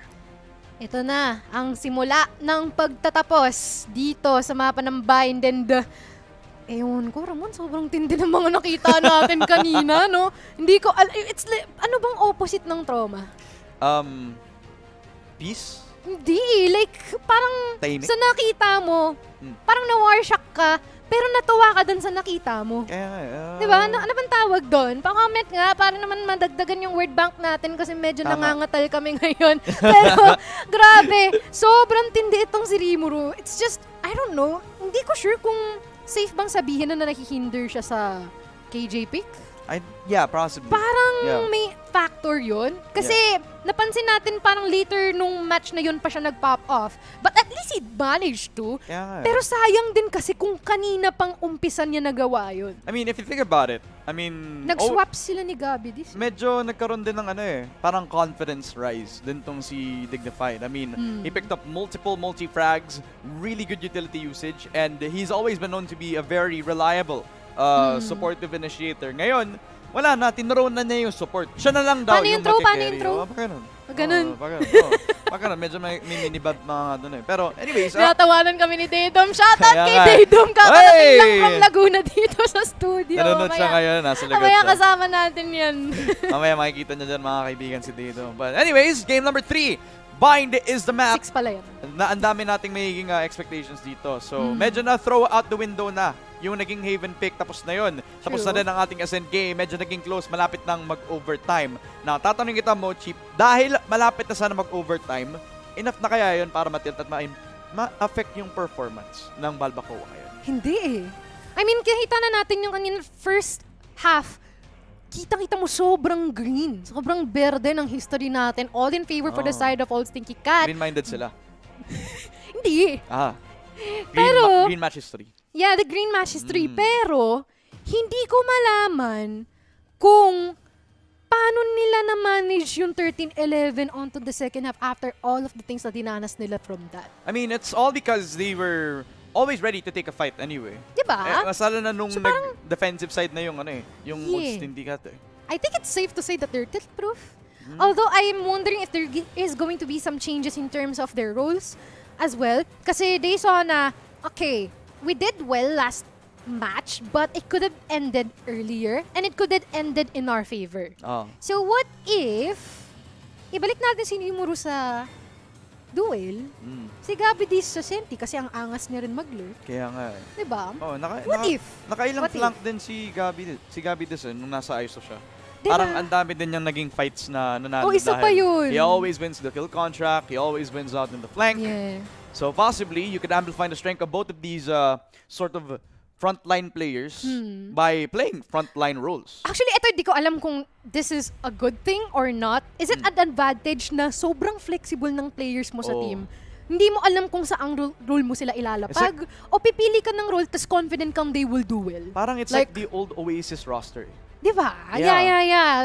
There's some resemblance. I can see that. Parang ganun nga yung naging playstyle nila dito, no? Sana hindi nila na ma-replicate yung Oasis na na-knockdown sa lower bracket. So, kasi ganun din yung naging playstyle, mali mo ganun din yung magiging Na-jinx resulta. natin. Na-jinx natin, diba? Sana naman hindi. Kasi, I'm sure wala namang caster curse na nangyayari whatsoever, diba? So, Balbacoa, they won the first game kanina. Old Sticky Cat, they retaliate with a very close 11-13 win. And it was off the back of a very high-pressure 3 versus 2 na, again, i-reiterate ko sa'yo. In that situation, the Spike really never needed to actually move towards that market position. Yeah. Ay. Ano kaya? Thinness of margins. Bigyan kita ng prediction, okay? Feeling ko, mananalo ang Balbacoa. Uy, Oh, mainit. feeling ko Ngayon pala, magsasabi na akong prediction. Binati ni Old Stinky. Ay, yun lang. Yun lang. Malay mo naman, di ba? Ano ba? Ano ba yung naging strength ng parehong teams natin? I really like that Balbacoa mahirap silang i-stop kapag nakuha nila yung first blood. That's actually true, no? I feel like I'm gonna be leaning towards Balbacoa as well. Just because of the fact na when you contrast both matches that we had kanina, when Old Stinky Cat is trying to come back from that, yung loss na nakuha nila from Balbacoa is hindi nila yung nagawa. Oh. And if ever that they manage to do so, still too far of a difference in terms of their scoreline. But this time for our Ascent, despite of how dominating they are in their first half, is sobrang tindi nung naging ano nila eh. Sobrang tindi ng bounce back nila. Binong 13-11. Muntik pa mag-overtime. Imagine that. Nagpipicture yung kaibigan natin kaya nagpo-post ako dito. Nagano pa tayo? Yep. Nagpipicture si Datum kaya nagpo-post ako dito. Kung nakikita nyo ako nagpipeace sign, it's because nagpipicture yung kaibigan namin si Datum sa kabila lang ng camera. But yeah, I mean, I do have to like give my own point. With Old Stinky Cat coming off of a fresh win, this kind of means that they are coming off of a good reset, right? So, knowing Owen Cutie, I played with him before, a few ranked games kasama ang ilan na naming friends. Shout Shoutout nga pala kay Owen Cutie. Kung nanonood ka ngayon, dapat hindi. This guy is really good at resetting. Kasi literally, when it comes to like those situations na medyo mainit ang nangyayari, hindi mo maiiwasan na may mag-aaway, diba? Si Owen Cutie ayaw niya nag-aaway. Ayaw niya nag-aaway kayo. Literally, ang galing niyang maging mediator. Actually, ang ganda nga din ng laban natin sa comment section. Yeah. Kumalma kayo. Oo Ano nga. ba? I-encourage your friendly community, guys. Kalmahan niyo. Chill lang tayo. Chill lang tayo dito. Nandito lang tayo para manood ng muna Valorant. kayo. Gusto mo mag-1v1 na lang kayo sa Valorant para maging chill lang kayo, diba? Parang ano yan na. Oh, boss, 1v1. Sino mas malakas sa atin? Oo nga eh. Just in order to prove a point. Yeah. Shorty lang gagamitin ko sa'yo. Nasa mid ako. Pero ang simple ng panahon dati, no? Tapos ngayon may mga ganito na. Oh, may mga pakabog na tayo dito. May mga pagabog-pagabog na. But, kala mo naman, that's just like 3 years ago. Imagine. Ano ba nangyari 3 years ago? That was like the start of like, hindi nga start of VCTPH kasi nag-start yung VCTPH 2020. Diba? Mga a few months after na-release yung Valorant. Actually, yun nga yung mga panahon na parang, wow, Valorant! Tapos sinaaya pa ako sa mga tropa, kumalay ko bang makakapulta ako sa ganito, diba? Ano ba na-miss ko sa ano Valorant? Na-miss ko yung may 3 smoke si Jet. Na-miss ko yung may 2 updraft si Jet. Na-miss ko yung... Kay Reyna. Ha? Yung dismiss ni Reyna. Oo nga eh. Tsaka yung ano niya. Pero, I mean, not gonna lie, all those efforts na ginagawa ng devs natin to patch or do some nerfs, some buffs, it's just to boost all the pick rates na meron ng mga agents natin and try to explore additional opportunities in order to mix some stuff up. Kasi what's gonna be the thrill of a game if alam mo na yung formula into winning it kaagad-agad. So from time to time, there should be some shifts, some changes, and hopefully some innovations coming in here from the teams na meron tayo ngayon, which is actually existing, especially din sa Ascent natin. Who would have known na yung Club Duelist mo is actually gonna play super well, no, sa kamay ni Dritch. And yeah, it's just continuously evolving overall. Yun yung maganda sa Valorant eh.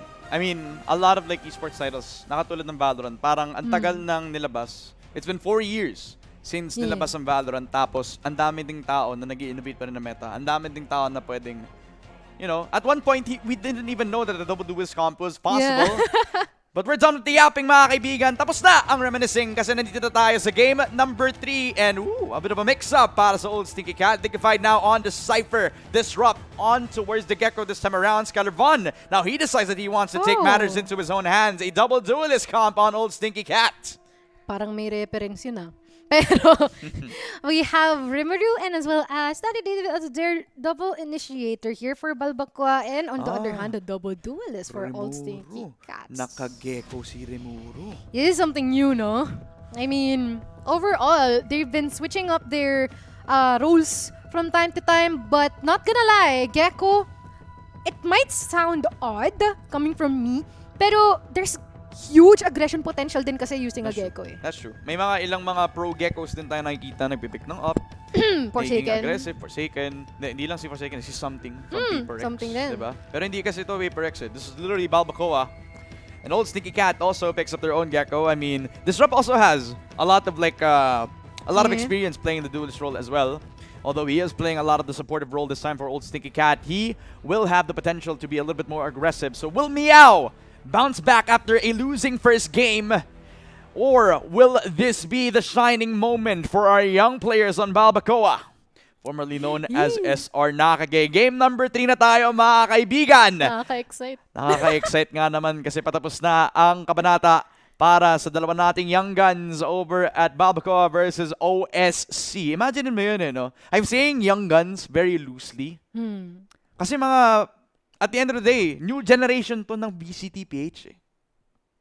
Yeah, that's true. Parang ang weird sabihin ng BCTPH, parang I'm saying, like, Malay mo, padala sa ibang bansa. yeah. Pero sigurado, you would never know who's gonna be scouted. Malay mo, kung sino man yung mga nanonood ng broadcast natin ngayon na nasa com shop, yung batang katabi mo na, uy kuya, ganito kasi yan eh. Malay mo, maging pro yan soon. Malay mo, magkaroon ng BCTPH ulit. Sana. I miss. Diba? Yeah. Hopefully.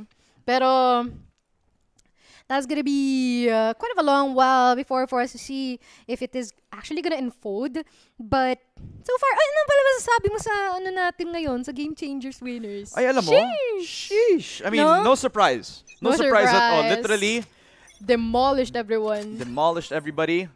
Same story time and time again. I am not gonna be tired of saying that Let's Zipto go, Zipto. Esports literally deserve all the praise. Shoutout nga pala kay Kamiyu. Shout out. Nanonood kanina pa. As we head on into our first pistol round of game number 3. Old Stinky Cat holding on the extremities. Dignified on a roll that I haven't seen him play. And now he is pushed in towards the site itself. Disrupt getting a second frag. And OSC, their patience paying off as they now rotate on towards the A side itself. Mainit-init ang panimula natin dito para sa Old Stinky Cat. As dalawa na agad ang kanila nakuha. Spike planted. Orbital smokes actually in really great positions here. Not quite sure if they're gonna see someone alongside that. But Yanagi will be facing himself onto the ground. Although, Boogie, yes, he's gonna connect those shots here from Owen QT. But with him being the last remaining survivor here, it's gonna be difficult for him to try and divide his attention. And guess what? First round para sa OSC. Yun ang mahirap eh kapag ka nag-force push ka nang medyo naging slow kasi it's kind of expected for a few teams to actually play the aggressive positions. Ang mahirap lamang na-expect nila sa kung saan sila manggagaling this time around. It is the force push out for Muru as well as even who's Gabby is. Doon sa pag-hold up, doon sa may hookah position where, again, I mentioned, Dignified playing a role that I haven't seen him play for so long. I don't even think he played Cypher throughout his career ngayon. He's going to be holding that position up. He's done a really good job of holding the flank, giving the info for the team. Disrupt with a really nice shot as well to refrag into the 1-0 scoreline. OSC striking first blood so far in the bind map. We do see a bit of a noise made over towards showers. They already know that the ult orb was already invested. The space taken by Skylar Vaughn. Just saw that they made noise. Tapos, the early smoke down from the Brimstone just means that they're depleting resources when they don't need to. But sabi nga nila, no info is still info. But they can easily put their attention onto that. Pretty similar to what Rimuru did onto Owen QT. -1 na Spectre para sa kanila. Disrupt daw sasagot ng bahagya as we are still in a not so equalized numbers. But in terms of loadouts, medyo hirap tayo dito para sa Balbacua. Pero 40 seconds in the clock. Maaaring sa A-side pa rin sila dito. And the anchor of the side of Balbacua is still unshaken for B-side. Oh. At nilagay pa niya yung Dizzy kung kailan hindi sila nag-peak. Kaya wala siyang info. At nung nag-peak pa siya, doon pa siya namatay. Remove down for the count. Nag-push na agad tong si Wardell Curry. Breach. Getting so confident in his pushes sa pagiging entry duelist niya. 3 versus 2 OSC. Getting very comfortable in the spot on showers. At since narinig na lang na may nag-rotate, Gabby Diz is gonna be comfortable until he peaks to 2! Papunta kay Scarlet Vaughn. That is a 3 versus 1. And Boogie left all alone on an island. Beautiful wingman. Na-stun pa nga si Boogie. Wala siyang magagawa kundi mag-pray na may nag-push sa kanya si Skyler Von yun. And well, that was the ego round. So walang pampalag si Boogie sa 2-0 ng OSC. Parang kanina lang, iba yung role din ni Skyler Von. Ang daing flex sa kanila, no? Pero very mindful yung paggamit nila ng Dizzy doon sa bandang lamps natin. And they've been Well played dito ni Disrupt. And we are yet to witness if there is going to be a good revenge round para sa side ng Balbakwa kasi all Vandals. And just a little bit more, they can get their ults as well here para kay Cypher nila. But many people gonna be heading here onto the long with some tripwires, of course, placed by Boogie. So, ingat-ingat sila dito kasi medyo mataas-taas yung pagkakalapag nila dito. Did Boogie actually take back his cam? So wala sila makuha ang initial info. Gabby Diz, that's a beautiful push shot for Boogie as well. Gabby Diz is wicking his worth. A 3K for Gabby Diz as well. In a blink of an eye, the push shot was just not the right time for OSC. Ito yung problema sa kapag wala kang full info sa kung saan kayo nagpo-push on the buy map in particular, kasi kapag tama yung rotation ng defensive side ay napakaganda din ng defense mo katulad ng ginawa ni Gabby Diz dito. That's a flawless victory for BC and Balbacoa. They needed a bit of an adjustment. They needed some time para ma-build yung economy nila. Just because of that round, just because they won it flawlessly, they're gonna be able to save up for the next coming round as well. Kasabay ng pagkulog dito sa Quezon, yung panalo ng Balbakwa doon, no? Pero spies on the hands of OSC right now. And some huge amount of info being leaked at Bilong. Not quite sure if Skylevon would be able to get himself some space here dito sa bandang hukan natin. Pero super close niya dito kay Bogey. At ang ganda! Hindi nila in-expect na merong manggagaling sa ere dun. Kasama pa itong Cypher natin. But ngayon, trades coming in here. Daddy David getting 2 and disrupting the trade. But Oy! oh, someone could be coming from the back lines to disrupt. And Rimuru is nulled. Nauna pa nga na nag-pick tong si Rimuru bago pa nagresponda yung Balbacoa. Nasa dalawa, nasa city na loob ang Balbacoa this time around, while they let OSC to play on their own territory. Two people on elbow, natap na agad yung spike. Gabby Diz, all he can use is the smoke, but Disrupt gets a 4K. This guy at the right place at the right time. At kung kailan akala ni Rimuru na safe siyang mag-peak, ang ganda na nga ng flash sana, pero kung kailan nag-flash, eh doon pa nag-dash. Yun. Anong niluto ko doon? Wala naman nag-dash mo. Saan nag-dash ba? Adobo daw niluto mo sa amin hindi. Kaya nga eh. I mean, they dash into their deaths, probably. Ah, pwede. Pero intindi na nga na ni Disrupt ngayon na. Kaya nga eh. 7 kills. Sabi yung kay Squiddy, Galing ni pang-agro Bosner. yan eh. Galing ni Bosner. Ibang na rin. Oo nga eh. Iba kasi yung nakilala mo eh. Daing na rin. Kaya nga eh. Pero, daing trip 4 sa A. Ingat, Lodi. Ingat kay Boogie. Omzim. Slow push on. Disrupt. 1 kill away, 1 ult orb away to get yung thrash na pwede niyang gamitin para masikot yung corner, hanapin yung tripwires. True. Na nagiging bane of existence para sa OSC. Wait, isa na lang magkakatrash uli siya? Oo. Bilis ah! Kaya nga eh. Parang kanina lang, ginamit niya lang ah. Diba? Yep.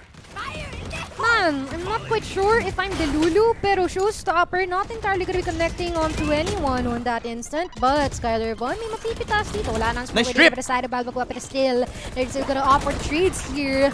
And yes, they've been able to put the spike down successfully onto this one. Sayang! Gonna be catching Rimuru! And eventually, it all boils down to just one more person remaining here. Dignified! They must have secured the Showstopper. And what a great retake for Balbacua. Napakabilis ng exchange talagang after makuha yung triple smoke down na counter just because of that one tripwire set up by Boogie. Na-surprise na agad dahil sa spam, kaya na-rely sila dun sa wingman para makapag-plant na agad ng spike. Hindi nakatuloy na ako ng space sa backside. Wala silang full security dun sa may U-Haul, kaya nakapush na agad from triple itong si Chase. And a nice ulti as well from Gabby Diz to secure that post-plant. A 2-3 scoreline for Balbacua. All they need to disrupt yung economy ng OSC so far. And it's looking pretty successful kasi tatlo lang yung may Vandal sa kanila. Scarvon relying on his Blade Storm. He can do wonderful things as the duelist, but can he work through this deficit? We'll find out. Jump peek out for Yanagi as well. He's down a little too worse for wear. Can updraft, dash in towards the U-Haul position, dodge away from tripwires, but that also means Natatakot ako sa position niya. that he has to ignore the movement error. Pushes in, dashes out, and Scalabon nasa loob lang ng cage, but Yanagi will get one in time. Gabby Diz, he uses the nade, a triple for Gabby Diz as well. The defense is looking on point so far, as it's all left up to disrupt, but a 4K for Gabby Diz. It is Balbacoa back on the board. A 3-3 para sa defense. Si bro ay sumabog. Hindi lang siya nagpasabog, pero sumabog din siya kasi nag-pop off siya at that round. Ba't ka tumatawa? Isa dyan tumatawa, pero there's gonna be 3 ultimates active here for Balbacoa, which is something that they can use anytime soon, but preferably not this round kasi puro sheriffs naman ang hawak natin from the side of OSC. Siguro kapag ka nakapatay sila ng dalawa, pwede na. Siguro kapag ka nakakuha sila ng ibang pickoffs, free Vandal upgrade, siguro para dito kay Disrupt. Sana. Sana nga naman kung makakuha sila ng advantage. But now they rely on a default position. Boogie hesitating to take a peek on, knowing that he's the solo anchor, and that's the reason why he had to hesitate. It would have been a good decision for him to keep holding the site, but his demons actually took over. 1 bullet is all it takes para makuha itong Prime Sentinel from Balbacoa, but now he's gone. But they have to put the sword out. They have to slice and dice them as much as possible, but for some reason, OSC is trying to even things out. Despite the loss of the guns, they secure the rifles for themselves. The trash actually activated here by Rimuru, finding one. Although someone is still at bats, they're gonna play this safe. Gabby with a 3K, a 1v1. No, Owen Cutie will be winning that duo. A thrifty round for Old Stinky Cat. Sheriff and Sheriff, time and time again. This is why you don't peek into showers without that much info. Nagulat si Boogie, and that would have been a lot of security on their site kung buhay pa ang Cypher nyo. Pero nilabanan nyo ang 1 versus 1s, tinaray nyo bigyan ng peaks. At nung nakakuha ng space si Gabby Diz, it was all for naught. Yung guns na meron, ang side ng Balbacoa, it is a 3-4 scoreline. A nice adjustment for Owen Cutie's calling. And now relied upon their first bloods. They build their money back up after a surprising thrifty round. They steal the guns away. But nevertheless, Balbacoa still have the 3 ults that they need. Owen Cutie still fiery hot from the last round. Oh, that's unfortunate. Every time Gabilis decides to take the operator out, it doesn't necessarily plays out in his favor. Yeah, but okay. Trying to even it out for Nagi, but unfortunately not the case. Neural Theft activated here. What about? Huh? Bawas. Bawas palalo in terms of the numbers. At maaaring madagdagan pa as the last person here is just gonna try and save. Itong Vandal niya, Daddy David is out. Natatawa ako kasi Chase yung pangalan niya, pero he's being chased right now. He's being chased right now by literally 2 people. One inside hookah, tapos itawa dun sa CT position. Bilong being held up by Chase himself, although again, just to analyze the round, it was a fast push needed out of OSC. Surprise the opposition. You all in control, tapos may showers kill. Sobrang pivotal na kinailangan pang, well, masecure yung operator sana kill. Pero I wonder if they're gonna keep thinking about that operator buy, kasi again, it was a risky one for that, and at least Chase will get some damage done, but at the end of the day, they will get 2 kills. Not bad. 2 kills, tapos wala na yung up sa kanila, so worth it pa ba ang 4,000 iniisip ko yung 4,000 credits na binila mo para sa operator? In exchange for just 2 kills that you gotten only 400 credits? 400, yeah, first 400 credits, yeah. I don't think that's like a win-win scenario, but I don't think that's worth it. it is what it is. Sabi nga Actually. nila. Actually. Oh, actually, What is it? if you think about it, they still get one man. Stop! The brain rot is consuming us. You're telling me the situation is Ohio for Squad? No! Because that's not very looks maxing for you. But someone's actually looks maxing than this one as Rimuru secures a kill here onto B-Link. Ang daing nag-TP, ang daing narinig. Oh my Tons God. of people also coming from He has ult, a he has ult. short. The ult, would it actually connect? No, it didn't! From the heavens above! Babagsakan kasabay nila! But still, buhay pa rin naman si Wild Curry dito, just trying to go and contest them. Although Disrupt is pretty low in terms of HP, not quite sure if Yanagi is well aware of where he is, but it is most likely a winning situation. A duel for Yanagi. But Owen Cutie, 72 HP, dahil pang Newton na pwede magamit dito, but on the attack, wala sa spike at wala kang magagawa kundi harapin. Yung tatlo na iwan dito from the side of Balbakwa, which is pretty low in terms of health. Talagang pinifree fire na lang si Lodi Kicks mo. And that is another round for BC. 4-5 for Balbacoa. A good adjustment for them this time around. OSC relied upon their util. And remember that good dizzy from that A-short position. It wasn't enough to deter them. Talagang tamang push lamang na naman ang BC. Habang na-clear nila agad yung U-Haul. Habang napatay nila agad yung Windman na magpo-push na sana agad ng spike down. And remember, that was the ulti from Gabby Diz that would have actually made so much more damage earlier on. True. Pero kahit nag-miss siya, the fact that they were all holed up on showers and didn't have any presence at all dun sa A-short just meant that they only needed to look at one corner. They didn't even need to think about anything else. 4-5. OSC have the two ults. The Thrash used up.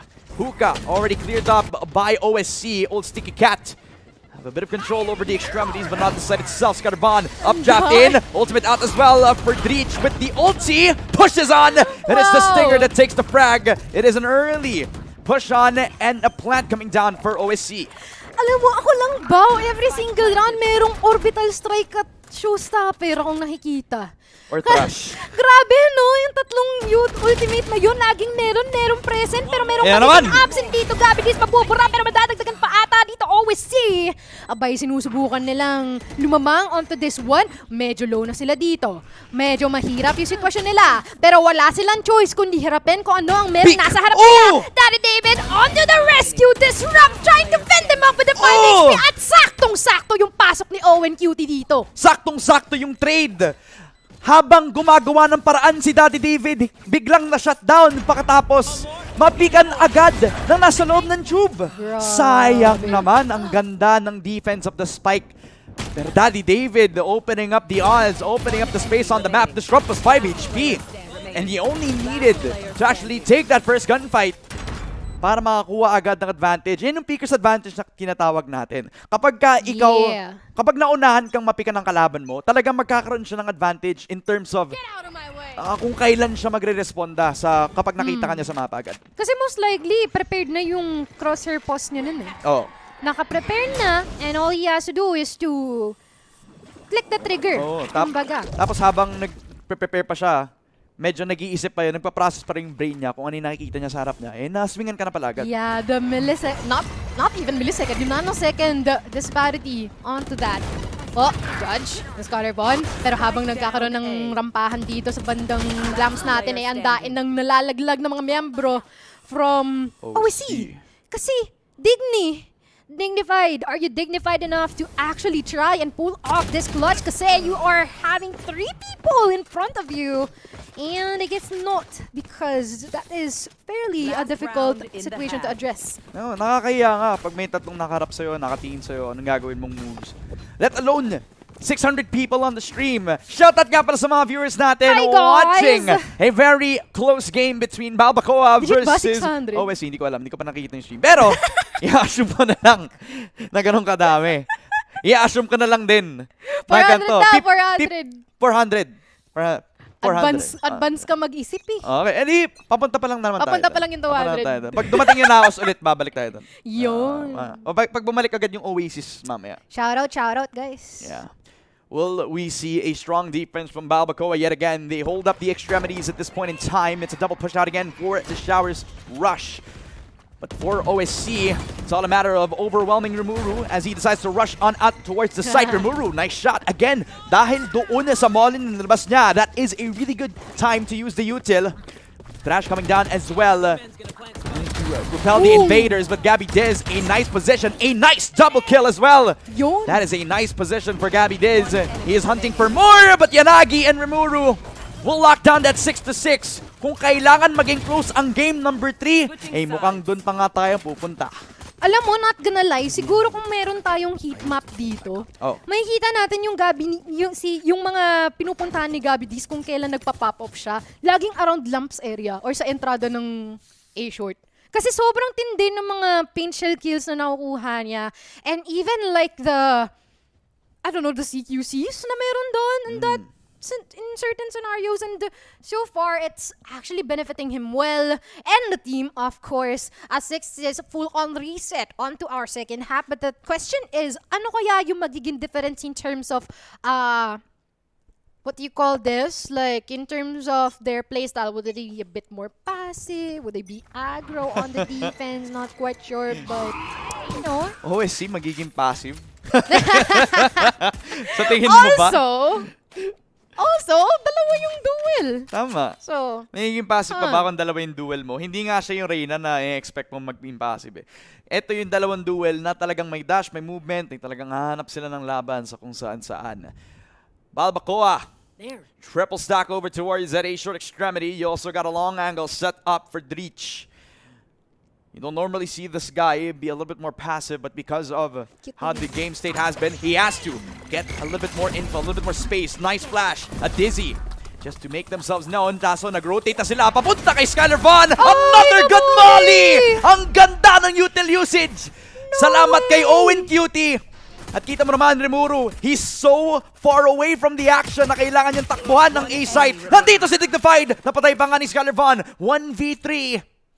At nakita nga nila si Rimuru kanina. He is gonna be so alone in this conquest. He has to fight against a crossfire, as well as the long angle set up with the dash. The Dizzy. It must be enough to deter his position.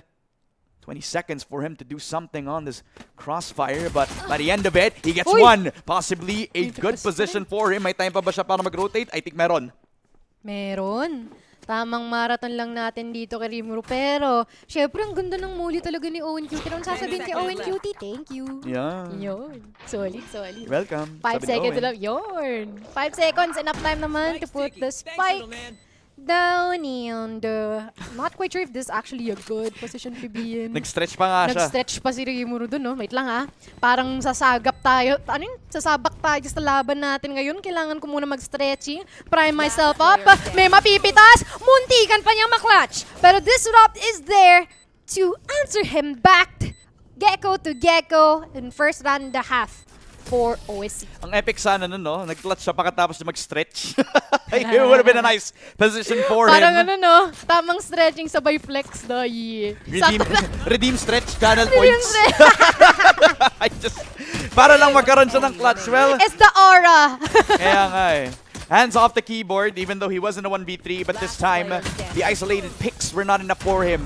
And Disrupt had the health advantage as well, kasi pagkatapos na mag-wide pick, kahit napatay niya yung isa, medyo nagkaroon na siya ng konting tags, konting bullets. Oh, I think they are gonna force. It's a full by force for the side of BC. Balbacoa deciding that round was supposed to be ours. I think this is a time for them to shine. OSC, they also have a full buy of their own, full of Spectres, a few Sheriffs here in hand. Pero remember, the Stingers can do a lot of damage long range kapag ka na-control nila yung shots. True. By the way guys, share ko lang, sabi ni Tens, wag daw kayo mag-ADS sa Stinger. As much as possible, just control the shots. Pero Skylar Vaughn, dahil na may Stinger kayo, wala yung kwenta sa akin kasi nakabandal ako. Nakaapat pa si kumpare mo at meron pang isang naiiwan. Nag-audition ang Balbacoa Cast Enjoyer. Paano gagawin mo dyan? Magkakrabo ka pa. Hindi ka makakapag-pre Amy pick dahil si Skylar Bon lang naman na makaka-ace in this round. All Stinky Cat. Ba't ngayon nilang nilagay sa jet to? Oo nga eh, ba't siya naka-cyper? Ba't siya naka-utility player? Ba't kanina? Parang ngayon lang natin nakita siya mag-jet. At ngayon lang siya nagkaroon ng confidence to rise up to the occasion. This guy is the young demon that is on OSC. Wow. Showed up when they need him. And syempre, ace yan on the eco round, pero that has to feel so good. Kasi remember, hindi sila nag-eco, nag-force buy ang Balbacoa. Ngayon na natalo sila sa round na to, they have to force a little bit of a low buy this time around. A slow creep up, Sheriffs across the board. Double peek on to call from Owen Cutie, and well, hindi niya kailangan mag-peek. Alam nilang naka-Sheriff, alam nilang papasok sila. Medyo mapapasit sit down and be humble tong si Balbacua after that moment. Pero si Skylar Von tuloy-tuloy lang. Just raining upon our members here from BC. Pero wala silang magagawa dito kundi umatras ng bahagya and try a different approach. But the question is if that approach will actually materialize, especially na nag-force sila kanina. Tama. It didn't work. They're on Sheriffs right now. Kahit na magkakadikit sila dito, the rest of the people here from OSC will just have the most or their time of day in just waiting for them to step into the site. Skylar Von, he's gonna get tested. That's 3 people crunch onto you. Doon sa hookah side, they're waiting on the call from the Dizzy by Rimuru para makapasok without any sort of hesitation. Skylar Von, he could not get the kill dito kay Daddy David, so Chase has done his job. At since nag-flank din tong si Owen Cutie, alam na nila kung saan siya manggagaling. So it's now a 4v3. A Vandal upgrade in hand on the side of Balbacoa. I'm going to be expecting Rimuru to actually keep that up for himself. He peeks on and he gets one. That's the equalization that they're looking for. Another shot again from Chase. They're pushing on. The Spectre could not do the work, but Dignified. He's also affected by the thrash. Detained within the odds. He's 7-8 for Balbacoa. It was their eco round, but they got it anyway. Si bro ay nakuryente. And they've been grounded after that. Not him, but also the team. Kasi, tiro mo Skylar Von is like one of their new people here, right? He is the newest person. Like, the newest person, to say the least. I mean, 1912? My and then God. having like segregated duels, acting like he's on range, securing the bots, no? Just prepping off. Super, super cool to see. But, not gonna lie, this is quite of a close matchup still. 7-8 yung scoreline natin. And it doesn't feel like that at all. Medyo na-save pa nga ng heroics ng Balbacoa na yun dahil if you remember, that was a very low buy. Sa kanilang previous round, it would have been a lot worse. Yeah, super cheeky. Kung hindi nangyari yung round na yun, kung hindi nakapag-heroics si Rimuru, only taking down agad ng si Skylar Von before, and now, primed up to take the heaven spot. Hindi ko alam kung anong weapon na meron siya. Naka-up ba to? Naka-vandal ba to? Malalaman natin mamaya. May B-long control. Agad ang Balbacoa contesting against the setup of Dignified, who decides to relegate himself doon sa may CT side. Gabby Diz has opened up the space and called upon the troops to take the plant on towards that B side. A 5v5 retake, no orbital strike, no smoke, nothing. Except yung flank agad ni Boogie. Nakita din to si Owen Cutie kanina ka pa nagpa-plank at ayun, kumulit ka, pinatay ka ni Boogie dito. Pero ngayon, Tama ka ni Josh. Gabby Diz on the elbow pass, possibly taking someone down. Never mind, at least nandyan to the rescue yung mga kasama niya as they try to make this work out with the last person disrupt onto this one with no step further onto that elbow. Rimuru will be taking him out. Literally no hesitancy anymore kasi they now have full confidence to walk up towards B-long since they don't have a Sky. They don't have to worry about an early flash. And the only flash that they have to watch out for is literally itong Gecko. Madaling isira, madaling tingnan, madaling mahanap ng butas, 'di ba? So kung pupunta sila ng B-long, madalian lang na maka-counter yung push. Makuha agad yung entry on towards B after finding out the Cypher is gonna be one flash was enough for them to deter the problem that is Dignified now. 8-8. Mukhang equalized na agad. Malbacoa striking back. Skyler Bond tries to peek on, but Yanagi, sharp as ever. The controller is showing them who's boss. And well, na-demote agad si OSC to the 4 versus 5. They rush on towards the B side, knowing that this has been the home of Dignified, but a lot of trips. Scattering the push shot as Dignified gets another. That's a classic in hand. He has to run away towards safety. Pinapasok na siya ni Gadvidiz. 20 HP. More than enough for him to take him down. Bro does not care. Kung pistols lang ang hawak niya, then all the more merrier for me to secure the space that I can. And it is OSC trying to struggle out and hopefully make it possible for them to win this round despite of the difficulties in terms of util and loadouts. And guess what? That is not gonna happen on the watch of Daddy David and Rimuru. And this is now a 9-8. And Babakwa. Oh. Grabe yung sagutan ng dalawa. Kaya nga eh. Sinagutan na agad ng scan. Dignified knew that he didn't have the better weaponry, so kind of relying upon the trips. And well, the trips actually had a bit of value. Because in that situation, he didn't have the best gun to contest against a 5-man push. What if he just concealed himself inside the smoke? Just wait for them to come to him. He got one off of his classic, but after that, the better guns prevailed anyway. Kasi yun lang yung nag-iisang tripwire na mismong nagkaroon ng effect sa kanila. After mawala yung tripwire, wala na silang takot para ma-plant na agad yung spike ulit. Balbacoa. 9th round win to start off again their campaign. A lead against OSC. When this next round, it's going to be one heck of a story to get a 10-8. Boogie's going to be very happy to get one up. Against itong si Owen Cutie. Nightfall out as well. So B-side looking pretty much the strat para sa kanila as Dignified. He reconvenes again. Puts up the cage. Kita na yung scan at nakatatlo pa nga! Dignified! Looking really good dito sa defense on B. 2 versus 5.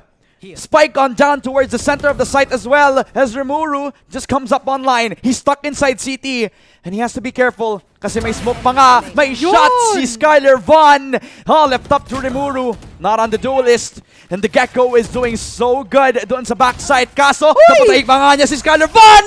Okay. But Wardell Curry will equalize the numbers 9-9. Akala ko mapaparimuro Tempest moment na naman siya dun. Pero, imagine, every single person Dignified lays eyes upon, or not even, just by free firing, literally, is gonna actually connect at the best position possible before they even set their foot onto site. Hindi na nangyari. Hindi na hinayaan. One tap yun. One tap pa rin yung One tap pa yung last kill. Tindi ni Rimuru. Tindi si Wendell Curry. Wendell Curry? Ayun! Wendell Curry? Sino si Wendell Pati Curry? na lang kasing ano. Si Wendell Ramos, si Curry. Hold on! Showstopper actually connecting kay Yanagi. This is Wardell Curry at his finest. Ba't di kasi Dri? Oo nga eh. Napahirapan natin sarili Kaya nga natin. eh. Sino ba si Wendell Curry? Hello, Wendell. Wendell Ramos na mukhang Curry. Shoutout kay Wendell kung may Wendell man dyan na nanonood. Kaya nga eh. Na-shoutout natin for free eh, no? Oh, for free. Operator? Nakita barrel. Pinaatras. Na-prowler. Meron pang nanganalagas. Meron pang 4 dito. Pero from the air, he's gonna be shot down. Parang nagdaduck hunting lang si Skyler Bond, pero pansamansaglitan ay makukuha siya dito ni Daddy David Owen Cutie here dito sa ating Lamps area. Nakatapatan sila. Not in the best area to put your crosshair in. And he's gonna get those 2 people on Lamps na dapat fully guarded but nullified by Owen Cutie. What is the timing? What are these heroics from OSC? First, it was Wardell Curry with a showstopper out of nowhere. Tapos, yung flick ni Skyler Von. If meron lang tayong replay na sobrang slow-mo, talagang ang ganda ng shot na dito. Tapos si Owen Cutie pa. Nung pumasok siya sa lamps, 1/4 of a second too late, he would have been scanned because of the tripwire. Pero nung sumikot siya doon sa elbow, literal, na natimingan niya yung dalawa. After mapatay yung isa doon sa U-Haul, biglang nag-pick yung isa na double kill pa nga. Bro reminds me of that dude from Olympics. For some reason, no? It's just so simple, pero ang linis ng pagkaka-clear na doon, the off, the flick, it's just super, super clean. But showstopper na naman! Panginoon, showstopper na to! Gabi! Plan pa nga pa rin ni Wingman. A little too late on the nose. A 5 versus 5 retake looking to strike back against BC, but Rimuru, he peeks onto 3. Multiple kills for Rimuru. Activated na agad ang Gecko. But Skylar Vaughn, his shots are hitting. Possibly could be enough for them. Ang kaso, 3 versus 4. Orbital Strike also invested. Could be used in this matchup. Remember, they have a numbers advantage. Papasok pa rin to si Fugi. At mukhang na-deny pa nga. Yanagi gets a double kill. Right after gamitin yung Orbital Strike, patapos din i-deny ang Wingman. Literally, all they needed was guns blazing. 10-10. Balbacoa striking back against OSC. They played for time and as much as possible, tried to deny them of the 24 kills on Skylar Vaughn. spike. And si bro ay antindi. Absolutely. Antindi ni bro. Si bro na dating tier 2 farmer, ngayon ay nasa Predator League, just showing these guys how it's done. Oh, these two guys are so underrated if they play at this type of caliber. This Skylar Vaughn tsaka si Rimuru. Yeah nga eh. They're crazy. Somebody picked them up. Somebody.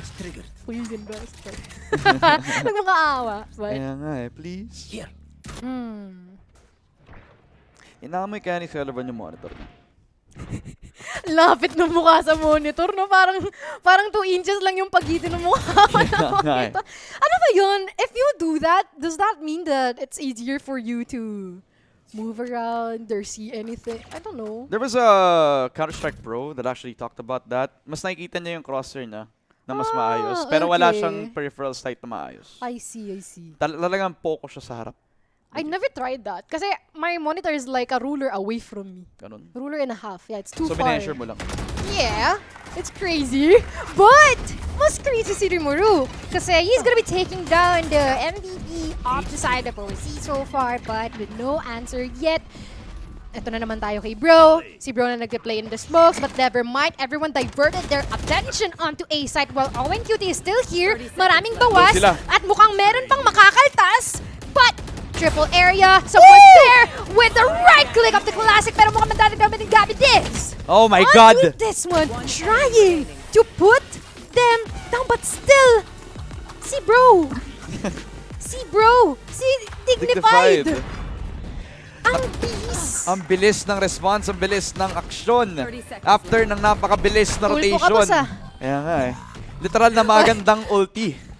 Grabe si Bossing. Kamusta ang buhay-buhay? Ang close ng laro natin. Talagang nagkitaan pa ang dalawang trash para lang mag-exchange. Kaso mas maganda yung trash all the way from heaven dahil talagang sama-sama lang sila dun sa may showers position na molly pa nga agad ni Owen Cutie. Kaya low on HP yung iba doon sa Balbacoa. Could not get themselves any sort of space doon sa may triple position. 10-11 scoreline on the side of OSC. Good retake scenario from the previous round now. Heavily investing into that double hookah setup. Sobrang free ng bilang para sa kanila. Have to be careful about their backs. Kaso literal, yung bilong napaka-free lang. Tira mo, nagko-contact play lamang dito! At yun lamang, Skylar Vaughn peeks onto 2. Expected na agad ni Gabby Diz, but disrupt. TP's on. They take care of the flank watch. They get themselves a 4v4, a winnable position, but Daddy David will make this a little bit more interesting. This is going to be interesting indeed. Now, ball down 3v3. We are yet to witness if there is going to be a possible defuse. Heading onto this one, kompleto pa naman yung utility dito, the disrupt that they can actually throw anytime possible, no? Playing for the post plant, but Rimuru, masyadong matalim. And he is gonna be scoring someone. And now, 2 more people. Gabby Diz! Magkalayo sila sa isa't isa. Not the best case situation for them to be caught up in. And it's an 11-11. Make a wish. Sino ang bias mo dito sa seryeng ito? Balbakwa or Old Stinky Cat? At ang Balbacoa, bumabawi ng bumabawi sa kung kailan nagkakaroon na ng leg up ang OSC. A nice attempt out from the double push. Doon sa may bilang, ang problema nga lang, disrupt. A little too late on the dizzy call. At nakapag-pick na agad si Wardell Curry. Dreach could not handle the pressure given to him by Gabby Diz. Could not clear his corner a little bit too efficiently. Would have been a little bit more different kung nandun yung timing nga naman, di ba? Skylar Vaughn, that is the Bladestorm online. That is one of the pivotal ultis that they're looking out for kasi mixed by ang meron sa kanila. Gabby Diz peeks on, gets a knife to his head. A second from Skylar Vaughn. A 3K from the assassin himself. And what a time to come alive for Skylar Vaughn. A lot of numbers set up for this young player on OSC. Ang audition na hindi mo inaakala. Dalawa pa. May dalawa pa. Everyone already put their attention here at this site. And even a facial kill from Dritch. A thrifty run from All Stinky Cat. Kanina pa nakaka-thrifty tong team na to. My goodness. 3 Bladestorm kills, a dash out for Skylar Vaughn. Grabe. He had the confidence, the gall para makapag-pick ulit. Hanapin yung ace sana pero ang nakuha niya ay match point. OSC. This guy is the newest player on the roster and he's putting up numbers like crazy. 27 kills. At the switch of the duelist role, talagang sinabi natin na kailangan ng change. Mukhang ito ang pinakamagandang pagbabago para sa OSC. Ngayon nagbago ang switch nila ngayon. Wardell Curry trying to make some space over to the Showers position. Gabby Diz inside the U-Haul side. Trying to plant the spike as well. They're going to be successful, but at the end of the day, it's a 5v5 retake.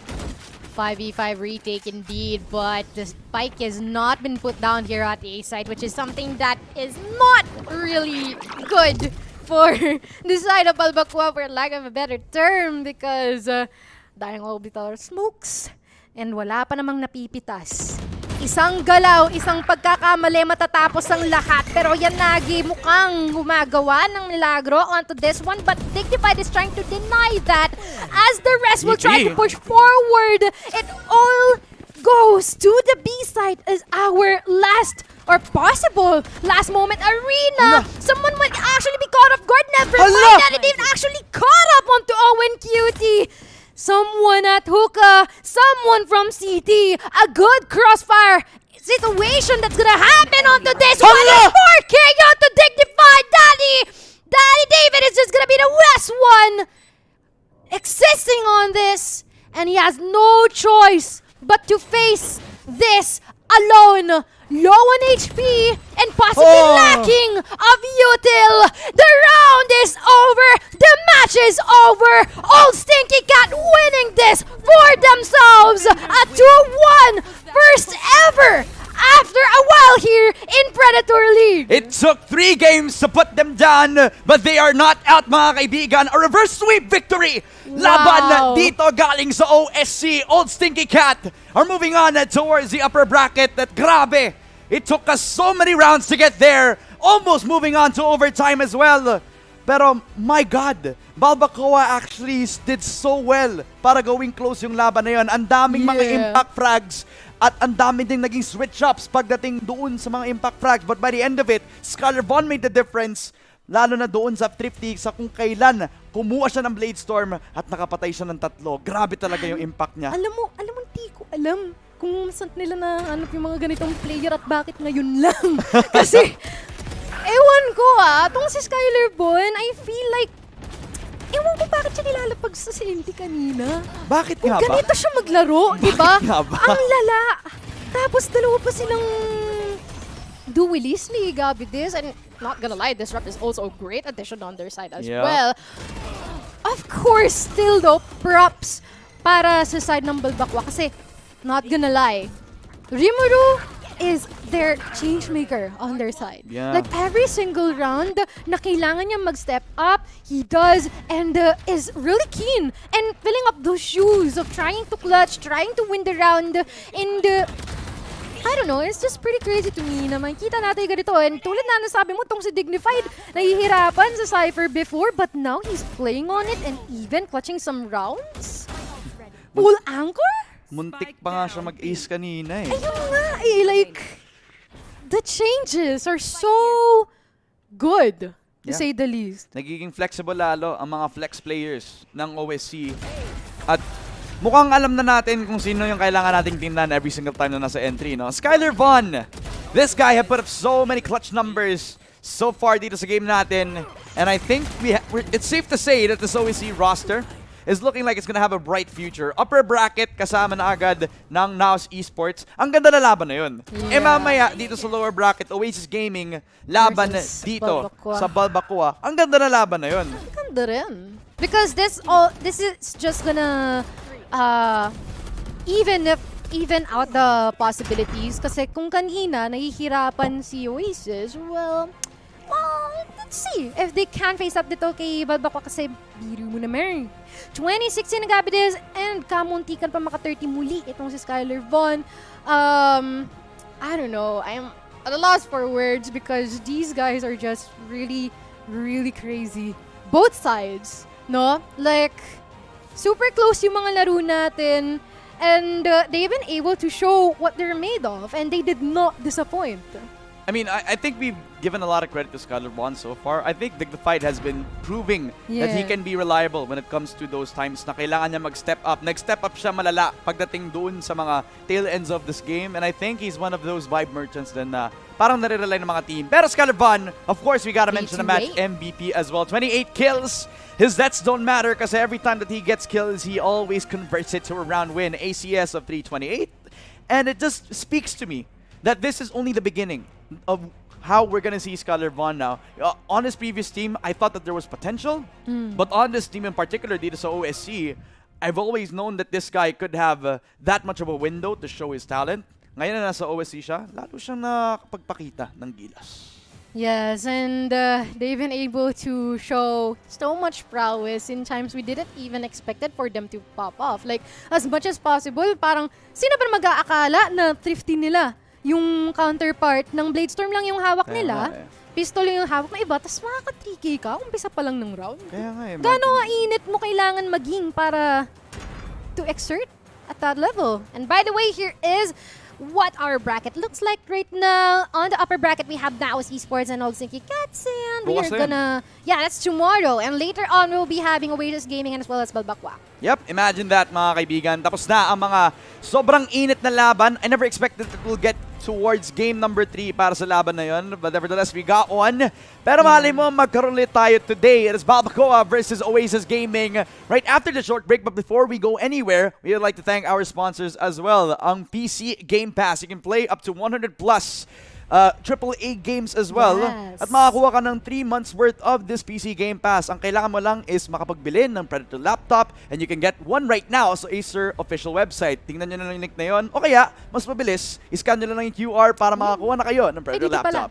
Ayan, sa kabila. So, if nag-iantay kayo ng sign para mabudol, this is your sign. And Christmas na. while we're at it, we are gonna be back for a quick short break. Once again, Mochi and Ramon, we will see you guys later for Oasis versus Balbacoa.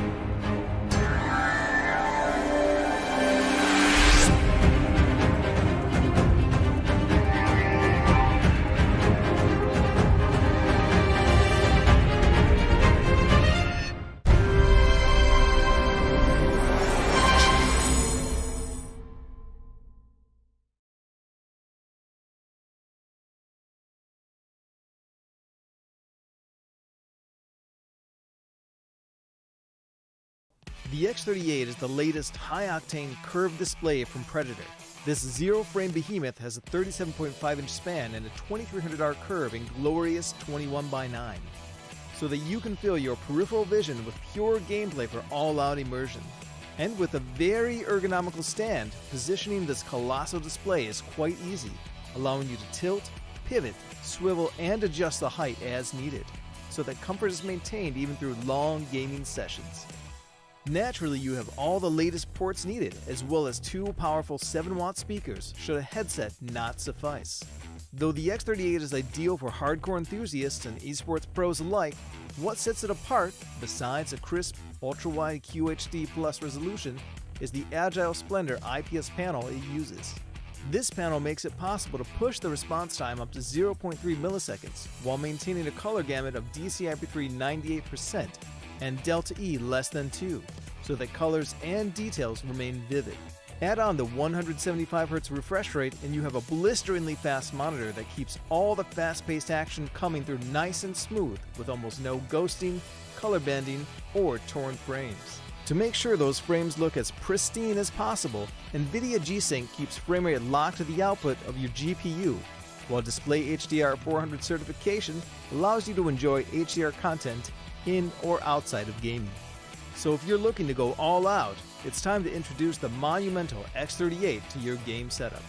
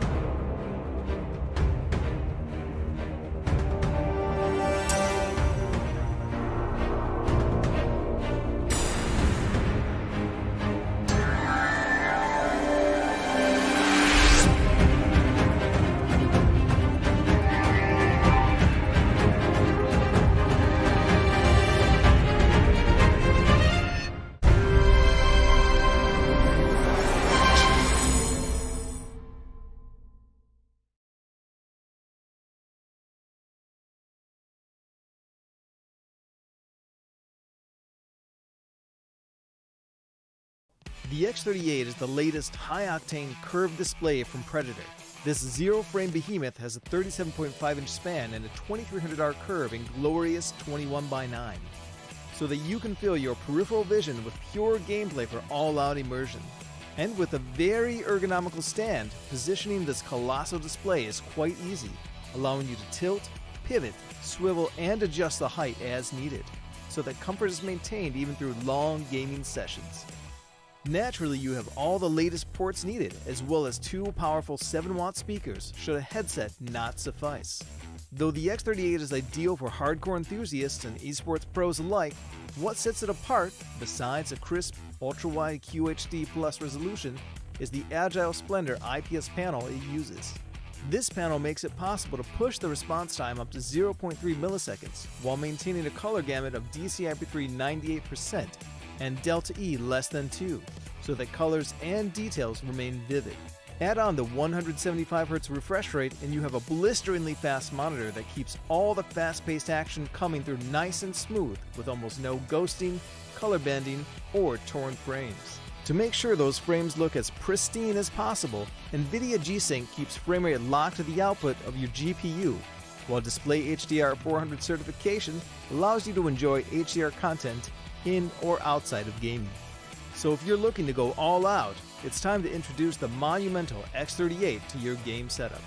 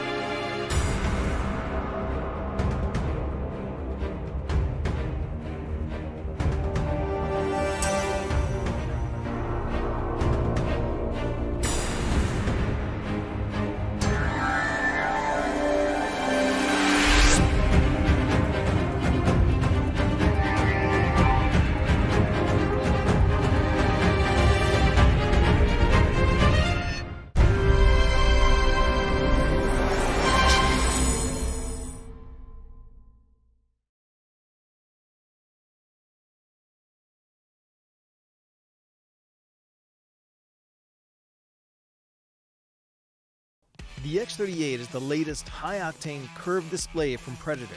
This zero-frame behemoth has a 37.5-inch span and a 2300R curve in glorious 21:9, so that you can feel your peripheral vision with pure gameplay for all-out immersion.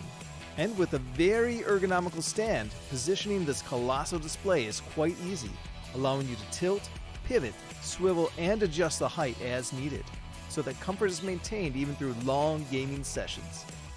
Naturally, you have all the latest ports needed, as well as 2 powerful 7-watt speakers should a headset not suffice.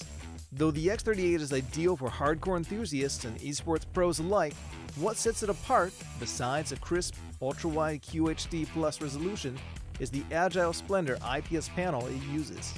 This panel makes it possible to push the response time up to 0.3 milliseconds while maintaining a color gamut of DCI-P3 98% and Delta E less than 2, so that colors and details remain vivid. Add on the 175Hz refresh rate and you have a blisteringly fast monitor that keeps all the fast-paced action coming through nice and smooth with almost no ghosting, color bending, or torn frames. To make sure those frames look as pristine as possible, NVIDIA G-Sync keeps frame rate locked to the output of your GPU, while Display HDR 400 certification allows you to enjoy HDR content in or outside of gaming. So if you're looking to go all out, it's time to introduce the monumental X38 to your game setup.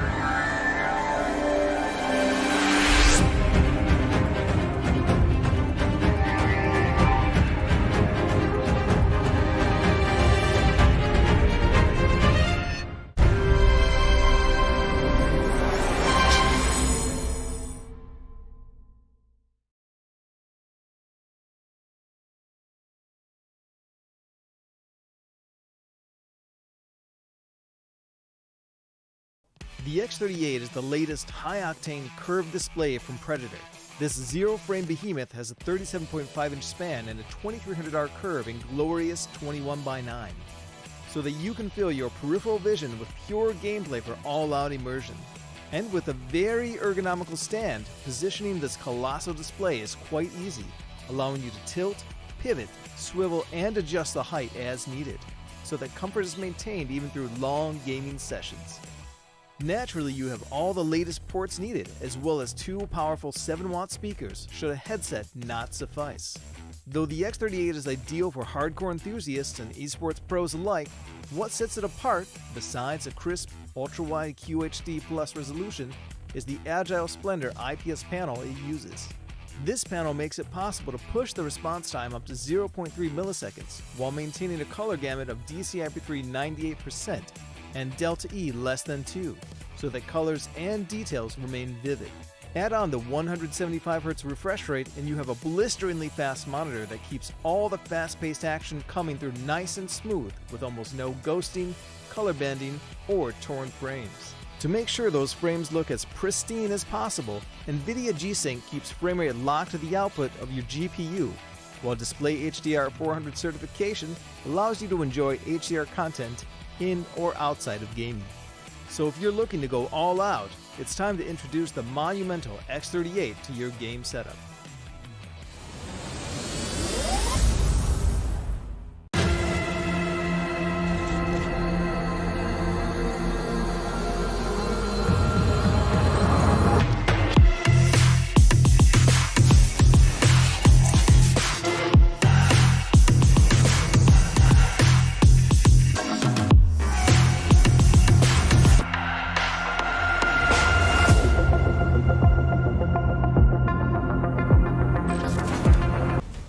Welcome back, everyone. This is still Predator League Philippine Qualifier Stage 3. This is the group stage, and we already had 2 banger series.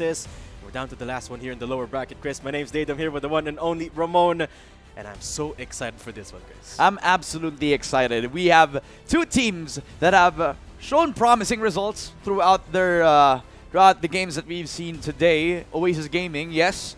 It's not a pretty promising performance from them, but by the end of the day, they are a new roster. Kaya maraming time para mag-adjust. Since nasa upper bracket sila, they also faced up against the top 1-rated Filipino team that is in Naos Esports. And let's just say I'm not really too comfortably surprised na yun yung naging resulta. Although they did get a run for their money by the tail end of it, it's a little too late for their show. But for Balbacoa, it is a time for redemption on their story. They were this close into actually getting themselves the win. Kaso nga lang, Skylar Vaughn actually made a mess of things. Kaya hindi sila nakapasok dun sa upper bracket. So, let's take a look at the map Vito selection. It is Oasis Gaming picking up that Lotus map. They start on the defensive side. And historically, might I add you, yan ang isa mga pinamalakas na map ng Oasis Gaming. Pero, masabi ko ngayon, sinabi ko din na malakas din ang bind nila. Ano nangyari? Wala. Well, you have to consider bago yung roster na. Kaya From the original 5, it's literally just Marquee left from the original roster. No, so Oasis, I absolutely see this as a roster that's brimming with talent, brimming with experience, but it's also ripe, right? It's still fresh. It's still trying to pick up the pieces from where they came from. And they're still trying to figure things out, as we saw in that El Clasico matchup. It wasn't, it wasn't very much like what we were used to, the Oasis and Naos matchup. It's Oasis still trying to figure things out, and Naos just looking absolutely impeccable in those 2 matches. But here we go. We got the last 3 maps of the day here. Oasis on Lotus. But let me ask you this, Chris. Okay. Balbacua, a roster previously SR Nakage, right? But this is a roster that is still somewhat in that sort of field of Asphodel level, right? You still don't know what level they're currently performing at when it comes to the hierarchy of teams. Going up against this new Oasis roster, let me ask you, do you think there's going to be a close one? I think it is going to be a close one, Dayton. Both of these teams seemingly showing off a bit of a vibe check from before. Different results, pero ngayon may second chance at life na sila dahil sa double elims bracket natin ngayon. I think Oasis Gaming still have a chance in this, even though they didn't have that much of a bright game kanina. I think they still have the time to perform. I think I think kumuha na din sila ng time para mag-VOD review, nakapag-lunch na din sila siguro, nakapag-reset na ng mental. Yung iba natin mga players on the Oasis Gaming roster, I'm sure that Rak has been watching the games, giving a bit of a pep talk para sa ating mga players natin in Oasis Gaming. Well, for Balbacoa, it was as easy as resetting in a matter of 30 minutes para lang makapasok. Yeah. So, you know, that's a thing to consider. Yung time na binigyan natin for both of these teams. Oasis Gaming had a bit of a break.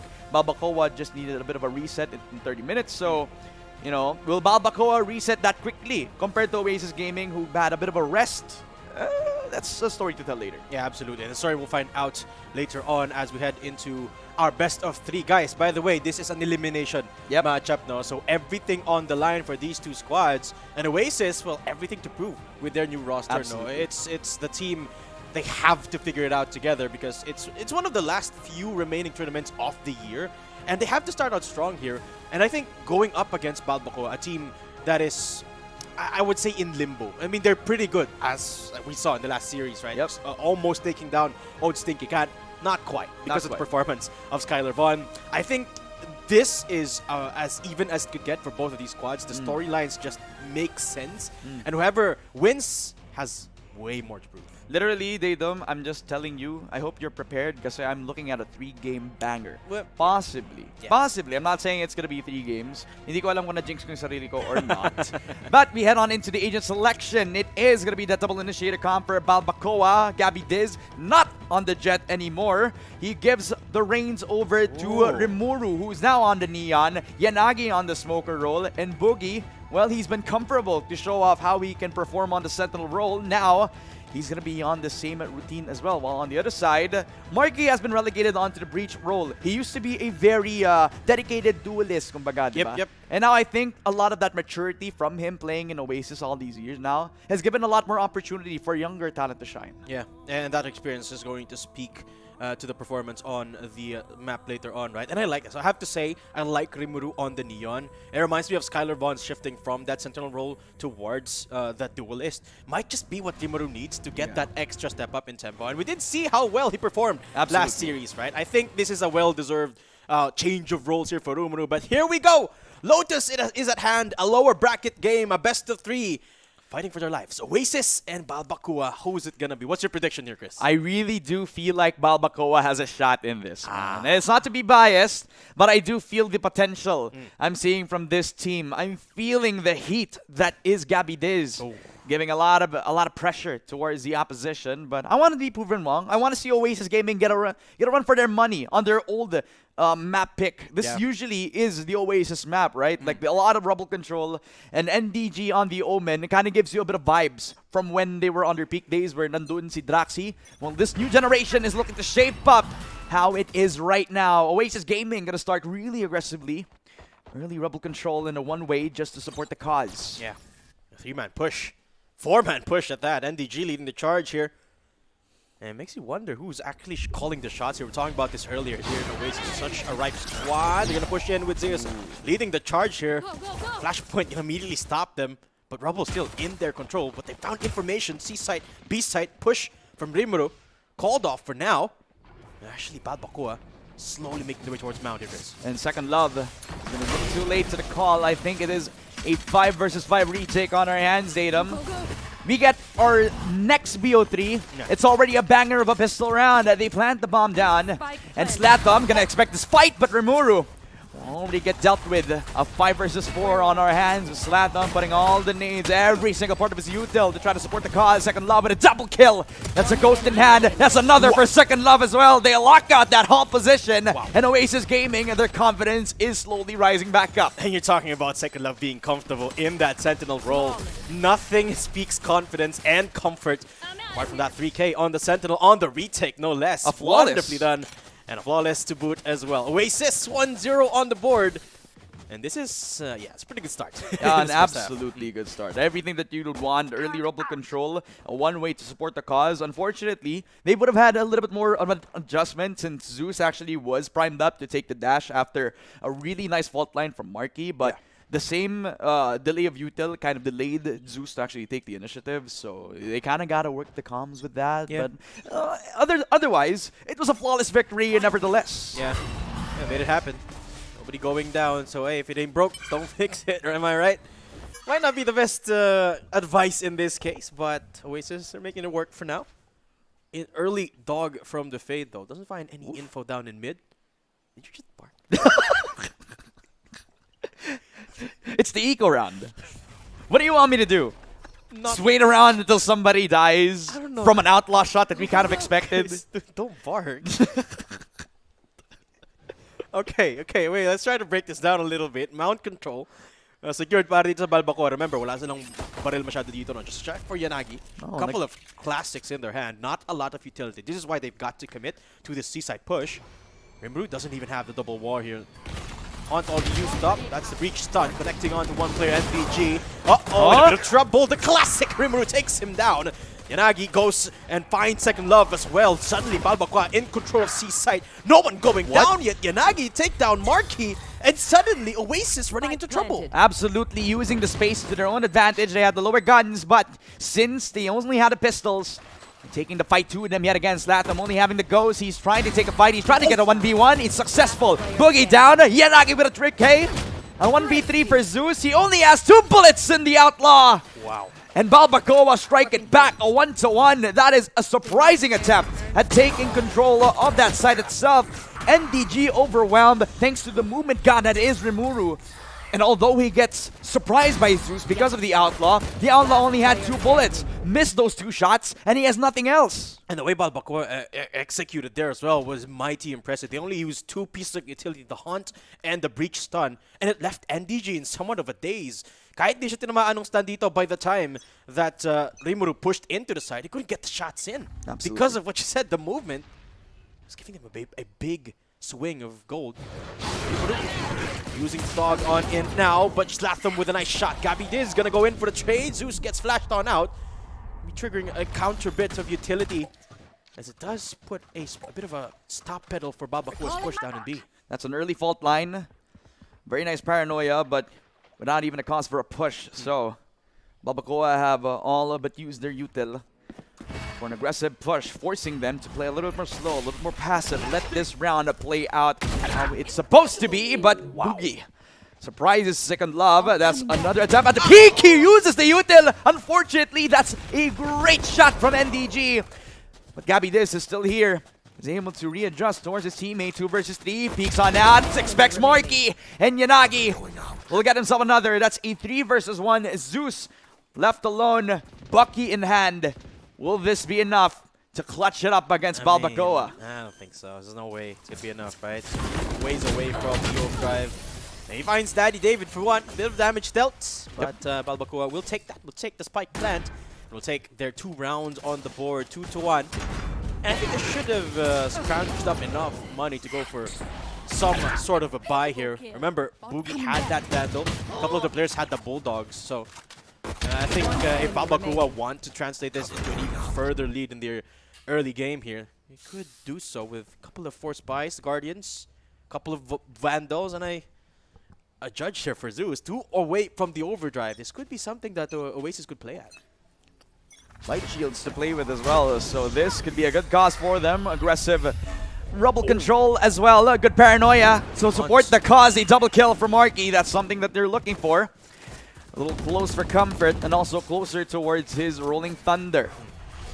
Nice little hot lineup there from Slatham, actually. Catching all the players of Balbacoa and giving them a couple of kills. That's the biggest piece of util to give them that rubble control. And a quick pivot towards the B side. I like the decisiveness here from Oasis. Ooh. Doesn't spot anyone with the Fade Dog though, so they're gonna pivot back towards A. I'm not sure if that's the best idea here, Chris. Yeah, exactly. That Prowler, not even revealing anybody, not even making a noise. It's making sure that it will be BC playing the numbers game, playing with their mind games. However, again, you look back on the man count advantage, BC are relying on scraps, relying on the mistake to be made for Oasis. They rotate back on towards that rubble control and NDG on a position that is least expected. On top of rubble, Gabby Diz, he will get one, but NDG is here. He peeks on towards Gabby Diz, and the IGL is down 2v4. 30 seconds left. NDG is taking this cautiously. After a nice shot over to the mount side, they decide to rotate on around, but they're playing in towards the Killjoy setup. That is not the best case scenario for them. Oh, Zeus. Still has a judge though, so could be a deadly setup after all. Spotted. Doesn't connect. But David finds second love here. That's a killjoy down. Cast Enjoyer Boogie. Need to catch Zeus off guard, but he doesn't. Zeus with a judge. Finds for one. No time. But that's it. No time to plant for Daddy David. So that's going to be the round for Oasis. Nice job for them.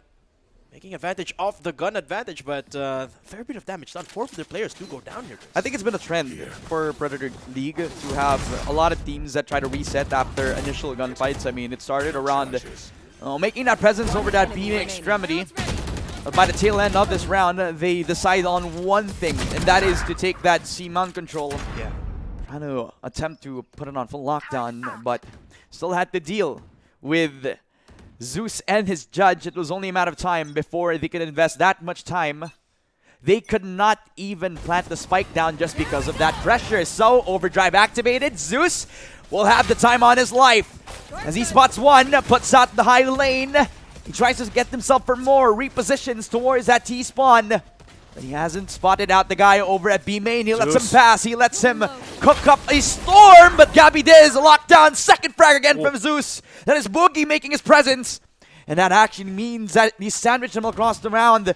They have to be careful about their flank. They're so far deep behind. Daddy David finds a couple. Zeus finally going down with the overdrive. And David decides to use his ulti before going down. He's 1 HP left. A bold play. Daddy David hopes to make the most out of it. Oh! Slatham denies that play. Gets to 3K and a third round for Oasis. And Slatham 999 with that 3K initializes what could have been a really good round on the side of Balbacoa. But now, Oasis crawling in the depths.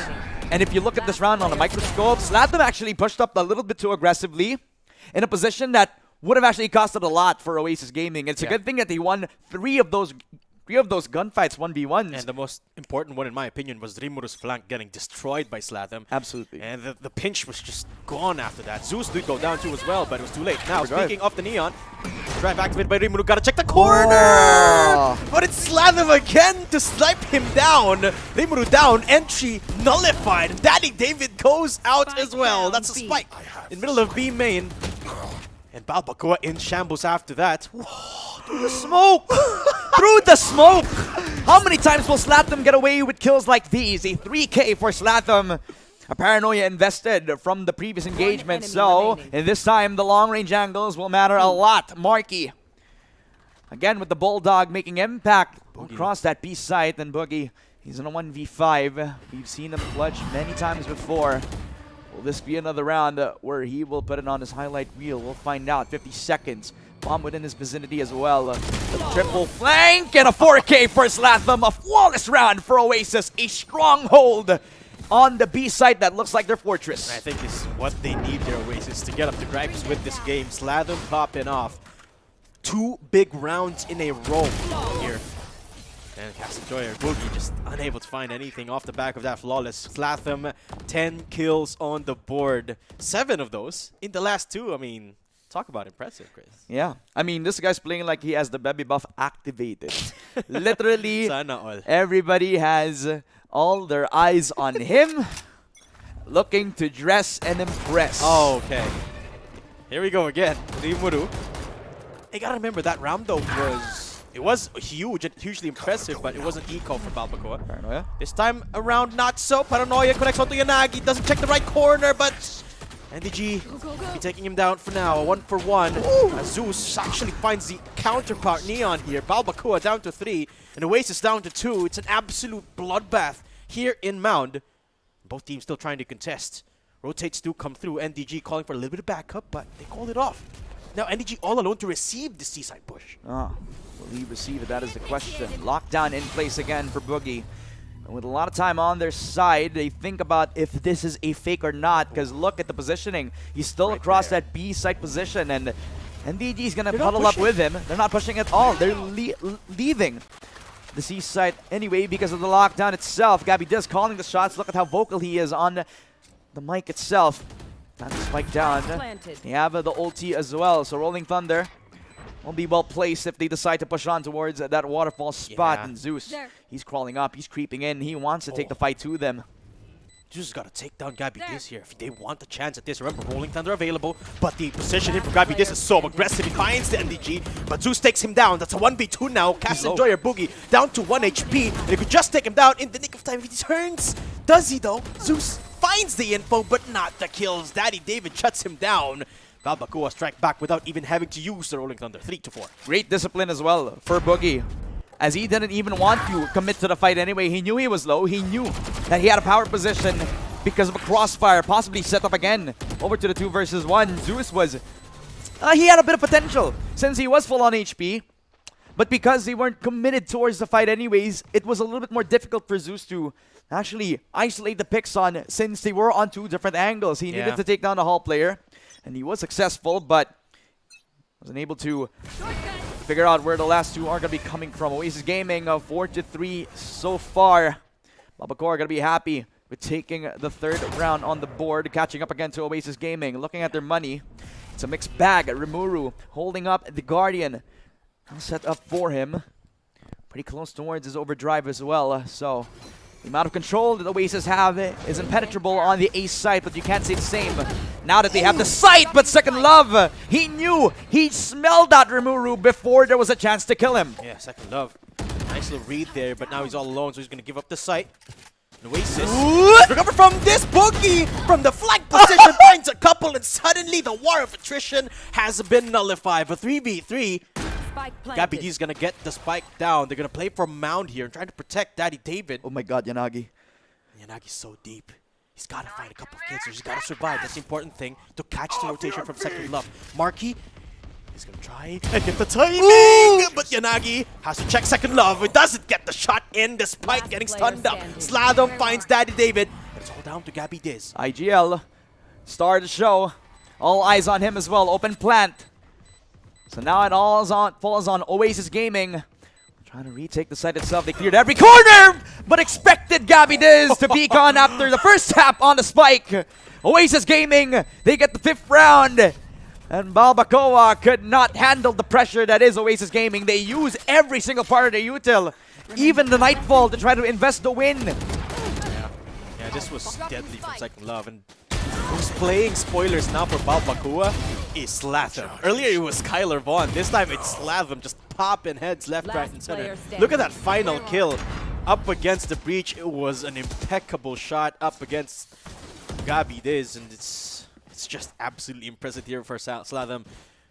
Pause happening here. We did see Daddy David having connectivity issues, so I will try to fix that up. Let's try and break down this game a little bit here, Chris. Yep. What a performance so far from Oasis, right? Slatham has been the difference maker. Yeah, he's been the difference maker all throughout the day, man. Yeah, I mean, even on his Sova, every time he picks up a scan agent, he will always have some impact. He has the aim of an entry duelist. Of course.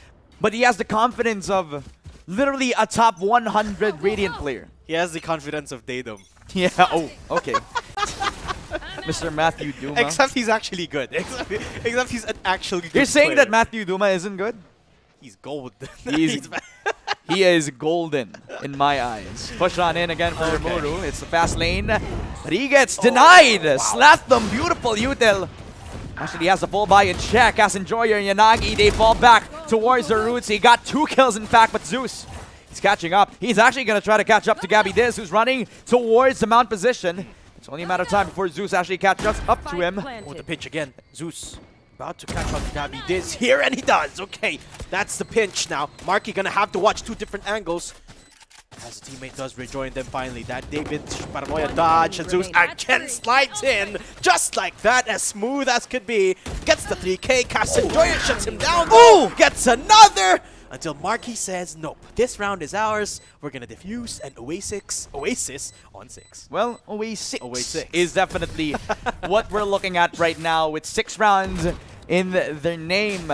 They also have the ultis to actually contest up against them, and this is thanks to the aggressive duels that has been forced onto them. Remember, this was an opportunity for the side of Valbakua to actually gain the space for them. They overly aggress. The push onto Slatham, unnecessary, but something that they have decided to do. This did not bear fruit at all. So close for Boogie to actually get the 4K. Had full composure to hold that B-long extremity, but by the end of it, Oasis Gaming still coming up with the spoils. 4 ultimates online for the defensive side. Almost looking like their former selves with newer faces on the roster. I was about to say that same thing. This is classic Oasis aggression, right? Earlier, or in the earlier iterations of the roster, it was Mark leading the charge. This time it's Zeus. He's taking on that duelist mantle. Contesting this time Rubble. Rimuru all alone somehow. Still finds NDG. Daddy David, it's a war zone. As Rolling picks up Thunder. a couple. Rolling Thunder just to push them back of Rubble. And Marky, the old duelist, holding the line now. To the last 2 players of Balbacoa here, Chris. Jesus. I mean, this is a good way to actually counter up a really strong push out from Balbacoa. 1 pivotal ulti from Marky was all that they needed to halt any sort of aggressive attempts now. As Balbacoa try to reconsider Kaz Enjoyer.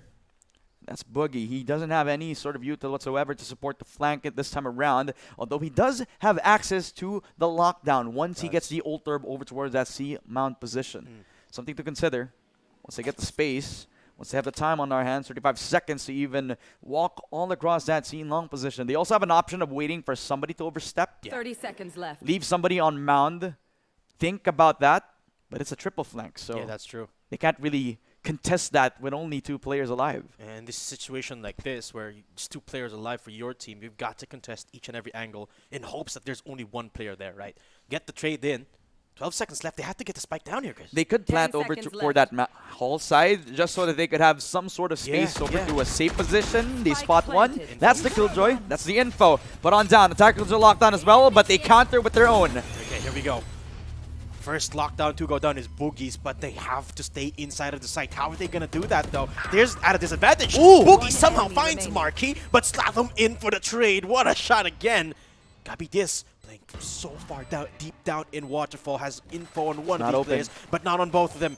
Diffuse gonna be tapped by Slatham, and Second Love Wall holding bang? down the line. Gabi Dis got to hurry up at this player point. standing. Finds Slatham. But now it's a 1v1. It's Second Love. He's such a good Imagine clutch. trying Gabi to Dis hide think down to right 50 now. HP. And he's still going to try and push up against him. Tower is not going to be used up. The turret's not needed because Gabi Dis will clutch it up with 9 HP to boot. Balbacoa back on the board, 4-6. I started to doubt because Gabi this was a little too late on that wall bang, but as he hit it, I knew that this guy had it any single day of the week. I mean, literally, by the skin of his teeth, almost actually losing out on that opportunity. Second Love, he was hesitating to full stick on the defuse just because of the threat that he could have been wall banged, he could have been pushed on. And that was just the play. That was just the pressure being held up by the IGL on the side of Balbacoa. I mean, coming up clutch in that scenario.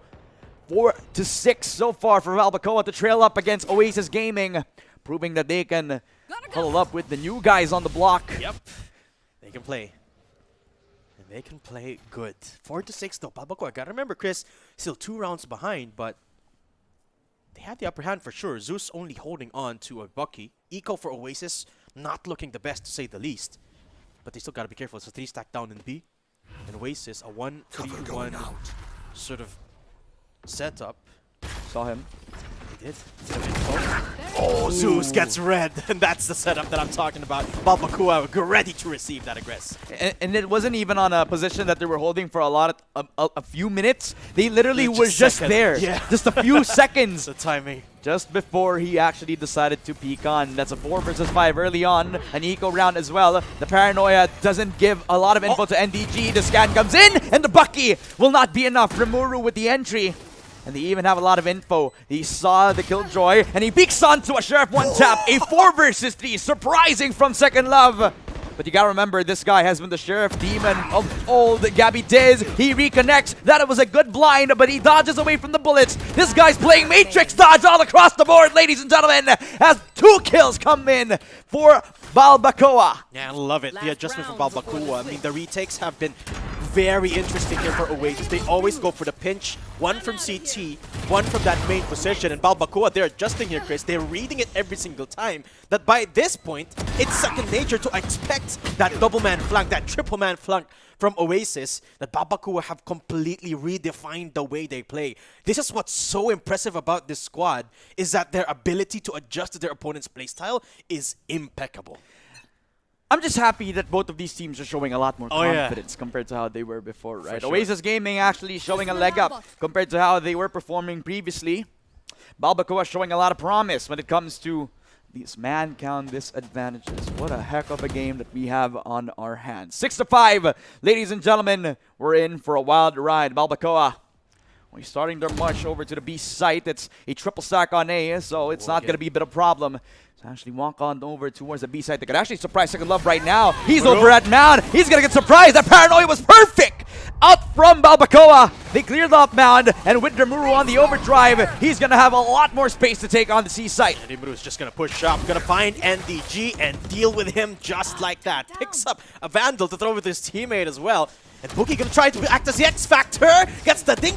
Does get the kill though. Yes, he does. Zeus goes down. He gets stunned up as with the breach. As the Nightfall not connecting yet. Says Rimuru just gonna do a 360 because why not? The 3K for the Neon. Rimuru makes it a flawless. And Balbacoa even up 6-6. 6-6 for our first half, ladies and gentlemen. It does not get any better than this. All the strats, all of the chaos in the world thrown into the last BO3 of today. Rimuru showing up with a 3K, showing up huge in this flawless victory, and well, the Battle of the Neons is looking like a pretty good start for us. Zeus, yes, he has been doing really well. Couple up with Slatham, the duo.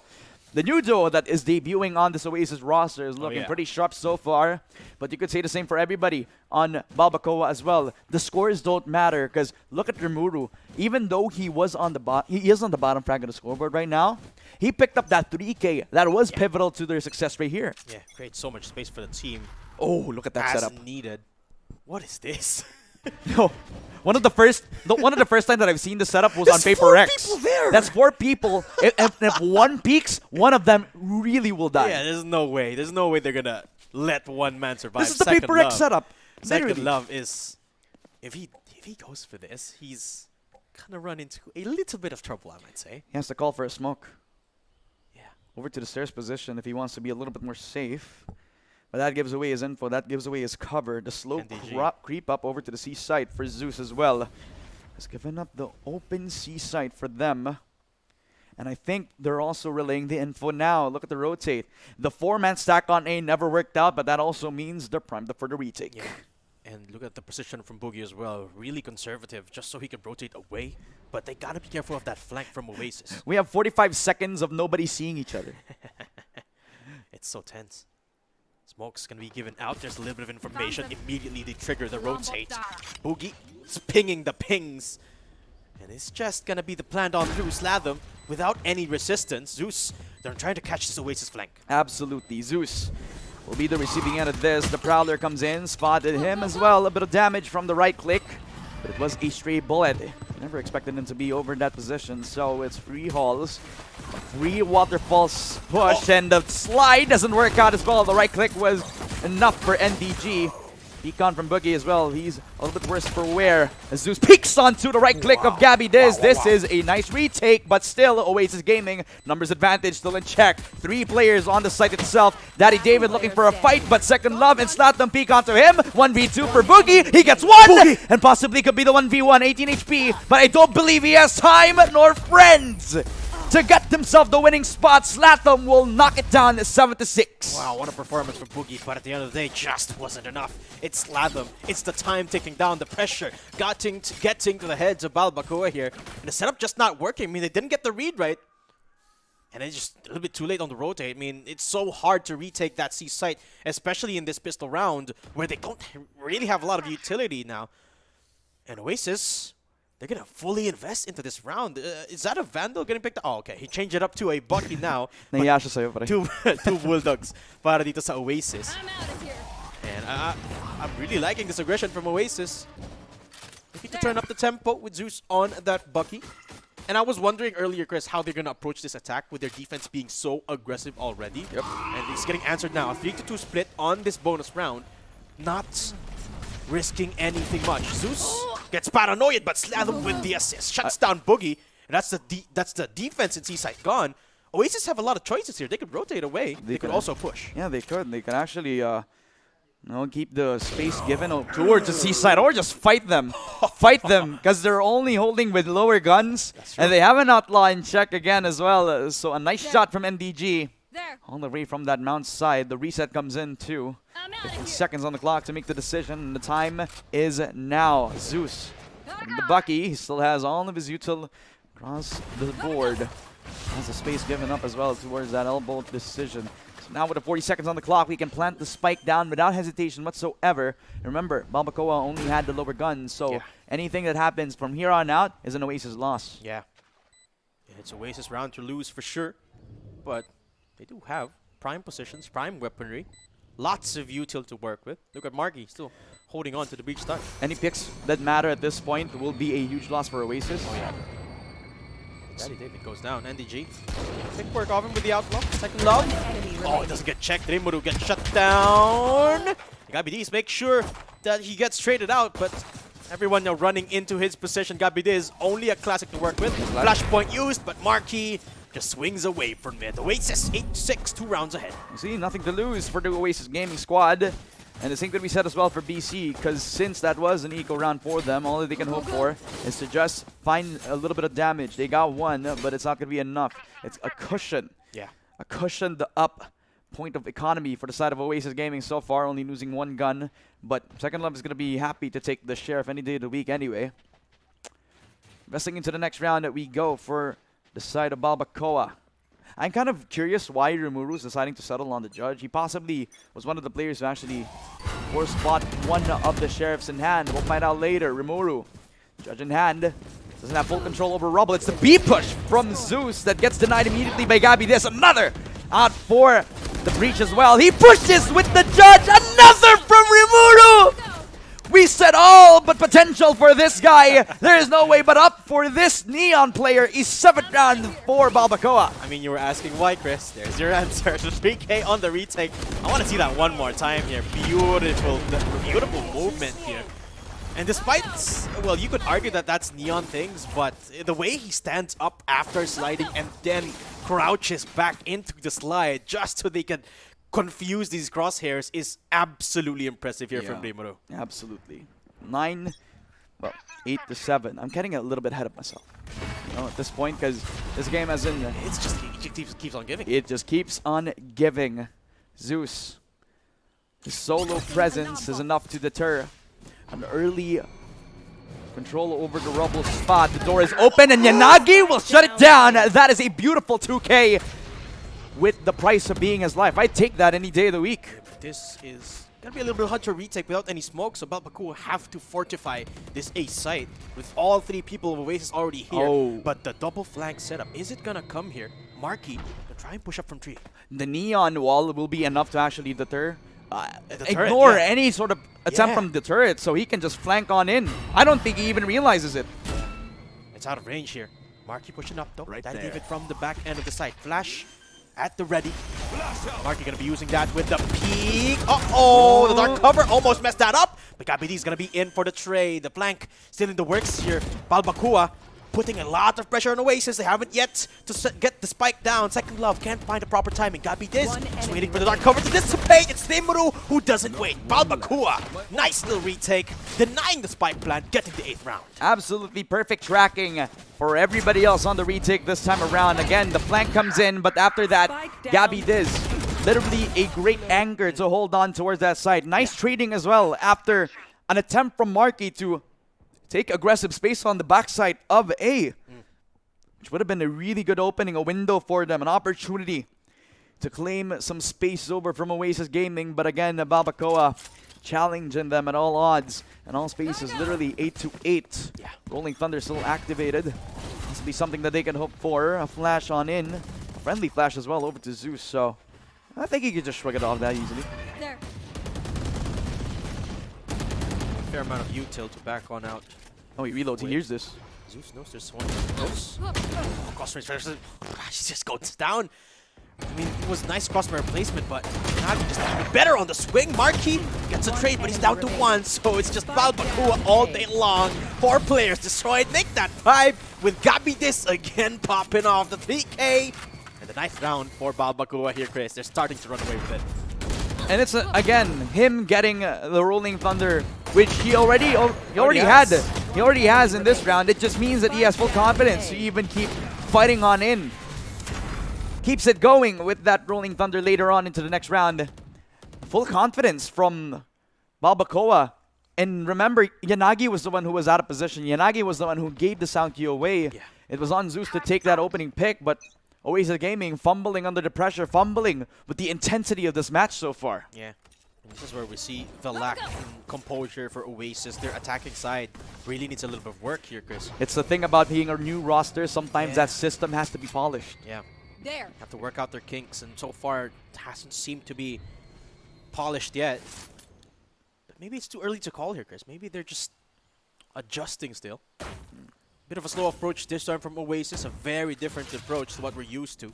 Mount control though, still secured for them. All 5 people stacking in C main. Absolutely. Now giving the info to the team, rotating on a cross towards that waterfall side. They have a tri-stack.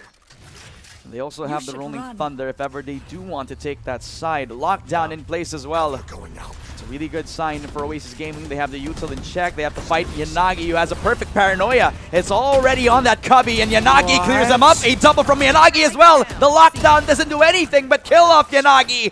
But he was the only anchor on the site. And that was the only thing that they need to hope for. That's the Rolling Thunder yet again. It's the overdrive as well for Rimuru. They fumble into pieces. No. They already put all their eggs in one basket. And that risk paid off with multiple frags across the board for Balbacoa. They get the 10th round off the back of beautiful decision making from Yanagi. Yeah. Yanagi just held on to the fort here. And Oasis got a little bit too early on the jump here, I gotta say.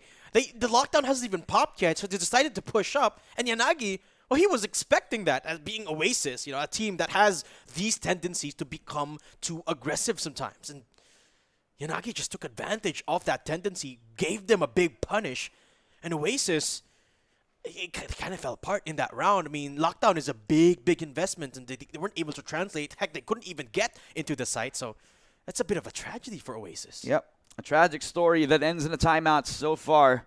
As the Oasis roster are feeling the pressure. They're feeling like they're under the microscope of everybody else in this roster right now. Yeah. Balbacoa looking pretty primed up and ready. And you know the thing that I like about this roster is that they don't have a standout. Everybody else is picking the pieces apart with their own bit of effort. Yeah, everyone contributing. Gets the spotlight from now and then, no. And it's absolutely impressive from Balbacoa. And the amount of firepower that this squad has is insane to think about. 10-8. And the eco is again broken for Oasis, which makes me question the timing here for them. Maybe they could have timed it a little bit better, maybe for the next round, but maybe they're cooking up something on this B-side. A 4-1 setup for the Balbacoa squad to hold up on that defense, but Oasis Gaming, they want to push the button right here. Fast and furious we go. B-site fully in control, but the spike carrier is killed. How the heck did they do that? Open the door, and who is it? It's Gabby Diz and the rest of the squad. Balbacoa, they have cooked up the storm, and now they have picked up Oasis Gaming and knocked them down to the ground. That is an 11th round on the side of Balbacoa. And Balbacoa, they've read them perfectly there. They knew exactly what Oasis was doing. That's why we're so caught off by how Marky died. Because Balbacoa knew exactly where Marky was going to be. It was going to be a B hit the moment that they heard the lights blinking here in B site.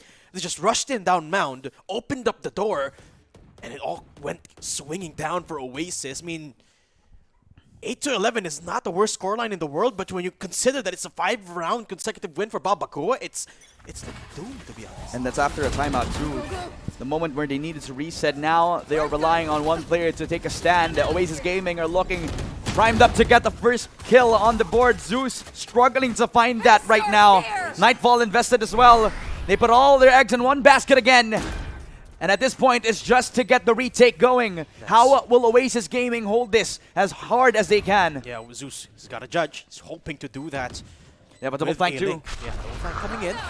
Down from B main. One from Link. That's from the shadows used up to reinforce that B main hit as well. But Zeus still holds on to the judge. Now he's going to be tethered to that spot for now. Marky supporting him for now. Still holding on to that B site. Oasis gotta hold strong. They finally got the site. David goes down and Marquis holds down the fort. Same with Second Love. Oasis, they got the mind game completed and they get their round on the board. But what's next? Oh, what is next? Up in the kitchen sink yet again. The game plan was clear cut. B site on full lockdown. They also put Zeus in a comfortable position where he didn't even need to kill anybody who was rotating from that link side. He was just there as a trap. He was just there to make sure that they can't enter the door. Literally security guard. At literal na naka-shotgun lang din siya dun eh. Kaya medyo sakto eh. No? Yeah. Triple flank as well that worked out in the favor of Oasis Gaming. So they had full control over that B main position. They have BC try to recontest yet again. It's an aggressive setup. The double flash out, the double prowler as well. I can't see anything but scans all across the B site. But a perfect tether out for Slatham just punctures the attempt. And Oasis Gaming, they're quick to reset. Same as well for Balbacoa. Yeah, this time the B hit was a bit of a bait here. Oasis looking if anyone from Balbacoa was going to bite. Not necessarily. Look at the mount push. 4 people there. There's one flank happening in Rubble. There's only one player, NDG. TP up against Yanagi, who doesn't survive that encounter. C-Site is going to be the hit here. Marky leading the charge, and they should take the site. And this is bad because that's the smoker as well. Yeah. So all that they can hope for is that they overrush, overcharge. Zeus in a really good position as well, but Rimuru will be able to get that 1-for-1 trade out. It's a Killjoy. No need to watch their backs anymore. Gabby Diz pulls out the fault line in the best possible time. He was able to reposition himself as he dodged away from Zeus's lightning. Another shot through, but then DG! A triple! The lineup was perfect. It's all telling down to Boogie. In the 1v2 scenario, lockdown in place as well. That waterfall position is something that they need to check, but I like the reposition from Boogie all the way across from that hall side. They detain both of them, but he needs to clear where they are. Yeah, and I like the play here from Boogie. Rotated around CT, but he's got to check up close. No, he was banking on the detainee being there, but it's just too much time because of the wrap around. What a read from Oasis. And what a recovery from that round. 10-11. I was asking what next. They took down C, and NDG just popped off. Literally with Util in his hand, Daddy David would have actually cleared up NDG. You never expect the second man. You literally never expect the second man. Yes, Zeus was cleared. NDG was the trap. Literally. The bait and switch could not have been perfect. Para sa Oasis Gaming. Another attempt at trying to overwhelm the opposition as they split up all their forces and eventually will decide to settle on taking that Rubble control and set Slatham. Will do good to at least find one onto Rimuru. That's at least the very aggressive duelist down for the count. And they also given up that main position. Yeah. Oh, Zeus gonna be claiming A Link instead. A main is not the target, it's B actually. Daddy David the only one to receive here up from the heavens. Marky looking to peek, but I don't think they need to as Yanagi does go down. It's Balbacoa falling down like flies. One by one they go. And again, it's just up to Boogie here, Chris. A 1v5 with much less to work with. Absolutely, man. Turret already destroyed for him. And he has to reposition yet again. It's round the world we go for Boogie. Again. And if you look at his economy, at least he will buy up into the next coming round. Will the same be set for everybody else on Balbacoa? They're hunting him, they're finding him, and DG will knock down the kill. A flawless victory for the Oasis Gaming squad. They built their confidence now. They're back. And they're back to their winning ways. Will this be enough to shatter the economy, the confidence of Balbacoa? With Rimuru on the Bucky, I think it's a good sign that, yeah, I think they are shattered. Yeah. But the mental is the big question here. Balbacoa, they faced this same issue going up against Old Stinky Cat. Closing up that game has been somewhat of a struggle for them here in Predator League. And going up against Oasis, a squad that is arguably even more experienced than OSC, you know that their mental is going to be okay. But it's the same for Balbacoa. Remember, Eco, not the best. Is the composure there? Is the mental still alive? At least they still have a few guns to work with. Overdrive still in the pocket of Rimuru. They also decide not to peek on towards that Rubble control. The trap play has been set, but the trap is not going to get triggered. C Mound already to focus, and they already know that C has become the pressure point this time around. Gabby Diz dodges away from the fault line. A bit of time to work with for both sides as Oasis decide to make them sweat. Ooh. Gabby Diz will do good to get one. Yeah, that's Zeus as well. That's the head of spear here for the Oasis squad. Some smokes being laid out, just for a bit of a bait. But I don't think Oasis is going to commit to this C site. Yeah, literally they put their lurker on that beam in extremity. The door is still open for them if they want to take a B site, but no. The From the Shadows has been denied, so that B site has to not be the option. Marky does get one, so that's a 1-for-1 trade-off. Okay, they're going to push down here eventually. Paranoia used up to split up this C wide open. Suddenly they're in the site. Spike not planted yet, down yet though. Slatham gonna be going in for that now. A 4v4 Balbakua. This is their best chance, arguably their last chance to save this round, this game. People are gonna be pushing up early, but DG catches him off guard, and DG finds another, and it's suddenly down to 2. Balbakua falling apart here at the retake, at the seams. They don't have what it takes, it seems like, because Gabi Dis hoping to prove Nice otherwise. ulti. That's the Rolling Thunder when he used up. Gets a knock up onto all 3 members, and Daddy David to come up huge. Gets both kills. It's a 1v1 now though, going up against Second Love. Ooh, as the Nano Swarm getting triggered, Daddy David gotta clear up the right corner up close, but time ticking away, and Daddy David has got no clue where he is. Second Love peeking up. Has the half. Half already secured. Pushing up. Pushing in. And Second Love takes him down. Takes Oasis to match points. Absolute domination from Second Love. Just using his utility to his own perfection. My goodness, this guy. He was stealthy in his regard. He had no idea where those nanoswarms were coming from. It's almost like they're falling from the sky. Second Love always relied on him to be the leader of the squad, leading them to victory. Those 2 nanoswarms were the appetizer, but his wide swing was the main course. The entree, it was absolute perfection. Off of that play, Second Love getting the lockdown, and it's important to say the least because it is match point. One more round, and Oasis take us to map 2 here. Okay, there's the Prowlers getting a couple of targets. Zeus finds Gabi Diz. 1 target down. They're happy to give away a little bit of that mount control, a little bit of that rubble control back, as they've already opened up breakable. There's a path here for Oasis to take either A or B, or just wait for the flank to come through. Don't even have to move a muscle at this point in time. Balbakua still have a chance in this. Despite the breach getting knocked down pretty early, that Prowler not going to have any sort of value, but look at Zeus. Knockdown. He's going to get pushed up. That's that lockdown we're talking about. Rimuru has a bit of that information, a bit of an opportunity for him. Doesn't have the paranoia anymore, but Slatham will deny him. The attacker kills are locked down. Full investment. A double from Slatham as well. One step closer to knock away the Lotus map, their map pick of their choice. But it's all coming down to the last guy on Balbakua. 1v4. What can he do to stairs? It's getting denied by him. Zeus pushing up. At least gets one. Daddy David will upgrade. Bit of time to work with this time around. The Phantom will be accessible to him. But will the same be said for the free 3 kills over to that tree side? We have to check every corner. Peek every single angle. It's all coming down to Daddy David on how he performs this 1v3, but the double swing from Slatham and the rest of the squad have picked up the 13th round. Oasis get their Lotus map. Yeah, 13 to 11, they pick up the map that they picked for themselves. And it was a pretty slow start, but Slatham, when he came online, he got the whole gang up on his back, and everyone just started swinging. It was impressive here for Oasis.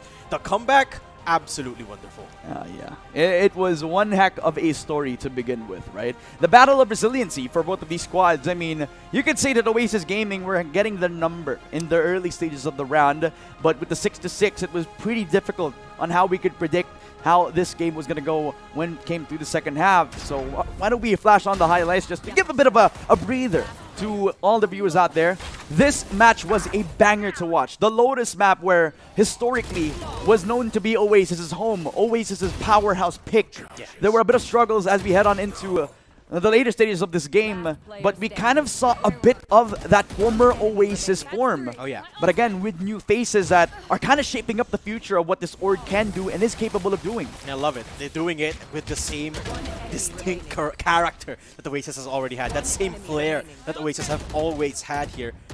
And they take down Balbakua. I mean, just with composure, with straight up discipline and composure. I mean, Yep. we talked about Balbacoa being a team that is, yes, have a ton of firepower, has a ton of talent, a ton of experience under their belt, getting shifted to their favor now, but they somewhat seem to struggle closing down these games where they should have minutes ago. Yeah. And this time it just took them a few rounds too long. Yeah. When it came down to the mechanics, I don't think Balbacoa has. I don't think they're any short of it. They're definitely mechanical players. And when it comes to the brains, they definitely have that on stock as well. What I'm really liking from Oasis compared to them, though, is that they have the decisiveness. Yeah. In any sort of these engagements, they peak as a unit, and once they have the individualism, and individualism is not even like a bad thing. Yeah. We think about players who want to think for themselves. Sometimes they make the winning play, sometimes they don't. And in this scenario, Slatham, well, in a lot of the situations where he had multi-frags on his own, he converts them with style. Yeah, but to reinforce your point that they have that firepower, look at the numbers here. They're near identical. Jesus. It's just that close. But the one thing that I want about the Oasis that we saw here in Lotus is that tenacity. They do not stop. This, regardless of the odds, regardless of what Balbacoa has showed them, Oasis just kept on grinding their teeth and getting through it. And it was mighty impressive from this squad here. I mean, that's the experience of these players just talking. It's so good to see it. MVP, of course, the man that, well, that's always been the consistent rock here for Slatham, it seems like, for Predator League. Slatham with 25 kills and 15 deaths and an ACS of 293 on a fade is impressive. Finally breathing some life into the fan base of Oasis Gaming, just showing that they still have what it takes to fight. But the fight is not over yet. We have a second game on our hands, ladies and gentlemen. Will Balbacoa come back? We'll find out. But before anything else, we'd like to thank our sponsor, the PC Game Pass, with over 100 plus access to games, and AAA games at that. You can actually have a chance to get 3-month subscription if you buy a Acer Predator laptop right now. Yeah, tingnan nyo lang yung link dyan sa baba, store.acer.com/n-ph. Get yourself an official Predator laptop now, and you have 3 months of the PC Game Pass on Predator. It's absolutely free of charge. That's hundreds of AAA titles. All you gotta do is avail of a Predator gaming laptop right now. If you're in the market for a laptop, a computer, a workstation, a gaming hub, check out Predator. You have 3 months of PC Game Pass for free. Yep, an absolute workhorse that is Oasis Gaming, always known for their Lotus, and this time is no different. We'll be right back after the short break. Will Balbacoa capitalize on this? We'll find out.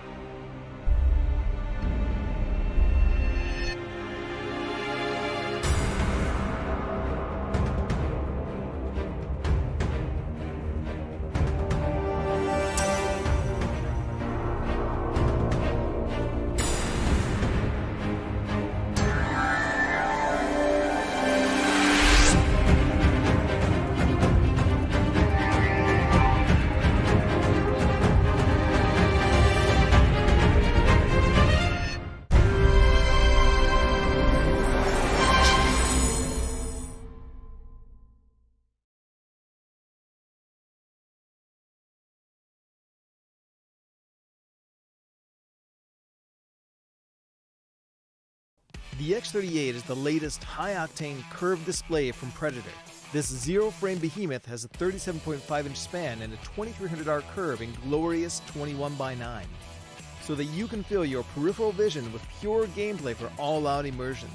And with a very ergonomical stand, positioning this colossal display is quite easy, allowing you to tilt, pivot, swivel, and adjust the height as needed, so that comfort is maintained even through long gaming sessions. Naturally, you have all the latest ports needed, as well as two powerful 7-watt speakers should a headset not suffice. Though the X38 is ideal for hardcore enthusiasts and esports pros alike, what sets it apart, besides a crisp, ultra-wide QHD Plus resolution, is the Agile Splendor IPS panel it uses.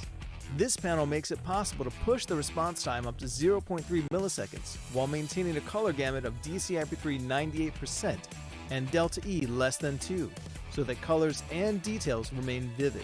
Add on the 175Hz refresh rate and you have a blisteringly fast monitor that keeps all the fast-paced action coming through nice and smooth with almost no ghosting, color bending, or torn frames. To make sure those frames look as pristine as possible, NVIDIA G-Sync keeps frame rate. Mukhang mainit ang laban para sa ating second game, mga kaibigan, the last BO3, para malaman kung papasok nga ba ang Balbacoa o hindi. Ako nga pala si Ramon, kasama ko si Daydom. We are in the group stages. It is the lower bracket this time around. 1-0 na ngayon ang Oasis Gaming after one heck of a Lotus map, if I do say so myself. I think it's a good showing na nakita nila dito, and they gotta keep that momentum kung gusto nila ko ng 2-0. Yeah, absolutely. They gotta keep that composure, more importantly, which is, I think, the upper hand that Oasis has compared to Balbacoa this time. Granted, Balbacoa, they came in with a fire of talent dito, but so far they've been 0 for 1 sa mga series nila, and they've picked up a hefty lead up against Oasis. Still no luck this time, so they got to work with that. It's gonna be a bit of a strong approach dapat kung kailangan nilang labanan ng Oasis Gaming. As now we head on into the map of Haven. The reveal is here, and this is the playground na na-decide na agad ng Balbacoa. Yeah. Mukhang ito ang magiging parang ito yung magiging playground nila dito, in a sense na dito sila mas komportable. I could see like a bit of their comfortability in terms of their map pool. I think this is also like one of the stronger maps then compared to their performance now. Their Haven kanina was a bit of a strong point for them. Aggressive attempts over, and once they have the confidence walking up, every single part of the players are gonna do something. Literally, ang dami nagko-contribute sa kanila. Yeah, but the one thing that scares me dito sa Haven, is it's very similar to Lotus, right? You gotta address that elephant in the book. And you talk about Lotus being the old powerhouse of Oasis, seemingly still continuing the trend dito with their new roster, You could make the case that Haven is also their powerhouse, being that they're both very similar maps. They're both maps with 3 sites, and they're both maps that, more often than not, favors you for becoming aggressive on that defensive side, which is the one thing that Oasis capitalized on their defense in Lotus. That's true. Pero kung mabibigyan mo ba naman ng counter pick naman, for me, Oasis Gaming, yes, they do have, initially, parang passively, a lot of Pinoys like to pivot over to like default maps katulad ng Haven, katulad ng Ascent. Yung nagiging strength kasi ng Balbacoa and Maya is that anybody can pop off. So that means mahihirapan kung sino dapat i-pinpoint, mahihirapan sila kung sino ang siguro kailangan nilang i-target. Lalo na kapag sila nga yung mag-start on the defensive side. As we head on into the agent selection in just a bit, we will see if Balbacoa have something in the bag for them. Will this be the same lineup? A bit of an adjustment. NDG will pick up the Astra this time around. We have been talking about how NDG has been changing up rules ever since his introduction to Tier 1 competition. He was one of the old players on SR Nakage, where he was the sentinel for that squad. When he was on Team Secret, he was on Naos Esports, before Team Secret. He was the initiator. And then nung dumating siya sa Team Secret, naging sentinel siya. Ngayon, nasa controller role siya. Ngayon, what kind of flexibility does this contribute to the team? Yeah, it's always a good thing to have, right? You can move around your players, and you kind of have that unpredictability factor, and you always like to have these players that have this flexibility, because that means they have experience in multiple roles. As NDG, you mentioned, experience with multiple teams as well. This is certainly going to help Oasis in their quest of taking down Balbacoa dito, especially now because they're playing for their life here, Chris. Haven, gonna be their battleground, potentially their last here. If well, if they drop this series against Balbakua, well, admittedly that's not looking likely for now, seeing as they're ahead in the series. Yanagi though is gonna be on the defense, playing all alone here in C site, spotting out a bit of info. Pings coming out now. Paranoia dropped early as Yanagi gonna get pivoted by Zeus on the back. Cast Enjoyer, that's Boogie picking up a couple, make that a third, as Yanagi just acts as a distraction. It's actually Boogie that's the start of the show for this Oasis squad that's not gonna be able to find a single kill. Balbakua, a flawless round to start. Perfect setup, bait and switch, and again, a perfect Paranoia that actually stops Oasis Gaming in the tracks. Zeus, no hesitation to push on, which kind of led to his demise. Flashed on in by Yanagi, as well as a great supportive flash as well. Stunned up before he could even have any sort of impact. A nice double setup again for the side of Babaka. Almost seemed like they kind of expected the C-side aggress. And Oasis Gaming, I kind of felt like there was a bit of a disconnect for Zeus as he kind of entered on without hearing or at least asking for any sort of info, any sort of utility. Kind of a flaw that I'm seeing so far in their pistol round. Growing pains so far dito pa lang sa Haven map. Yeah. But you gotta remember, this is somewhat how they started the last game as well, right? And we all know how it ended, with Oasis coming out on top with a 13-11 scoreline. But for now, don't you just love it when NDG just picks up the Secret Classic? well, it is his former team. Wasn't that long before he jumped ship. Oasis though, down to the last two. Marky finds one with his classic. Oh, what a peek from Second Love, actually jumping up and about. As Boogie finds Marky, the spike planter. What is that? Okay. Second Love, okay. The bunny hop classic. Well, it does give them the damage they want. 3 players down for Balbakua, despite picking up the round is quite hefty. Even denying them from attempting the spike plant as well. So insult to injury added to them. I guess I could excuse that they're not able to plant a spike on down. But at the most, they're already contented with getting the 3 picks anyway. They also had like a bit of a tussle to think about. Nung pagpasok nila dun sa B, may molly na pag-prevent sa Oasis Gaming na nakapag-plant on down with the spike. And Second Love being the nuisance that he is. Jumping up and down the classic in hand was enough for him to get a few picks in the end. 2-0 in fact for the side of Balbacoa. Reset and go back towards thinking at least about that B set aggress yet again, but it's an attempt, nonetheless. Yeah. I decided to pull it off, actually. I decided to pull away from it, rather. Instead, gonna pivot towards a lobby. Yeah, it's just an afterthought. Gotta be careful about it, though, because the 3 people is waiting for the reception here in sewers. And this is deadly, too, because remember, Balbakua, they're playing on a bonus here, so no rifles, it's just short-range weaponry, and Oasis is about to walk into those short angles.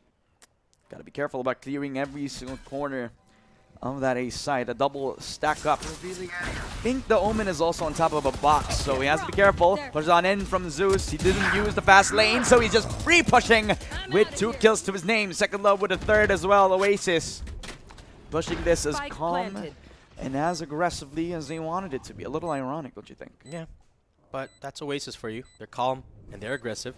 And I love the way they approach that A-long push as well. Zeus finding the perfect One enemy angle. remaining. Up against Gabi Diz as well. On the 3K now. And the last player standing here for Balbakua is Boogie. No clutch for him this time though, as Zeus nips that in the bud. 4K for Zeus immediately here. Talk about a grand entrance here for Zeus, but yeah, I was pointing this out, just how good the angle entry point here for Zeus, denying those close quarter fights that I was talking about. Yeah. If he used that fast lane, then he would have had an awkward position to stay in. Plus, that Omen would have had some cover. Even though the recon dart actually would have deterred that. Kind of made it counterintuitive, in fact. Siguro makakover siya siguro ng fast lane na yun. But nevertheless, still a 2-1 scoreline. Oasis Gaming happy to take most of the guns into the next round. And Rimuru spotted over an A. This could be a possible choice for them. Knowing na nandun yung Neon, it's almost certain that the Killjoy is on the other side of the map. So that's where they focus all their eyes on. Yeah, really efficient use of the shock dart. Actually destroys both a nano swarm and an alarm bot down in B. Efficient. Boogie, though, hopes that he's gonna act as his own alarm bot. Pushes up against the door in garage. So that deters a bit of aggression from Zeus, but Oasis yet to decide again. A little bit of mid control is all they have for now. You know, the fact that the Omen was playing up with him, with his paranoia out, it just tells you that he's not just going to hold that corner. Yeah. He's going to swing off of it. Of course. Of course, this guy used to be a duelist, and Reyna was his favorite agent of choice on the days of old. But now, on the Killjoy, he has matured, and his decision-making is a little bit more clear-cut. Playing for the passive angle, knows that there's a possibility of a retake scenario, and that possibility has become a reality. Fast lane in, Zeus with the entry. Worse for wear as 30 seconds left. clear on that backside. Good labor, but at least we'll get the lockdown going. Rimuru has no hesitation anymore. Overdrive activated as well for Zeus. He's hunting for kills, and Daddy David will pick up 3 of them. What is happening to the Oasis Gaming squad? It's all down to second love. An attempt to 1v2 up against Boogie 10 and seconds Daddy left. David. First swing. Oh. Destroyed by Daddy David. What a shot. A 4K for Daddy David. And a 3-round secure para sa Balbacua dito. 3-1 in favor of Balbacua. And, well, that was actually pretty smartly played for Balbacua. Playing back and then going for the retake the moment that the entire squad was up close. It was too fast for Oasis. Yeah, and literally, even though Rimuru was actually, he was a little too aggressive for any sort of liking. The fact that he opened up the space for the team just gave an open opportunity for Chase to actually do anything about that. Rimuru attempt for another aggressive push. Hunter's Fury supported again. Daddy David, he's on a roll. He just wants more of the frags. Rimuru being the tip of the spear, dashing in on towards the side itself, but Gabby Diz will pick up all the pieces. Eco frags all across the board. A 4-1 for Balbacoa. They're happy to take the frags, but with no info. The initiative to take the lobby control and the gamble to actually use that Hunter's Fury being early is a pretty good gamble. Yeah. I'd say it pay off. Yeah, I loved it.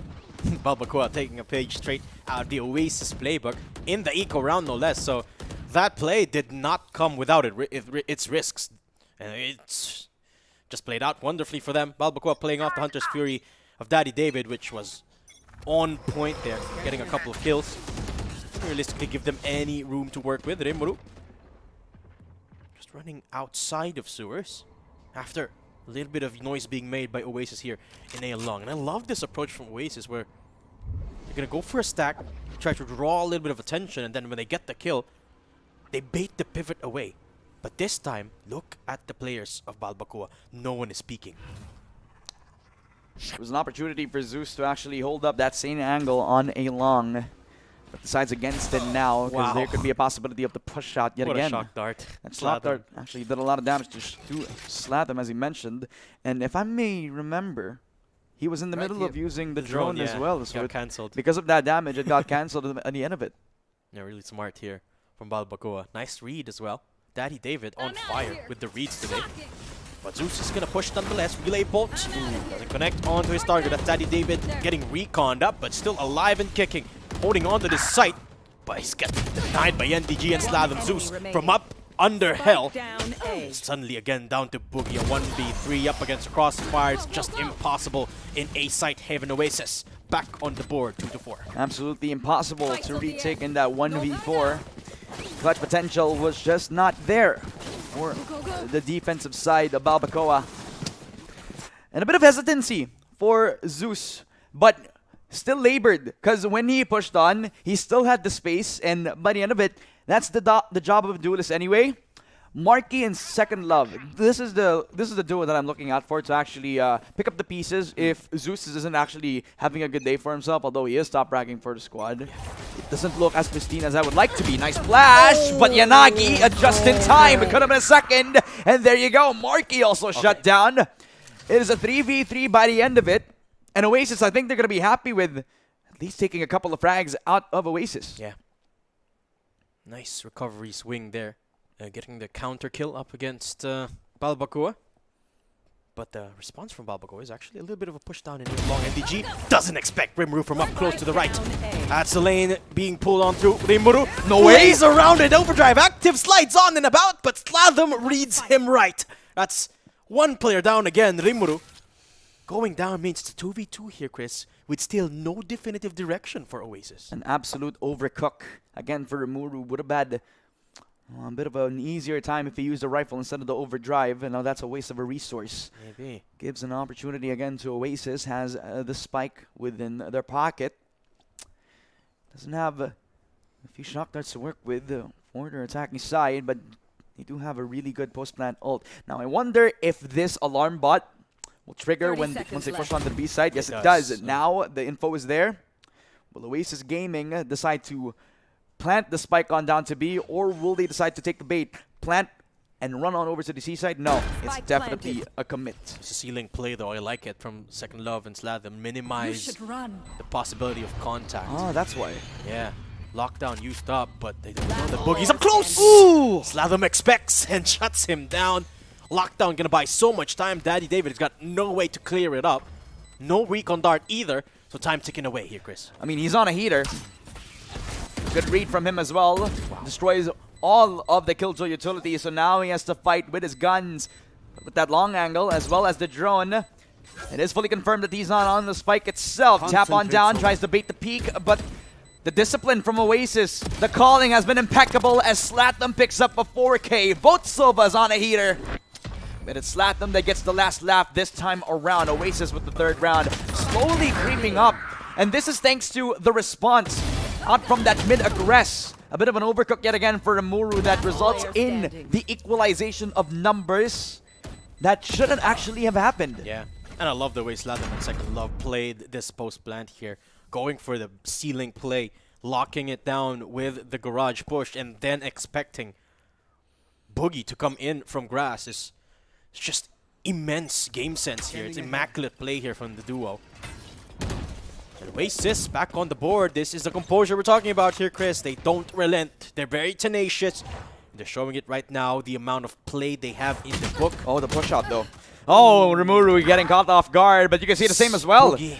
Boogie, he was also pushing. It was the front and back setup that they would have actually sandwiched on towards Oasis. They're pummeling over towards the C site. Yeah, that's got a sting for Balbakwa. That's two players down already without even gaining any space, gaining any trade. But Yanagi, Ooh. And the Breach also pulling out of that C site defense. Yanagi's in a bit of trouble, and there is the punish. I'm out of here. Balbakwa Shocking. trying all sorts of strats just to try and be unpredictable, Last player but standing. Oasis just getting the read every step of the way. Zaddy David's holding on to a stinger. It's an impossible task, this, and that's just what it is. A flawless for Balbakwa.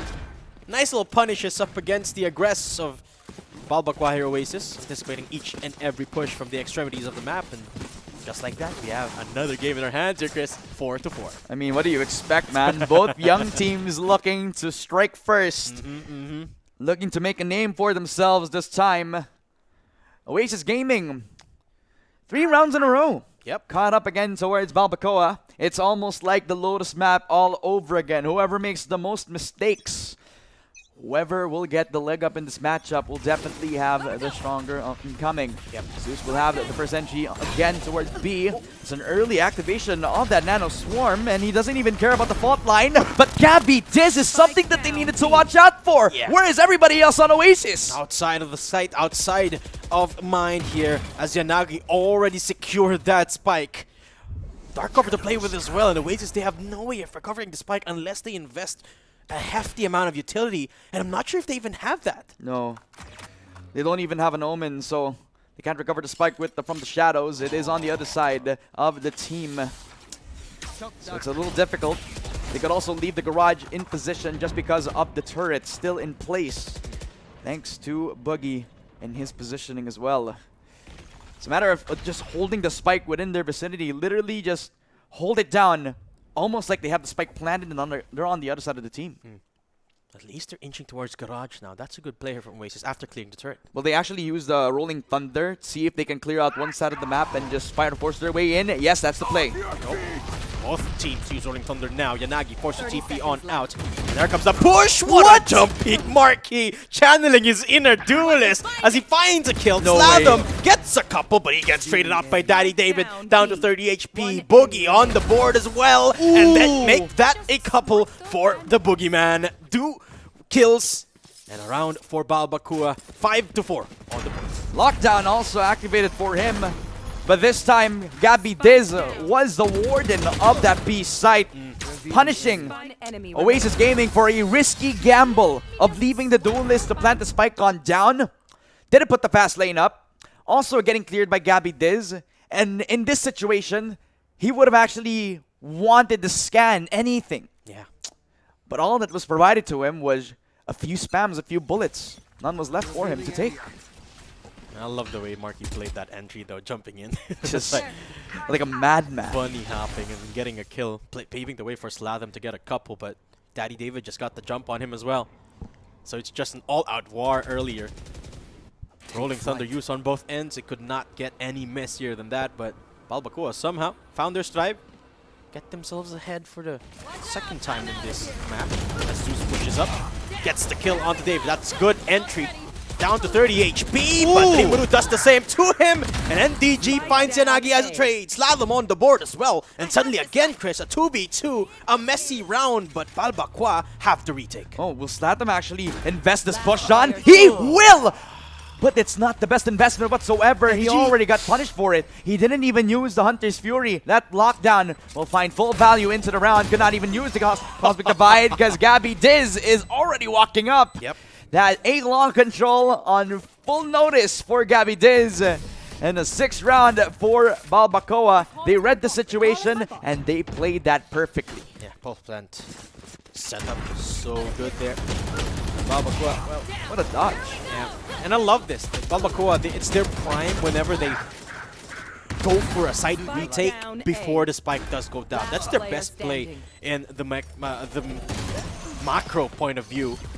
And it works every single time here. Just getting the jump is absolutely key here for them. And so far, it's been working. 2 rounds ahead. I mean, you can kind of see a little bit of confidence that's rushing through the veins of Zeus now. Jump out from heaven, get himself a frag, while a perfectly timed flash supporting the cause. And the presence of mind as well for Boogie. Because in 9 out of 10 situations, if you put the lockdown down, you kind of expect the Hunter's Fury to come up to try to destroy it. In that situation, since there wasn't Hunter's Fury, he was expecting a push. And he won that gamble. Would have actually gotten a different story if the other side of the team actually won the nut in the end. Almost the same story. A long control set up. Zeus pushing in. Daddy David has to be careful. It's a nice concuss. A bit of damage done. And Second Love and NDG opened up the site. A second from the former Team Secret player.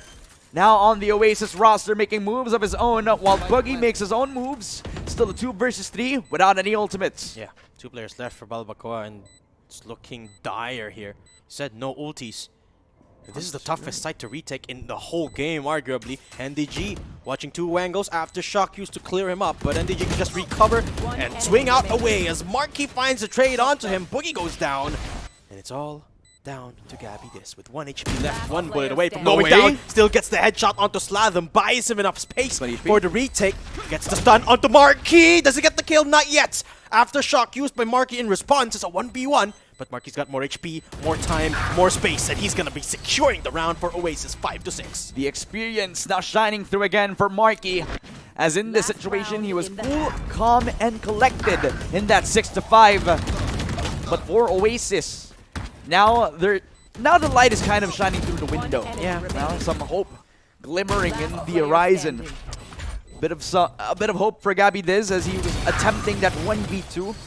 Got the isolated pick, but Marky, with his experience, not even taking a chance at taking the 1v1 pick off. He knew that he will win that fight without even attempting to commit to it. Yeah, I love the spike placement on the plant as well there. Setting up that sewer play that's also backed on out by a long play as well. So it's a 2-prong approach there on the post plant. They make a lot of noise, and Nagi will be in a perfect position to use another pivotal paranoia. Yeah. And they think about this, so they go back towards that garage position where Boogie has a spotlight. Yeah.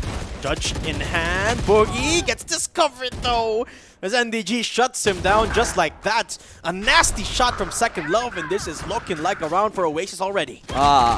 Almost glimmers of hope for him, but Rimuru, hold on. The lightning finger is activated for him, and he's looking to put himself on overdrive. Neon versus Neon! A triple for Rimuru, but it's not enough. NDG and Second Love, they have been fragging all throughout the round, and this time it's no different, 6-6. Yep. Switching sides.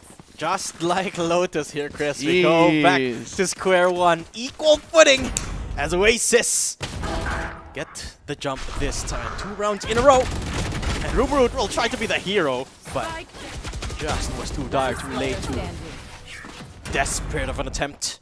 A 3K, big, but not big enough. Oasis on the defense now, and you know they're going to be aggressive here, And Chris. Second Love was rotating pretty fast after he killed off the A-Long player.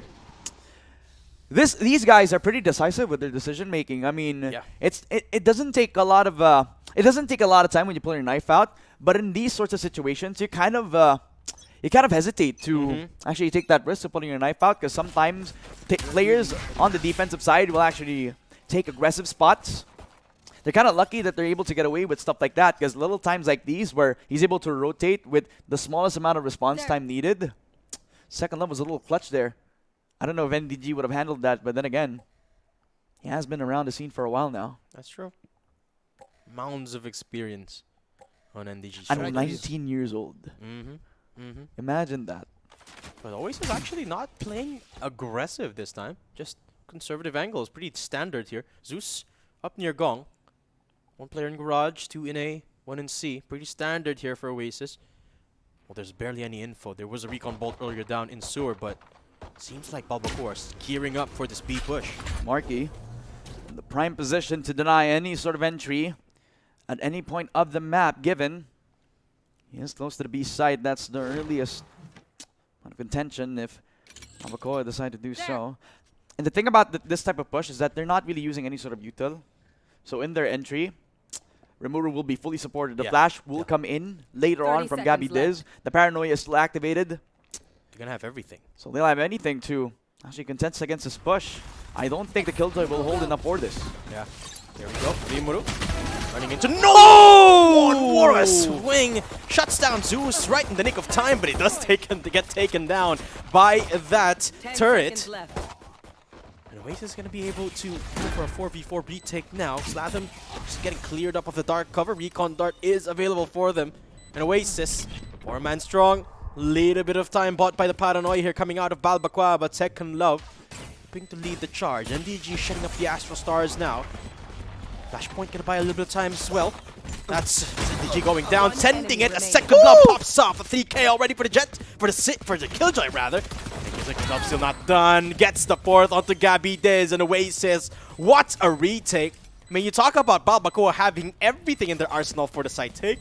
Well, so did Oasis. Oh. And sometimes the only weapon that they needed was a Killjoy who was feeling himself. Second Love was the Killjoy in that matter. Yep. It was Timmy the Turret that picked up that first, but if you look at the fire starter, Rimuru actually had all the potential to get away with murder. But again, it's the Killjoy that we're talking about. And as long as you don't destroy the util is still going to be active for him. Yeah. Seemingly becoming the bane of his existence. And it's looking a lot like that first game here again, Chris. Yeah. Oasis picking up the pistol, getting the double bulldog set up. Zeus, well, thinking about picking up a judge. I wouldn't mind that on him, but I would love besides, that. the safer option is the bulldog. As NDG with a 2-star setup down in C.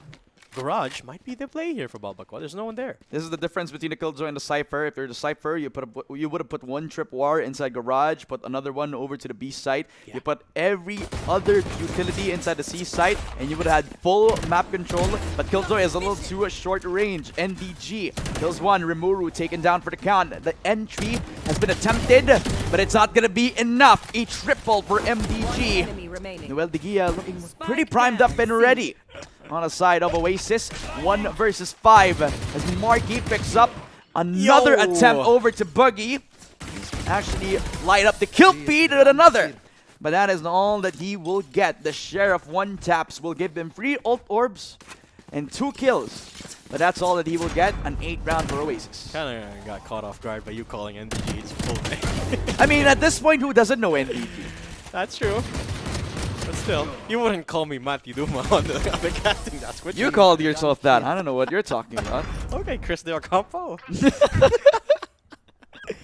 8-6 here, Oasis leads. And, well, it is the buy round here for Balbacoa, so it's their chance to turn things around, but we've been here before. If Oasis can keep this stride going, they can get the read on this A-side push. Maybe they could push further with the lead. What is this fight? Zeus comes out on top, both of them concussed. But the hold is just wonderful. NDG finding a tap onto Daddy David, and suddenly Balbacoa running in a lot of trouble. Doing the most that they can to try to trade off the push out from Rimuru, who just ends up becoming the 2-for-1 special that Oasis Gaming are pretty happy to take. They don't even need to push out, even though an opportunity for the Killjoy actually put his hand into the cookie jar himself. But Balbacoa, all that they need to do is hope that Zeus gets a little bit too aggressive. No armor. Better gun in the game, but Boogie spots him out. Again, this is the buy round that they have been looking for. Will these Vandals and Phantoms do something to sing the tune of redemption? The push out again for the Killjoy. Look at that. Yeah, it's so deep. Already down into grass.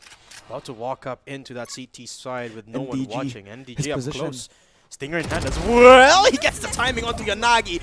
At least Boogie finds Latham, but the flank is still in the works. NDG might not be done, but he is gonna go down. Zeus is the one to get Boogie, the player, but Second Love is the one that's left behind. From the flank, the long way around. I don't think Boogie expects this. Now he does, but the Bulldog play might just make this even. Boogie against Second Love. Two powerful clutch players. The Boogeyman himself put themselves back on the board and saves the round from falling apart. Balbacoa on the board. You never expect him to pop out. He's either under your bed, inside your closet, but he's all the way on backside where he strikes fear in the hearts of Oasis Gaming. Boogie looking so primed up and ready to steal the game away. But against all odds, man, I mean, Oasis Gaming, they made this as expensive as possible. The buy round only saved up thanks to Boogie himself in a 1v3 scenario. But this guy is the hope, possibly the hope and dream that they are looking for. But they need to climb up all again. Rimuru! What a beautiful judge shot. Picture perfect. Morky could not handle the pressure. Yeah, Rimuru just splatters him across the wall there. And a quick take from Balbacoa grants them up that B site. Gabby Diz in a close corner down in A-Link. No flanks yet to be worked around by Oasis, but this has been their signature so far. Has to be expected here by Balbacoa. Yes. Same way they expect Second Love. NDG the second man! And gets the timing on to Daddy David, so that's a 3v4. Oasis still have one more man to take down before evening out the odds, but doesn't seem very likely now. It's a 1v4. With Zeus the only one left standing, I think he's just gonna save this gun. Yeah, he has to. Yeah, I mean, it's we an don't even know what type of gun he has. I think that's an operator. It is. Looking at how he holds the gun, kind of like he's holding a baguette. Is that how you hold a baguette? I mean, This is how I hold a baguette, like a normal person. I don't know. I hold the baguette like this. That's like, guys, for context, Chris is holding up his hands like he's holding a baby. That's not a baguette. That's I mean, it's the easiest way to carry across town. Compared to if you hold it like this. I mean, that's gonna get your hands a little strained. I don't know, man. If you hold it like this, it's kind of like a burger. Anyway, we're talking about Valorant here, okay? I digress. Okay, 8-8. One ult available each team, but Oasis weaponry is awesome. Ooh, the slide in. Wow.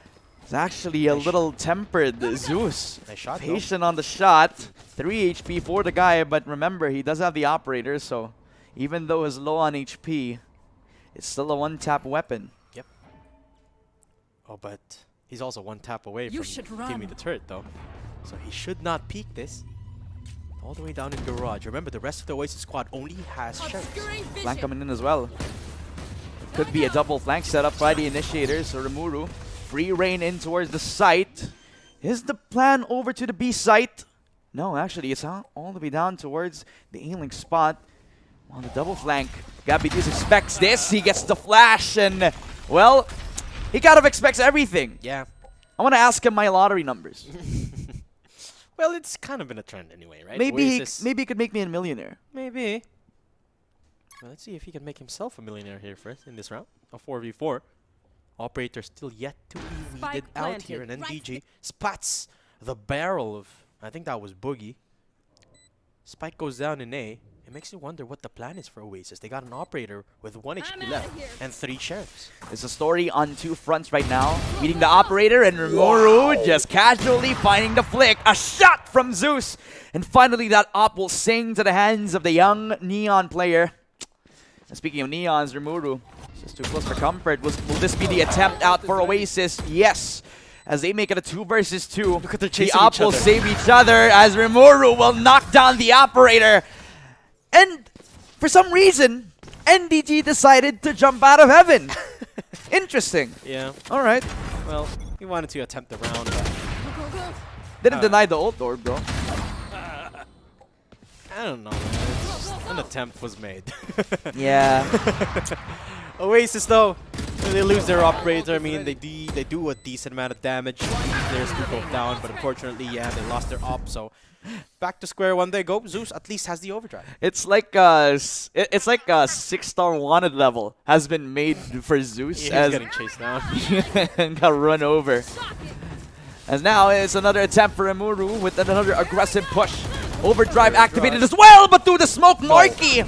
At one point he was a duelist, but NDG, he has always been patient. Strikes first with a triple. But again, Boogie, you never expect him to clutch up when he needs to. Now he starts off with 1. Yeah. That's a 1v5 clutch attempt for the young gun. But every single corner has been locked down by Oasis. Look at Zeus, though. He's hunting for this guy. Just all the way down into that spawn. Boogie, NDG. Gee. It's just so easy for the experienced player. This is NDG on a 4K and Oasis on equal footing, 9-9. And they didn't even need the overdrive. Absolutely. Literally a tug of war is what's happening in our BO3 right now. They're exchanging multi-rounds after multi-rounds. Boogie coming up clutch with so many of his clutch attempts. Unfortunately, though, they've been overpowered by Oasis, just knocking down what could have been a really strong win condition for them. Zeus There. attempting to at least use his own game sense to try to give himself some info. Spots out 2, and well, that's a double peek for him. Nice coordination. At one point, Mark, he used to be a very strong duelist. He knows that Zeus wants to peek onto C-Long, so that double peek call from him was rewarded fully with 2 kills. Yeah, wonderfully done as well. Just 1 breach stun and they got themselves 1 duelist and 1 controller. This is going to be a really tough take for Balbakwa It's without all those that 2. you can ask for. Exactly. Out. No Bomb smokes. coming back. It's a nightmare to take sites in Haven without your smokes. And now what do? At this point, Balbakua have very few options. One of those being wait for one of the Oasis players to make that over-aggressive mistake, but they are not budging down from C. A split up again over to the garage control, knowing that this is the only option that they have. No info at all as well. Garage open. Zeus hasn't been cleared, but they have to expect him as they now put on the recon dart. But Gabby, this is the tip of the spear. Yeah. Rolling Thunder activated as well. All that they can do is dump all their util, try to make them hesitate, but Slatham picks up 1. Daddy David through the smoke as well. Getting his second frag as well. 1v1. It is Kaz Enjoyer. Again. Low on HP. Boogie against Second Love! But Second Love will get double digits on the board. Oasis Gaming back on the board. Second Love wins it this time. That's 1 for 1. The 1v1s between the 2 Killjoys. Earlier it was Boogie coming up clutch. This time it's Second Love. Well, Oasis, they needed it more. 10-9. They get themselves to double digits. 3 more steps here, 3 more rounds, and they move on. They take out Balbakwa. And they seem to be set up for it. Look at the eco of Balbakwa. It's completely broken. They don't even have overdrive. Jesus, and Rimuru really wants to force out that Phantom. Well, not in this scenario. Yeah. Last second, picks up the Stinger for himself. So it's a full... Again, I think it's an attempt on a B rush, because face it, Could be. the only thing that they can hope for is that Rimuru can actually surprise them with a dash in. Satham's here. He's ready to play. Zeus is the one that carries on the long angle. Marky to follow with a second. Oasis Gaming are fully locked in. Yeah. How on earth are you going to break that crossfire apart when You already got your entry duelist destroyed in the trade after. Not to mention, it's again the Neon and the Omen that both go down early here for Balbaqua. So they don't have smokes, they don't have their entry. How? That's a big question. Maybe with Boogie's flank? But the moment he steps into that site, he's going to be detected. There you go. That's info. Nano Swarm immediately activated here. That's a turret. Activated by Second Love as well. Daddy David from up close. Ooh, almost goes down there, but Second Love accepts the challenge. Nice flash. But nice little flash coming on through. Balbaqua at least take that A site. This is a good take for them. Plant denied Zeus by is the Hunter's owned. Fury. Zeus gets destroyed, but Sladam 30 finds the seconds kill. Here comes the Rolling Thunder though, getting readied up. NDG at the head of this retake spear. It's getting cleared up each and every corner, meticulous, but Oasis gets it done. 11-9, 1 away from match point. I just love how thorough that clear was I for know. Oasis Gaming. After that Rolling Thunder, it was full confidence for them, knowing that the close angle was already cleared. And then the fact that they were able to take care of, again, the duelist and the smoker just meant that those long-range angles are not going to be an option for them anymore. Yeah. 30 seconds Quick rotation for the side of Oasis Gaming, and remaining. I think their communication system is well enough in possibly their final form now. I think this is where we feel like they adjusted to the situation. Oh yeah. Yeah, absolutely. And it's feeling a lot like deja vu here, Chris. 6-6, and Oasis getting a 2-round lead. It's just like Lotus. And the steel composure that emerges out of this long extended fight. Oasis, they come out on top, it seems like. Just like that. Again, Rimuru get taken down early. Solo pushes, solo decisions, individualism just shining through yet again. Can't fault them for that, as they are trying something new. See if they can put all their trust over at the solo players. You got a flank coming down as well. And this is an attempt of strengthening their hold over C-Long. Now leave that one guy open. Ulti as well being invested. The lockdown over towards that B site. That is full control over Garage and B. Oasis Gamer going to give up that site, and Second Love is going to be happy with taking Yanagi. That's again the Duelist and the Omen taken down back-to-back rounds in a row. Oh, NDG finds Gabi this as well. It's all just falling apart for Balbaqua. It's time, Duelist. One Oh, enemy it's remaining. Boogie to come out against Spike Second down, Love. C. That duel of the Killjoys. But he I'm has to outta do here. that 3 30 more seconds times. left. And the first attempt, it's not going to be the case this time. Boogie, in a lot of situations, he would have had that point, but right now where Oasis is this hot, where they are decisive in where they're holding, One enemy it's going to be remaining. difficult to topple this mountain, and it is match point on the side of Oasis. They stay alive in the lower bracket if they win this next round. Yeah. The good news is, well, they're playing up against a broken buy of Balbaqua here. Granted, there is a couple of ults available for both Daddy David and Yanagi. It's just Bulldogs for 2 of their players. Oasis have a couple of ults on their own as well. So the play is aggressive. Jeez! Rimuru finds one, but Marky is ready for it. Shalom gets blinded by the paranoia, but he gets a kill before getting blinded. Gets a third for that matter. And suddenly Balbaqua down to 1. An impossible task here for Gabi Diz. Well, Marky is pretty low. And Gabi Diz, he has a chance. He only has a Sheriff in hand.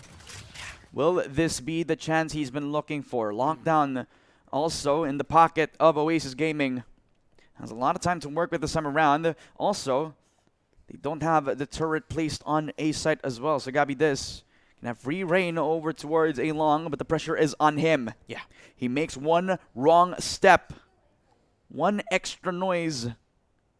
And Oasis Gaming is going to be as easy as a snap for him to respond over to that A-side extremity. He clears both corners. That's good. Heaven doesn't have a smoke to put up on towards that side of the map, so he can't isolate each angle. And since Oasis are playing together, he can just play for the trades. 30 seconds on the clock, and I 30 like seconds Gabi, this left. is playing the time on his favor. Yeah. But I like it better that the Oasis are playing together here to duo. That's Marky leading the charge. They avoid detection. They're making their way towards A site now. And this is the play that you want as a duo. Second Love gonna be might be caught off guard by Gabi Diz. They're No going way. up close and personal. They have to clear the corner, and they do. That's it. Oasis, They're gonna advance in the lower bracket. And unfortunately for Balbaqua, this is the end of the road. They're taken down, and Oasis advance. Oasis survived the test after a very brutal matchup against Naos Esports.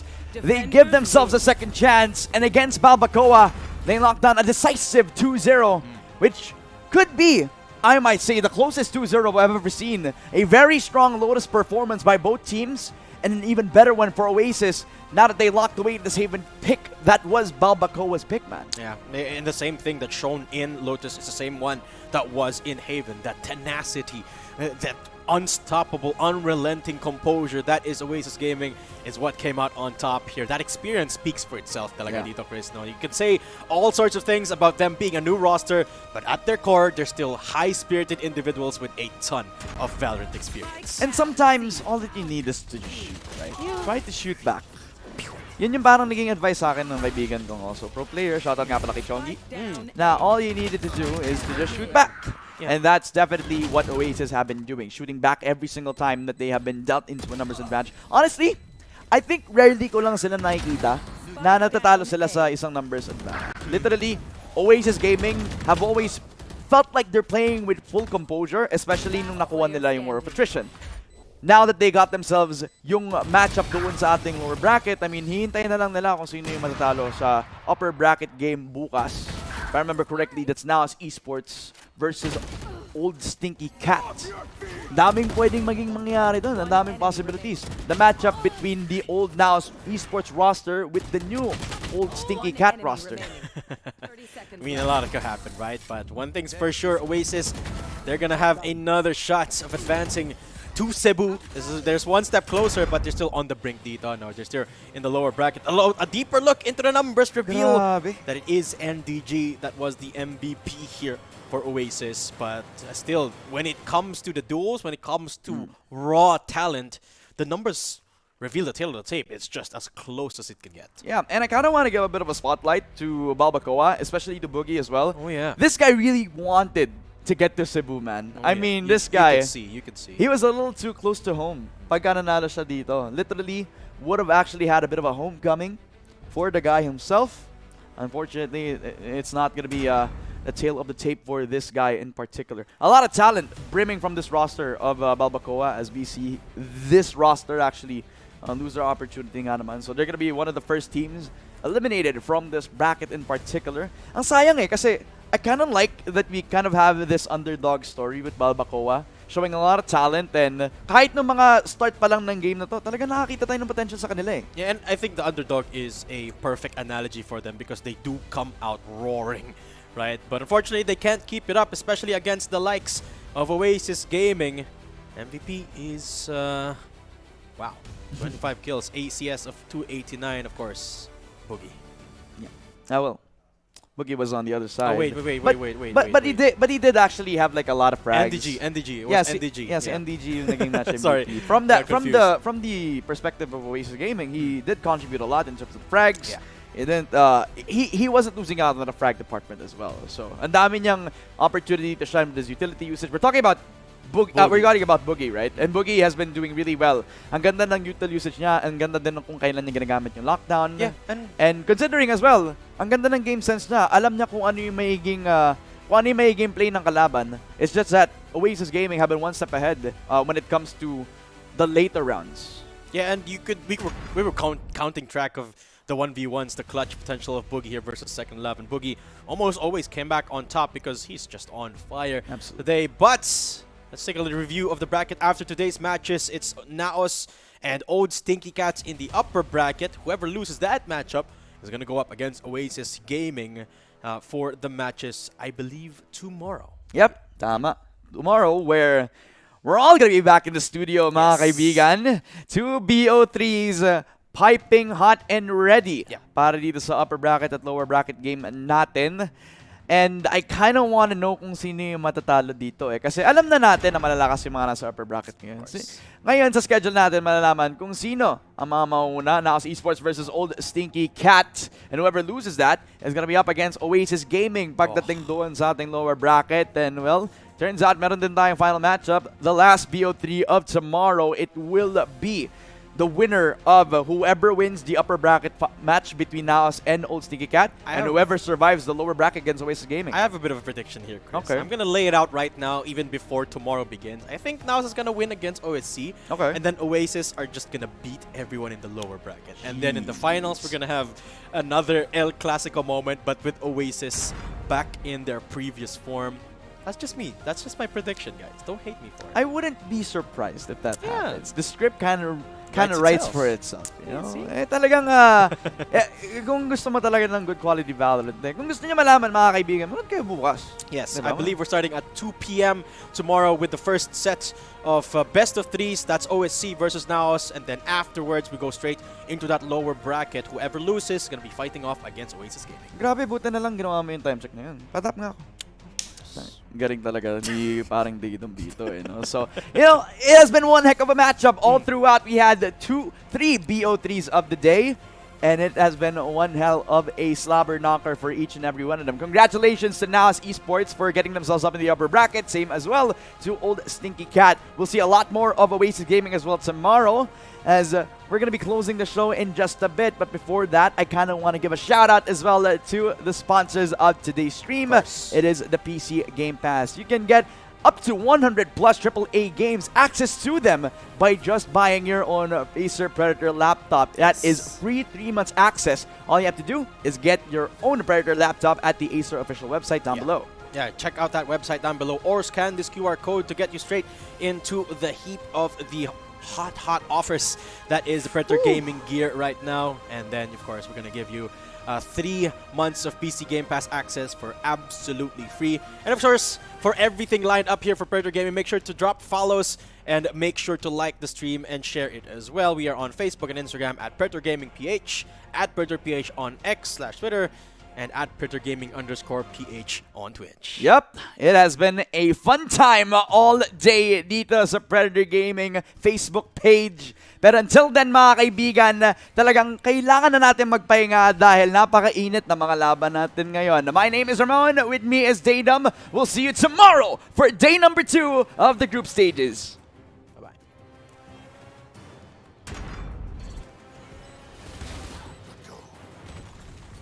One enemy remaining.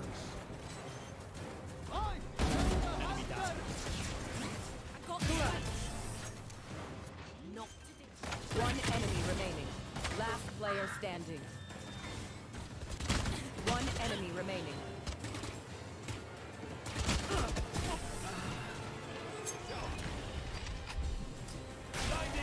Last player standing. Attackers win. 10 seconds left. Last player standing. Enemy remaining. One enemy remaining. You had your fun. My turn.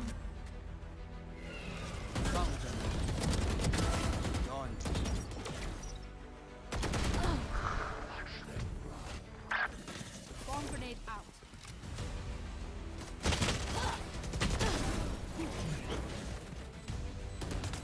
One enemy remaining.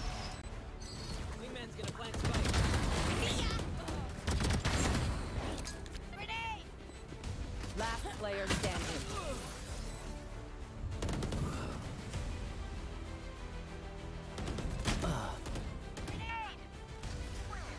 One enemy remaining.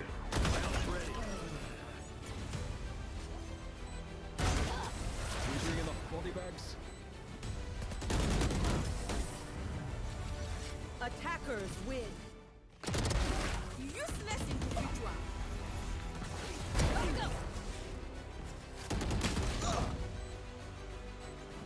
One enemy remaining. One enemy remaining. 30 seconds left.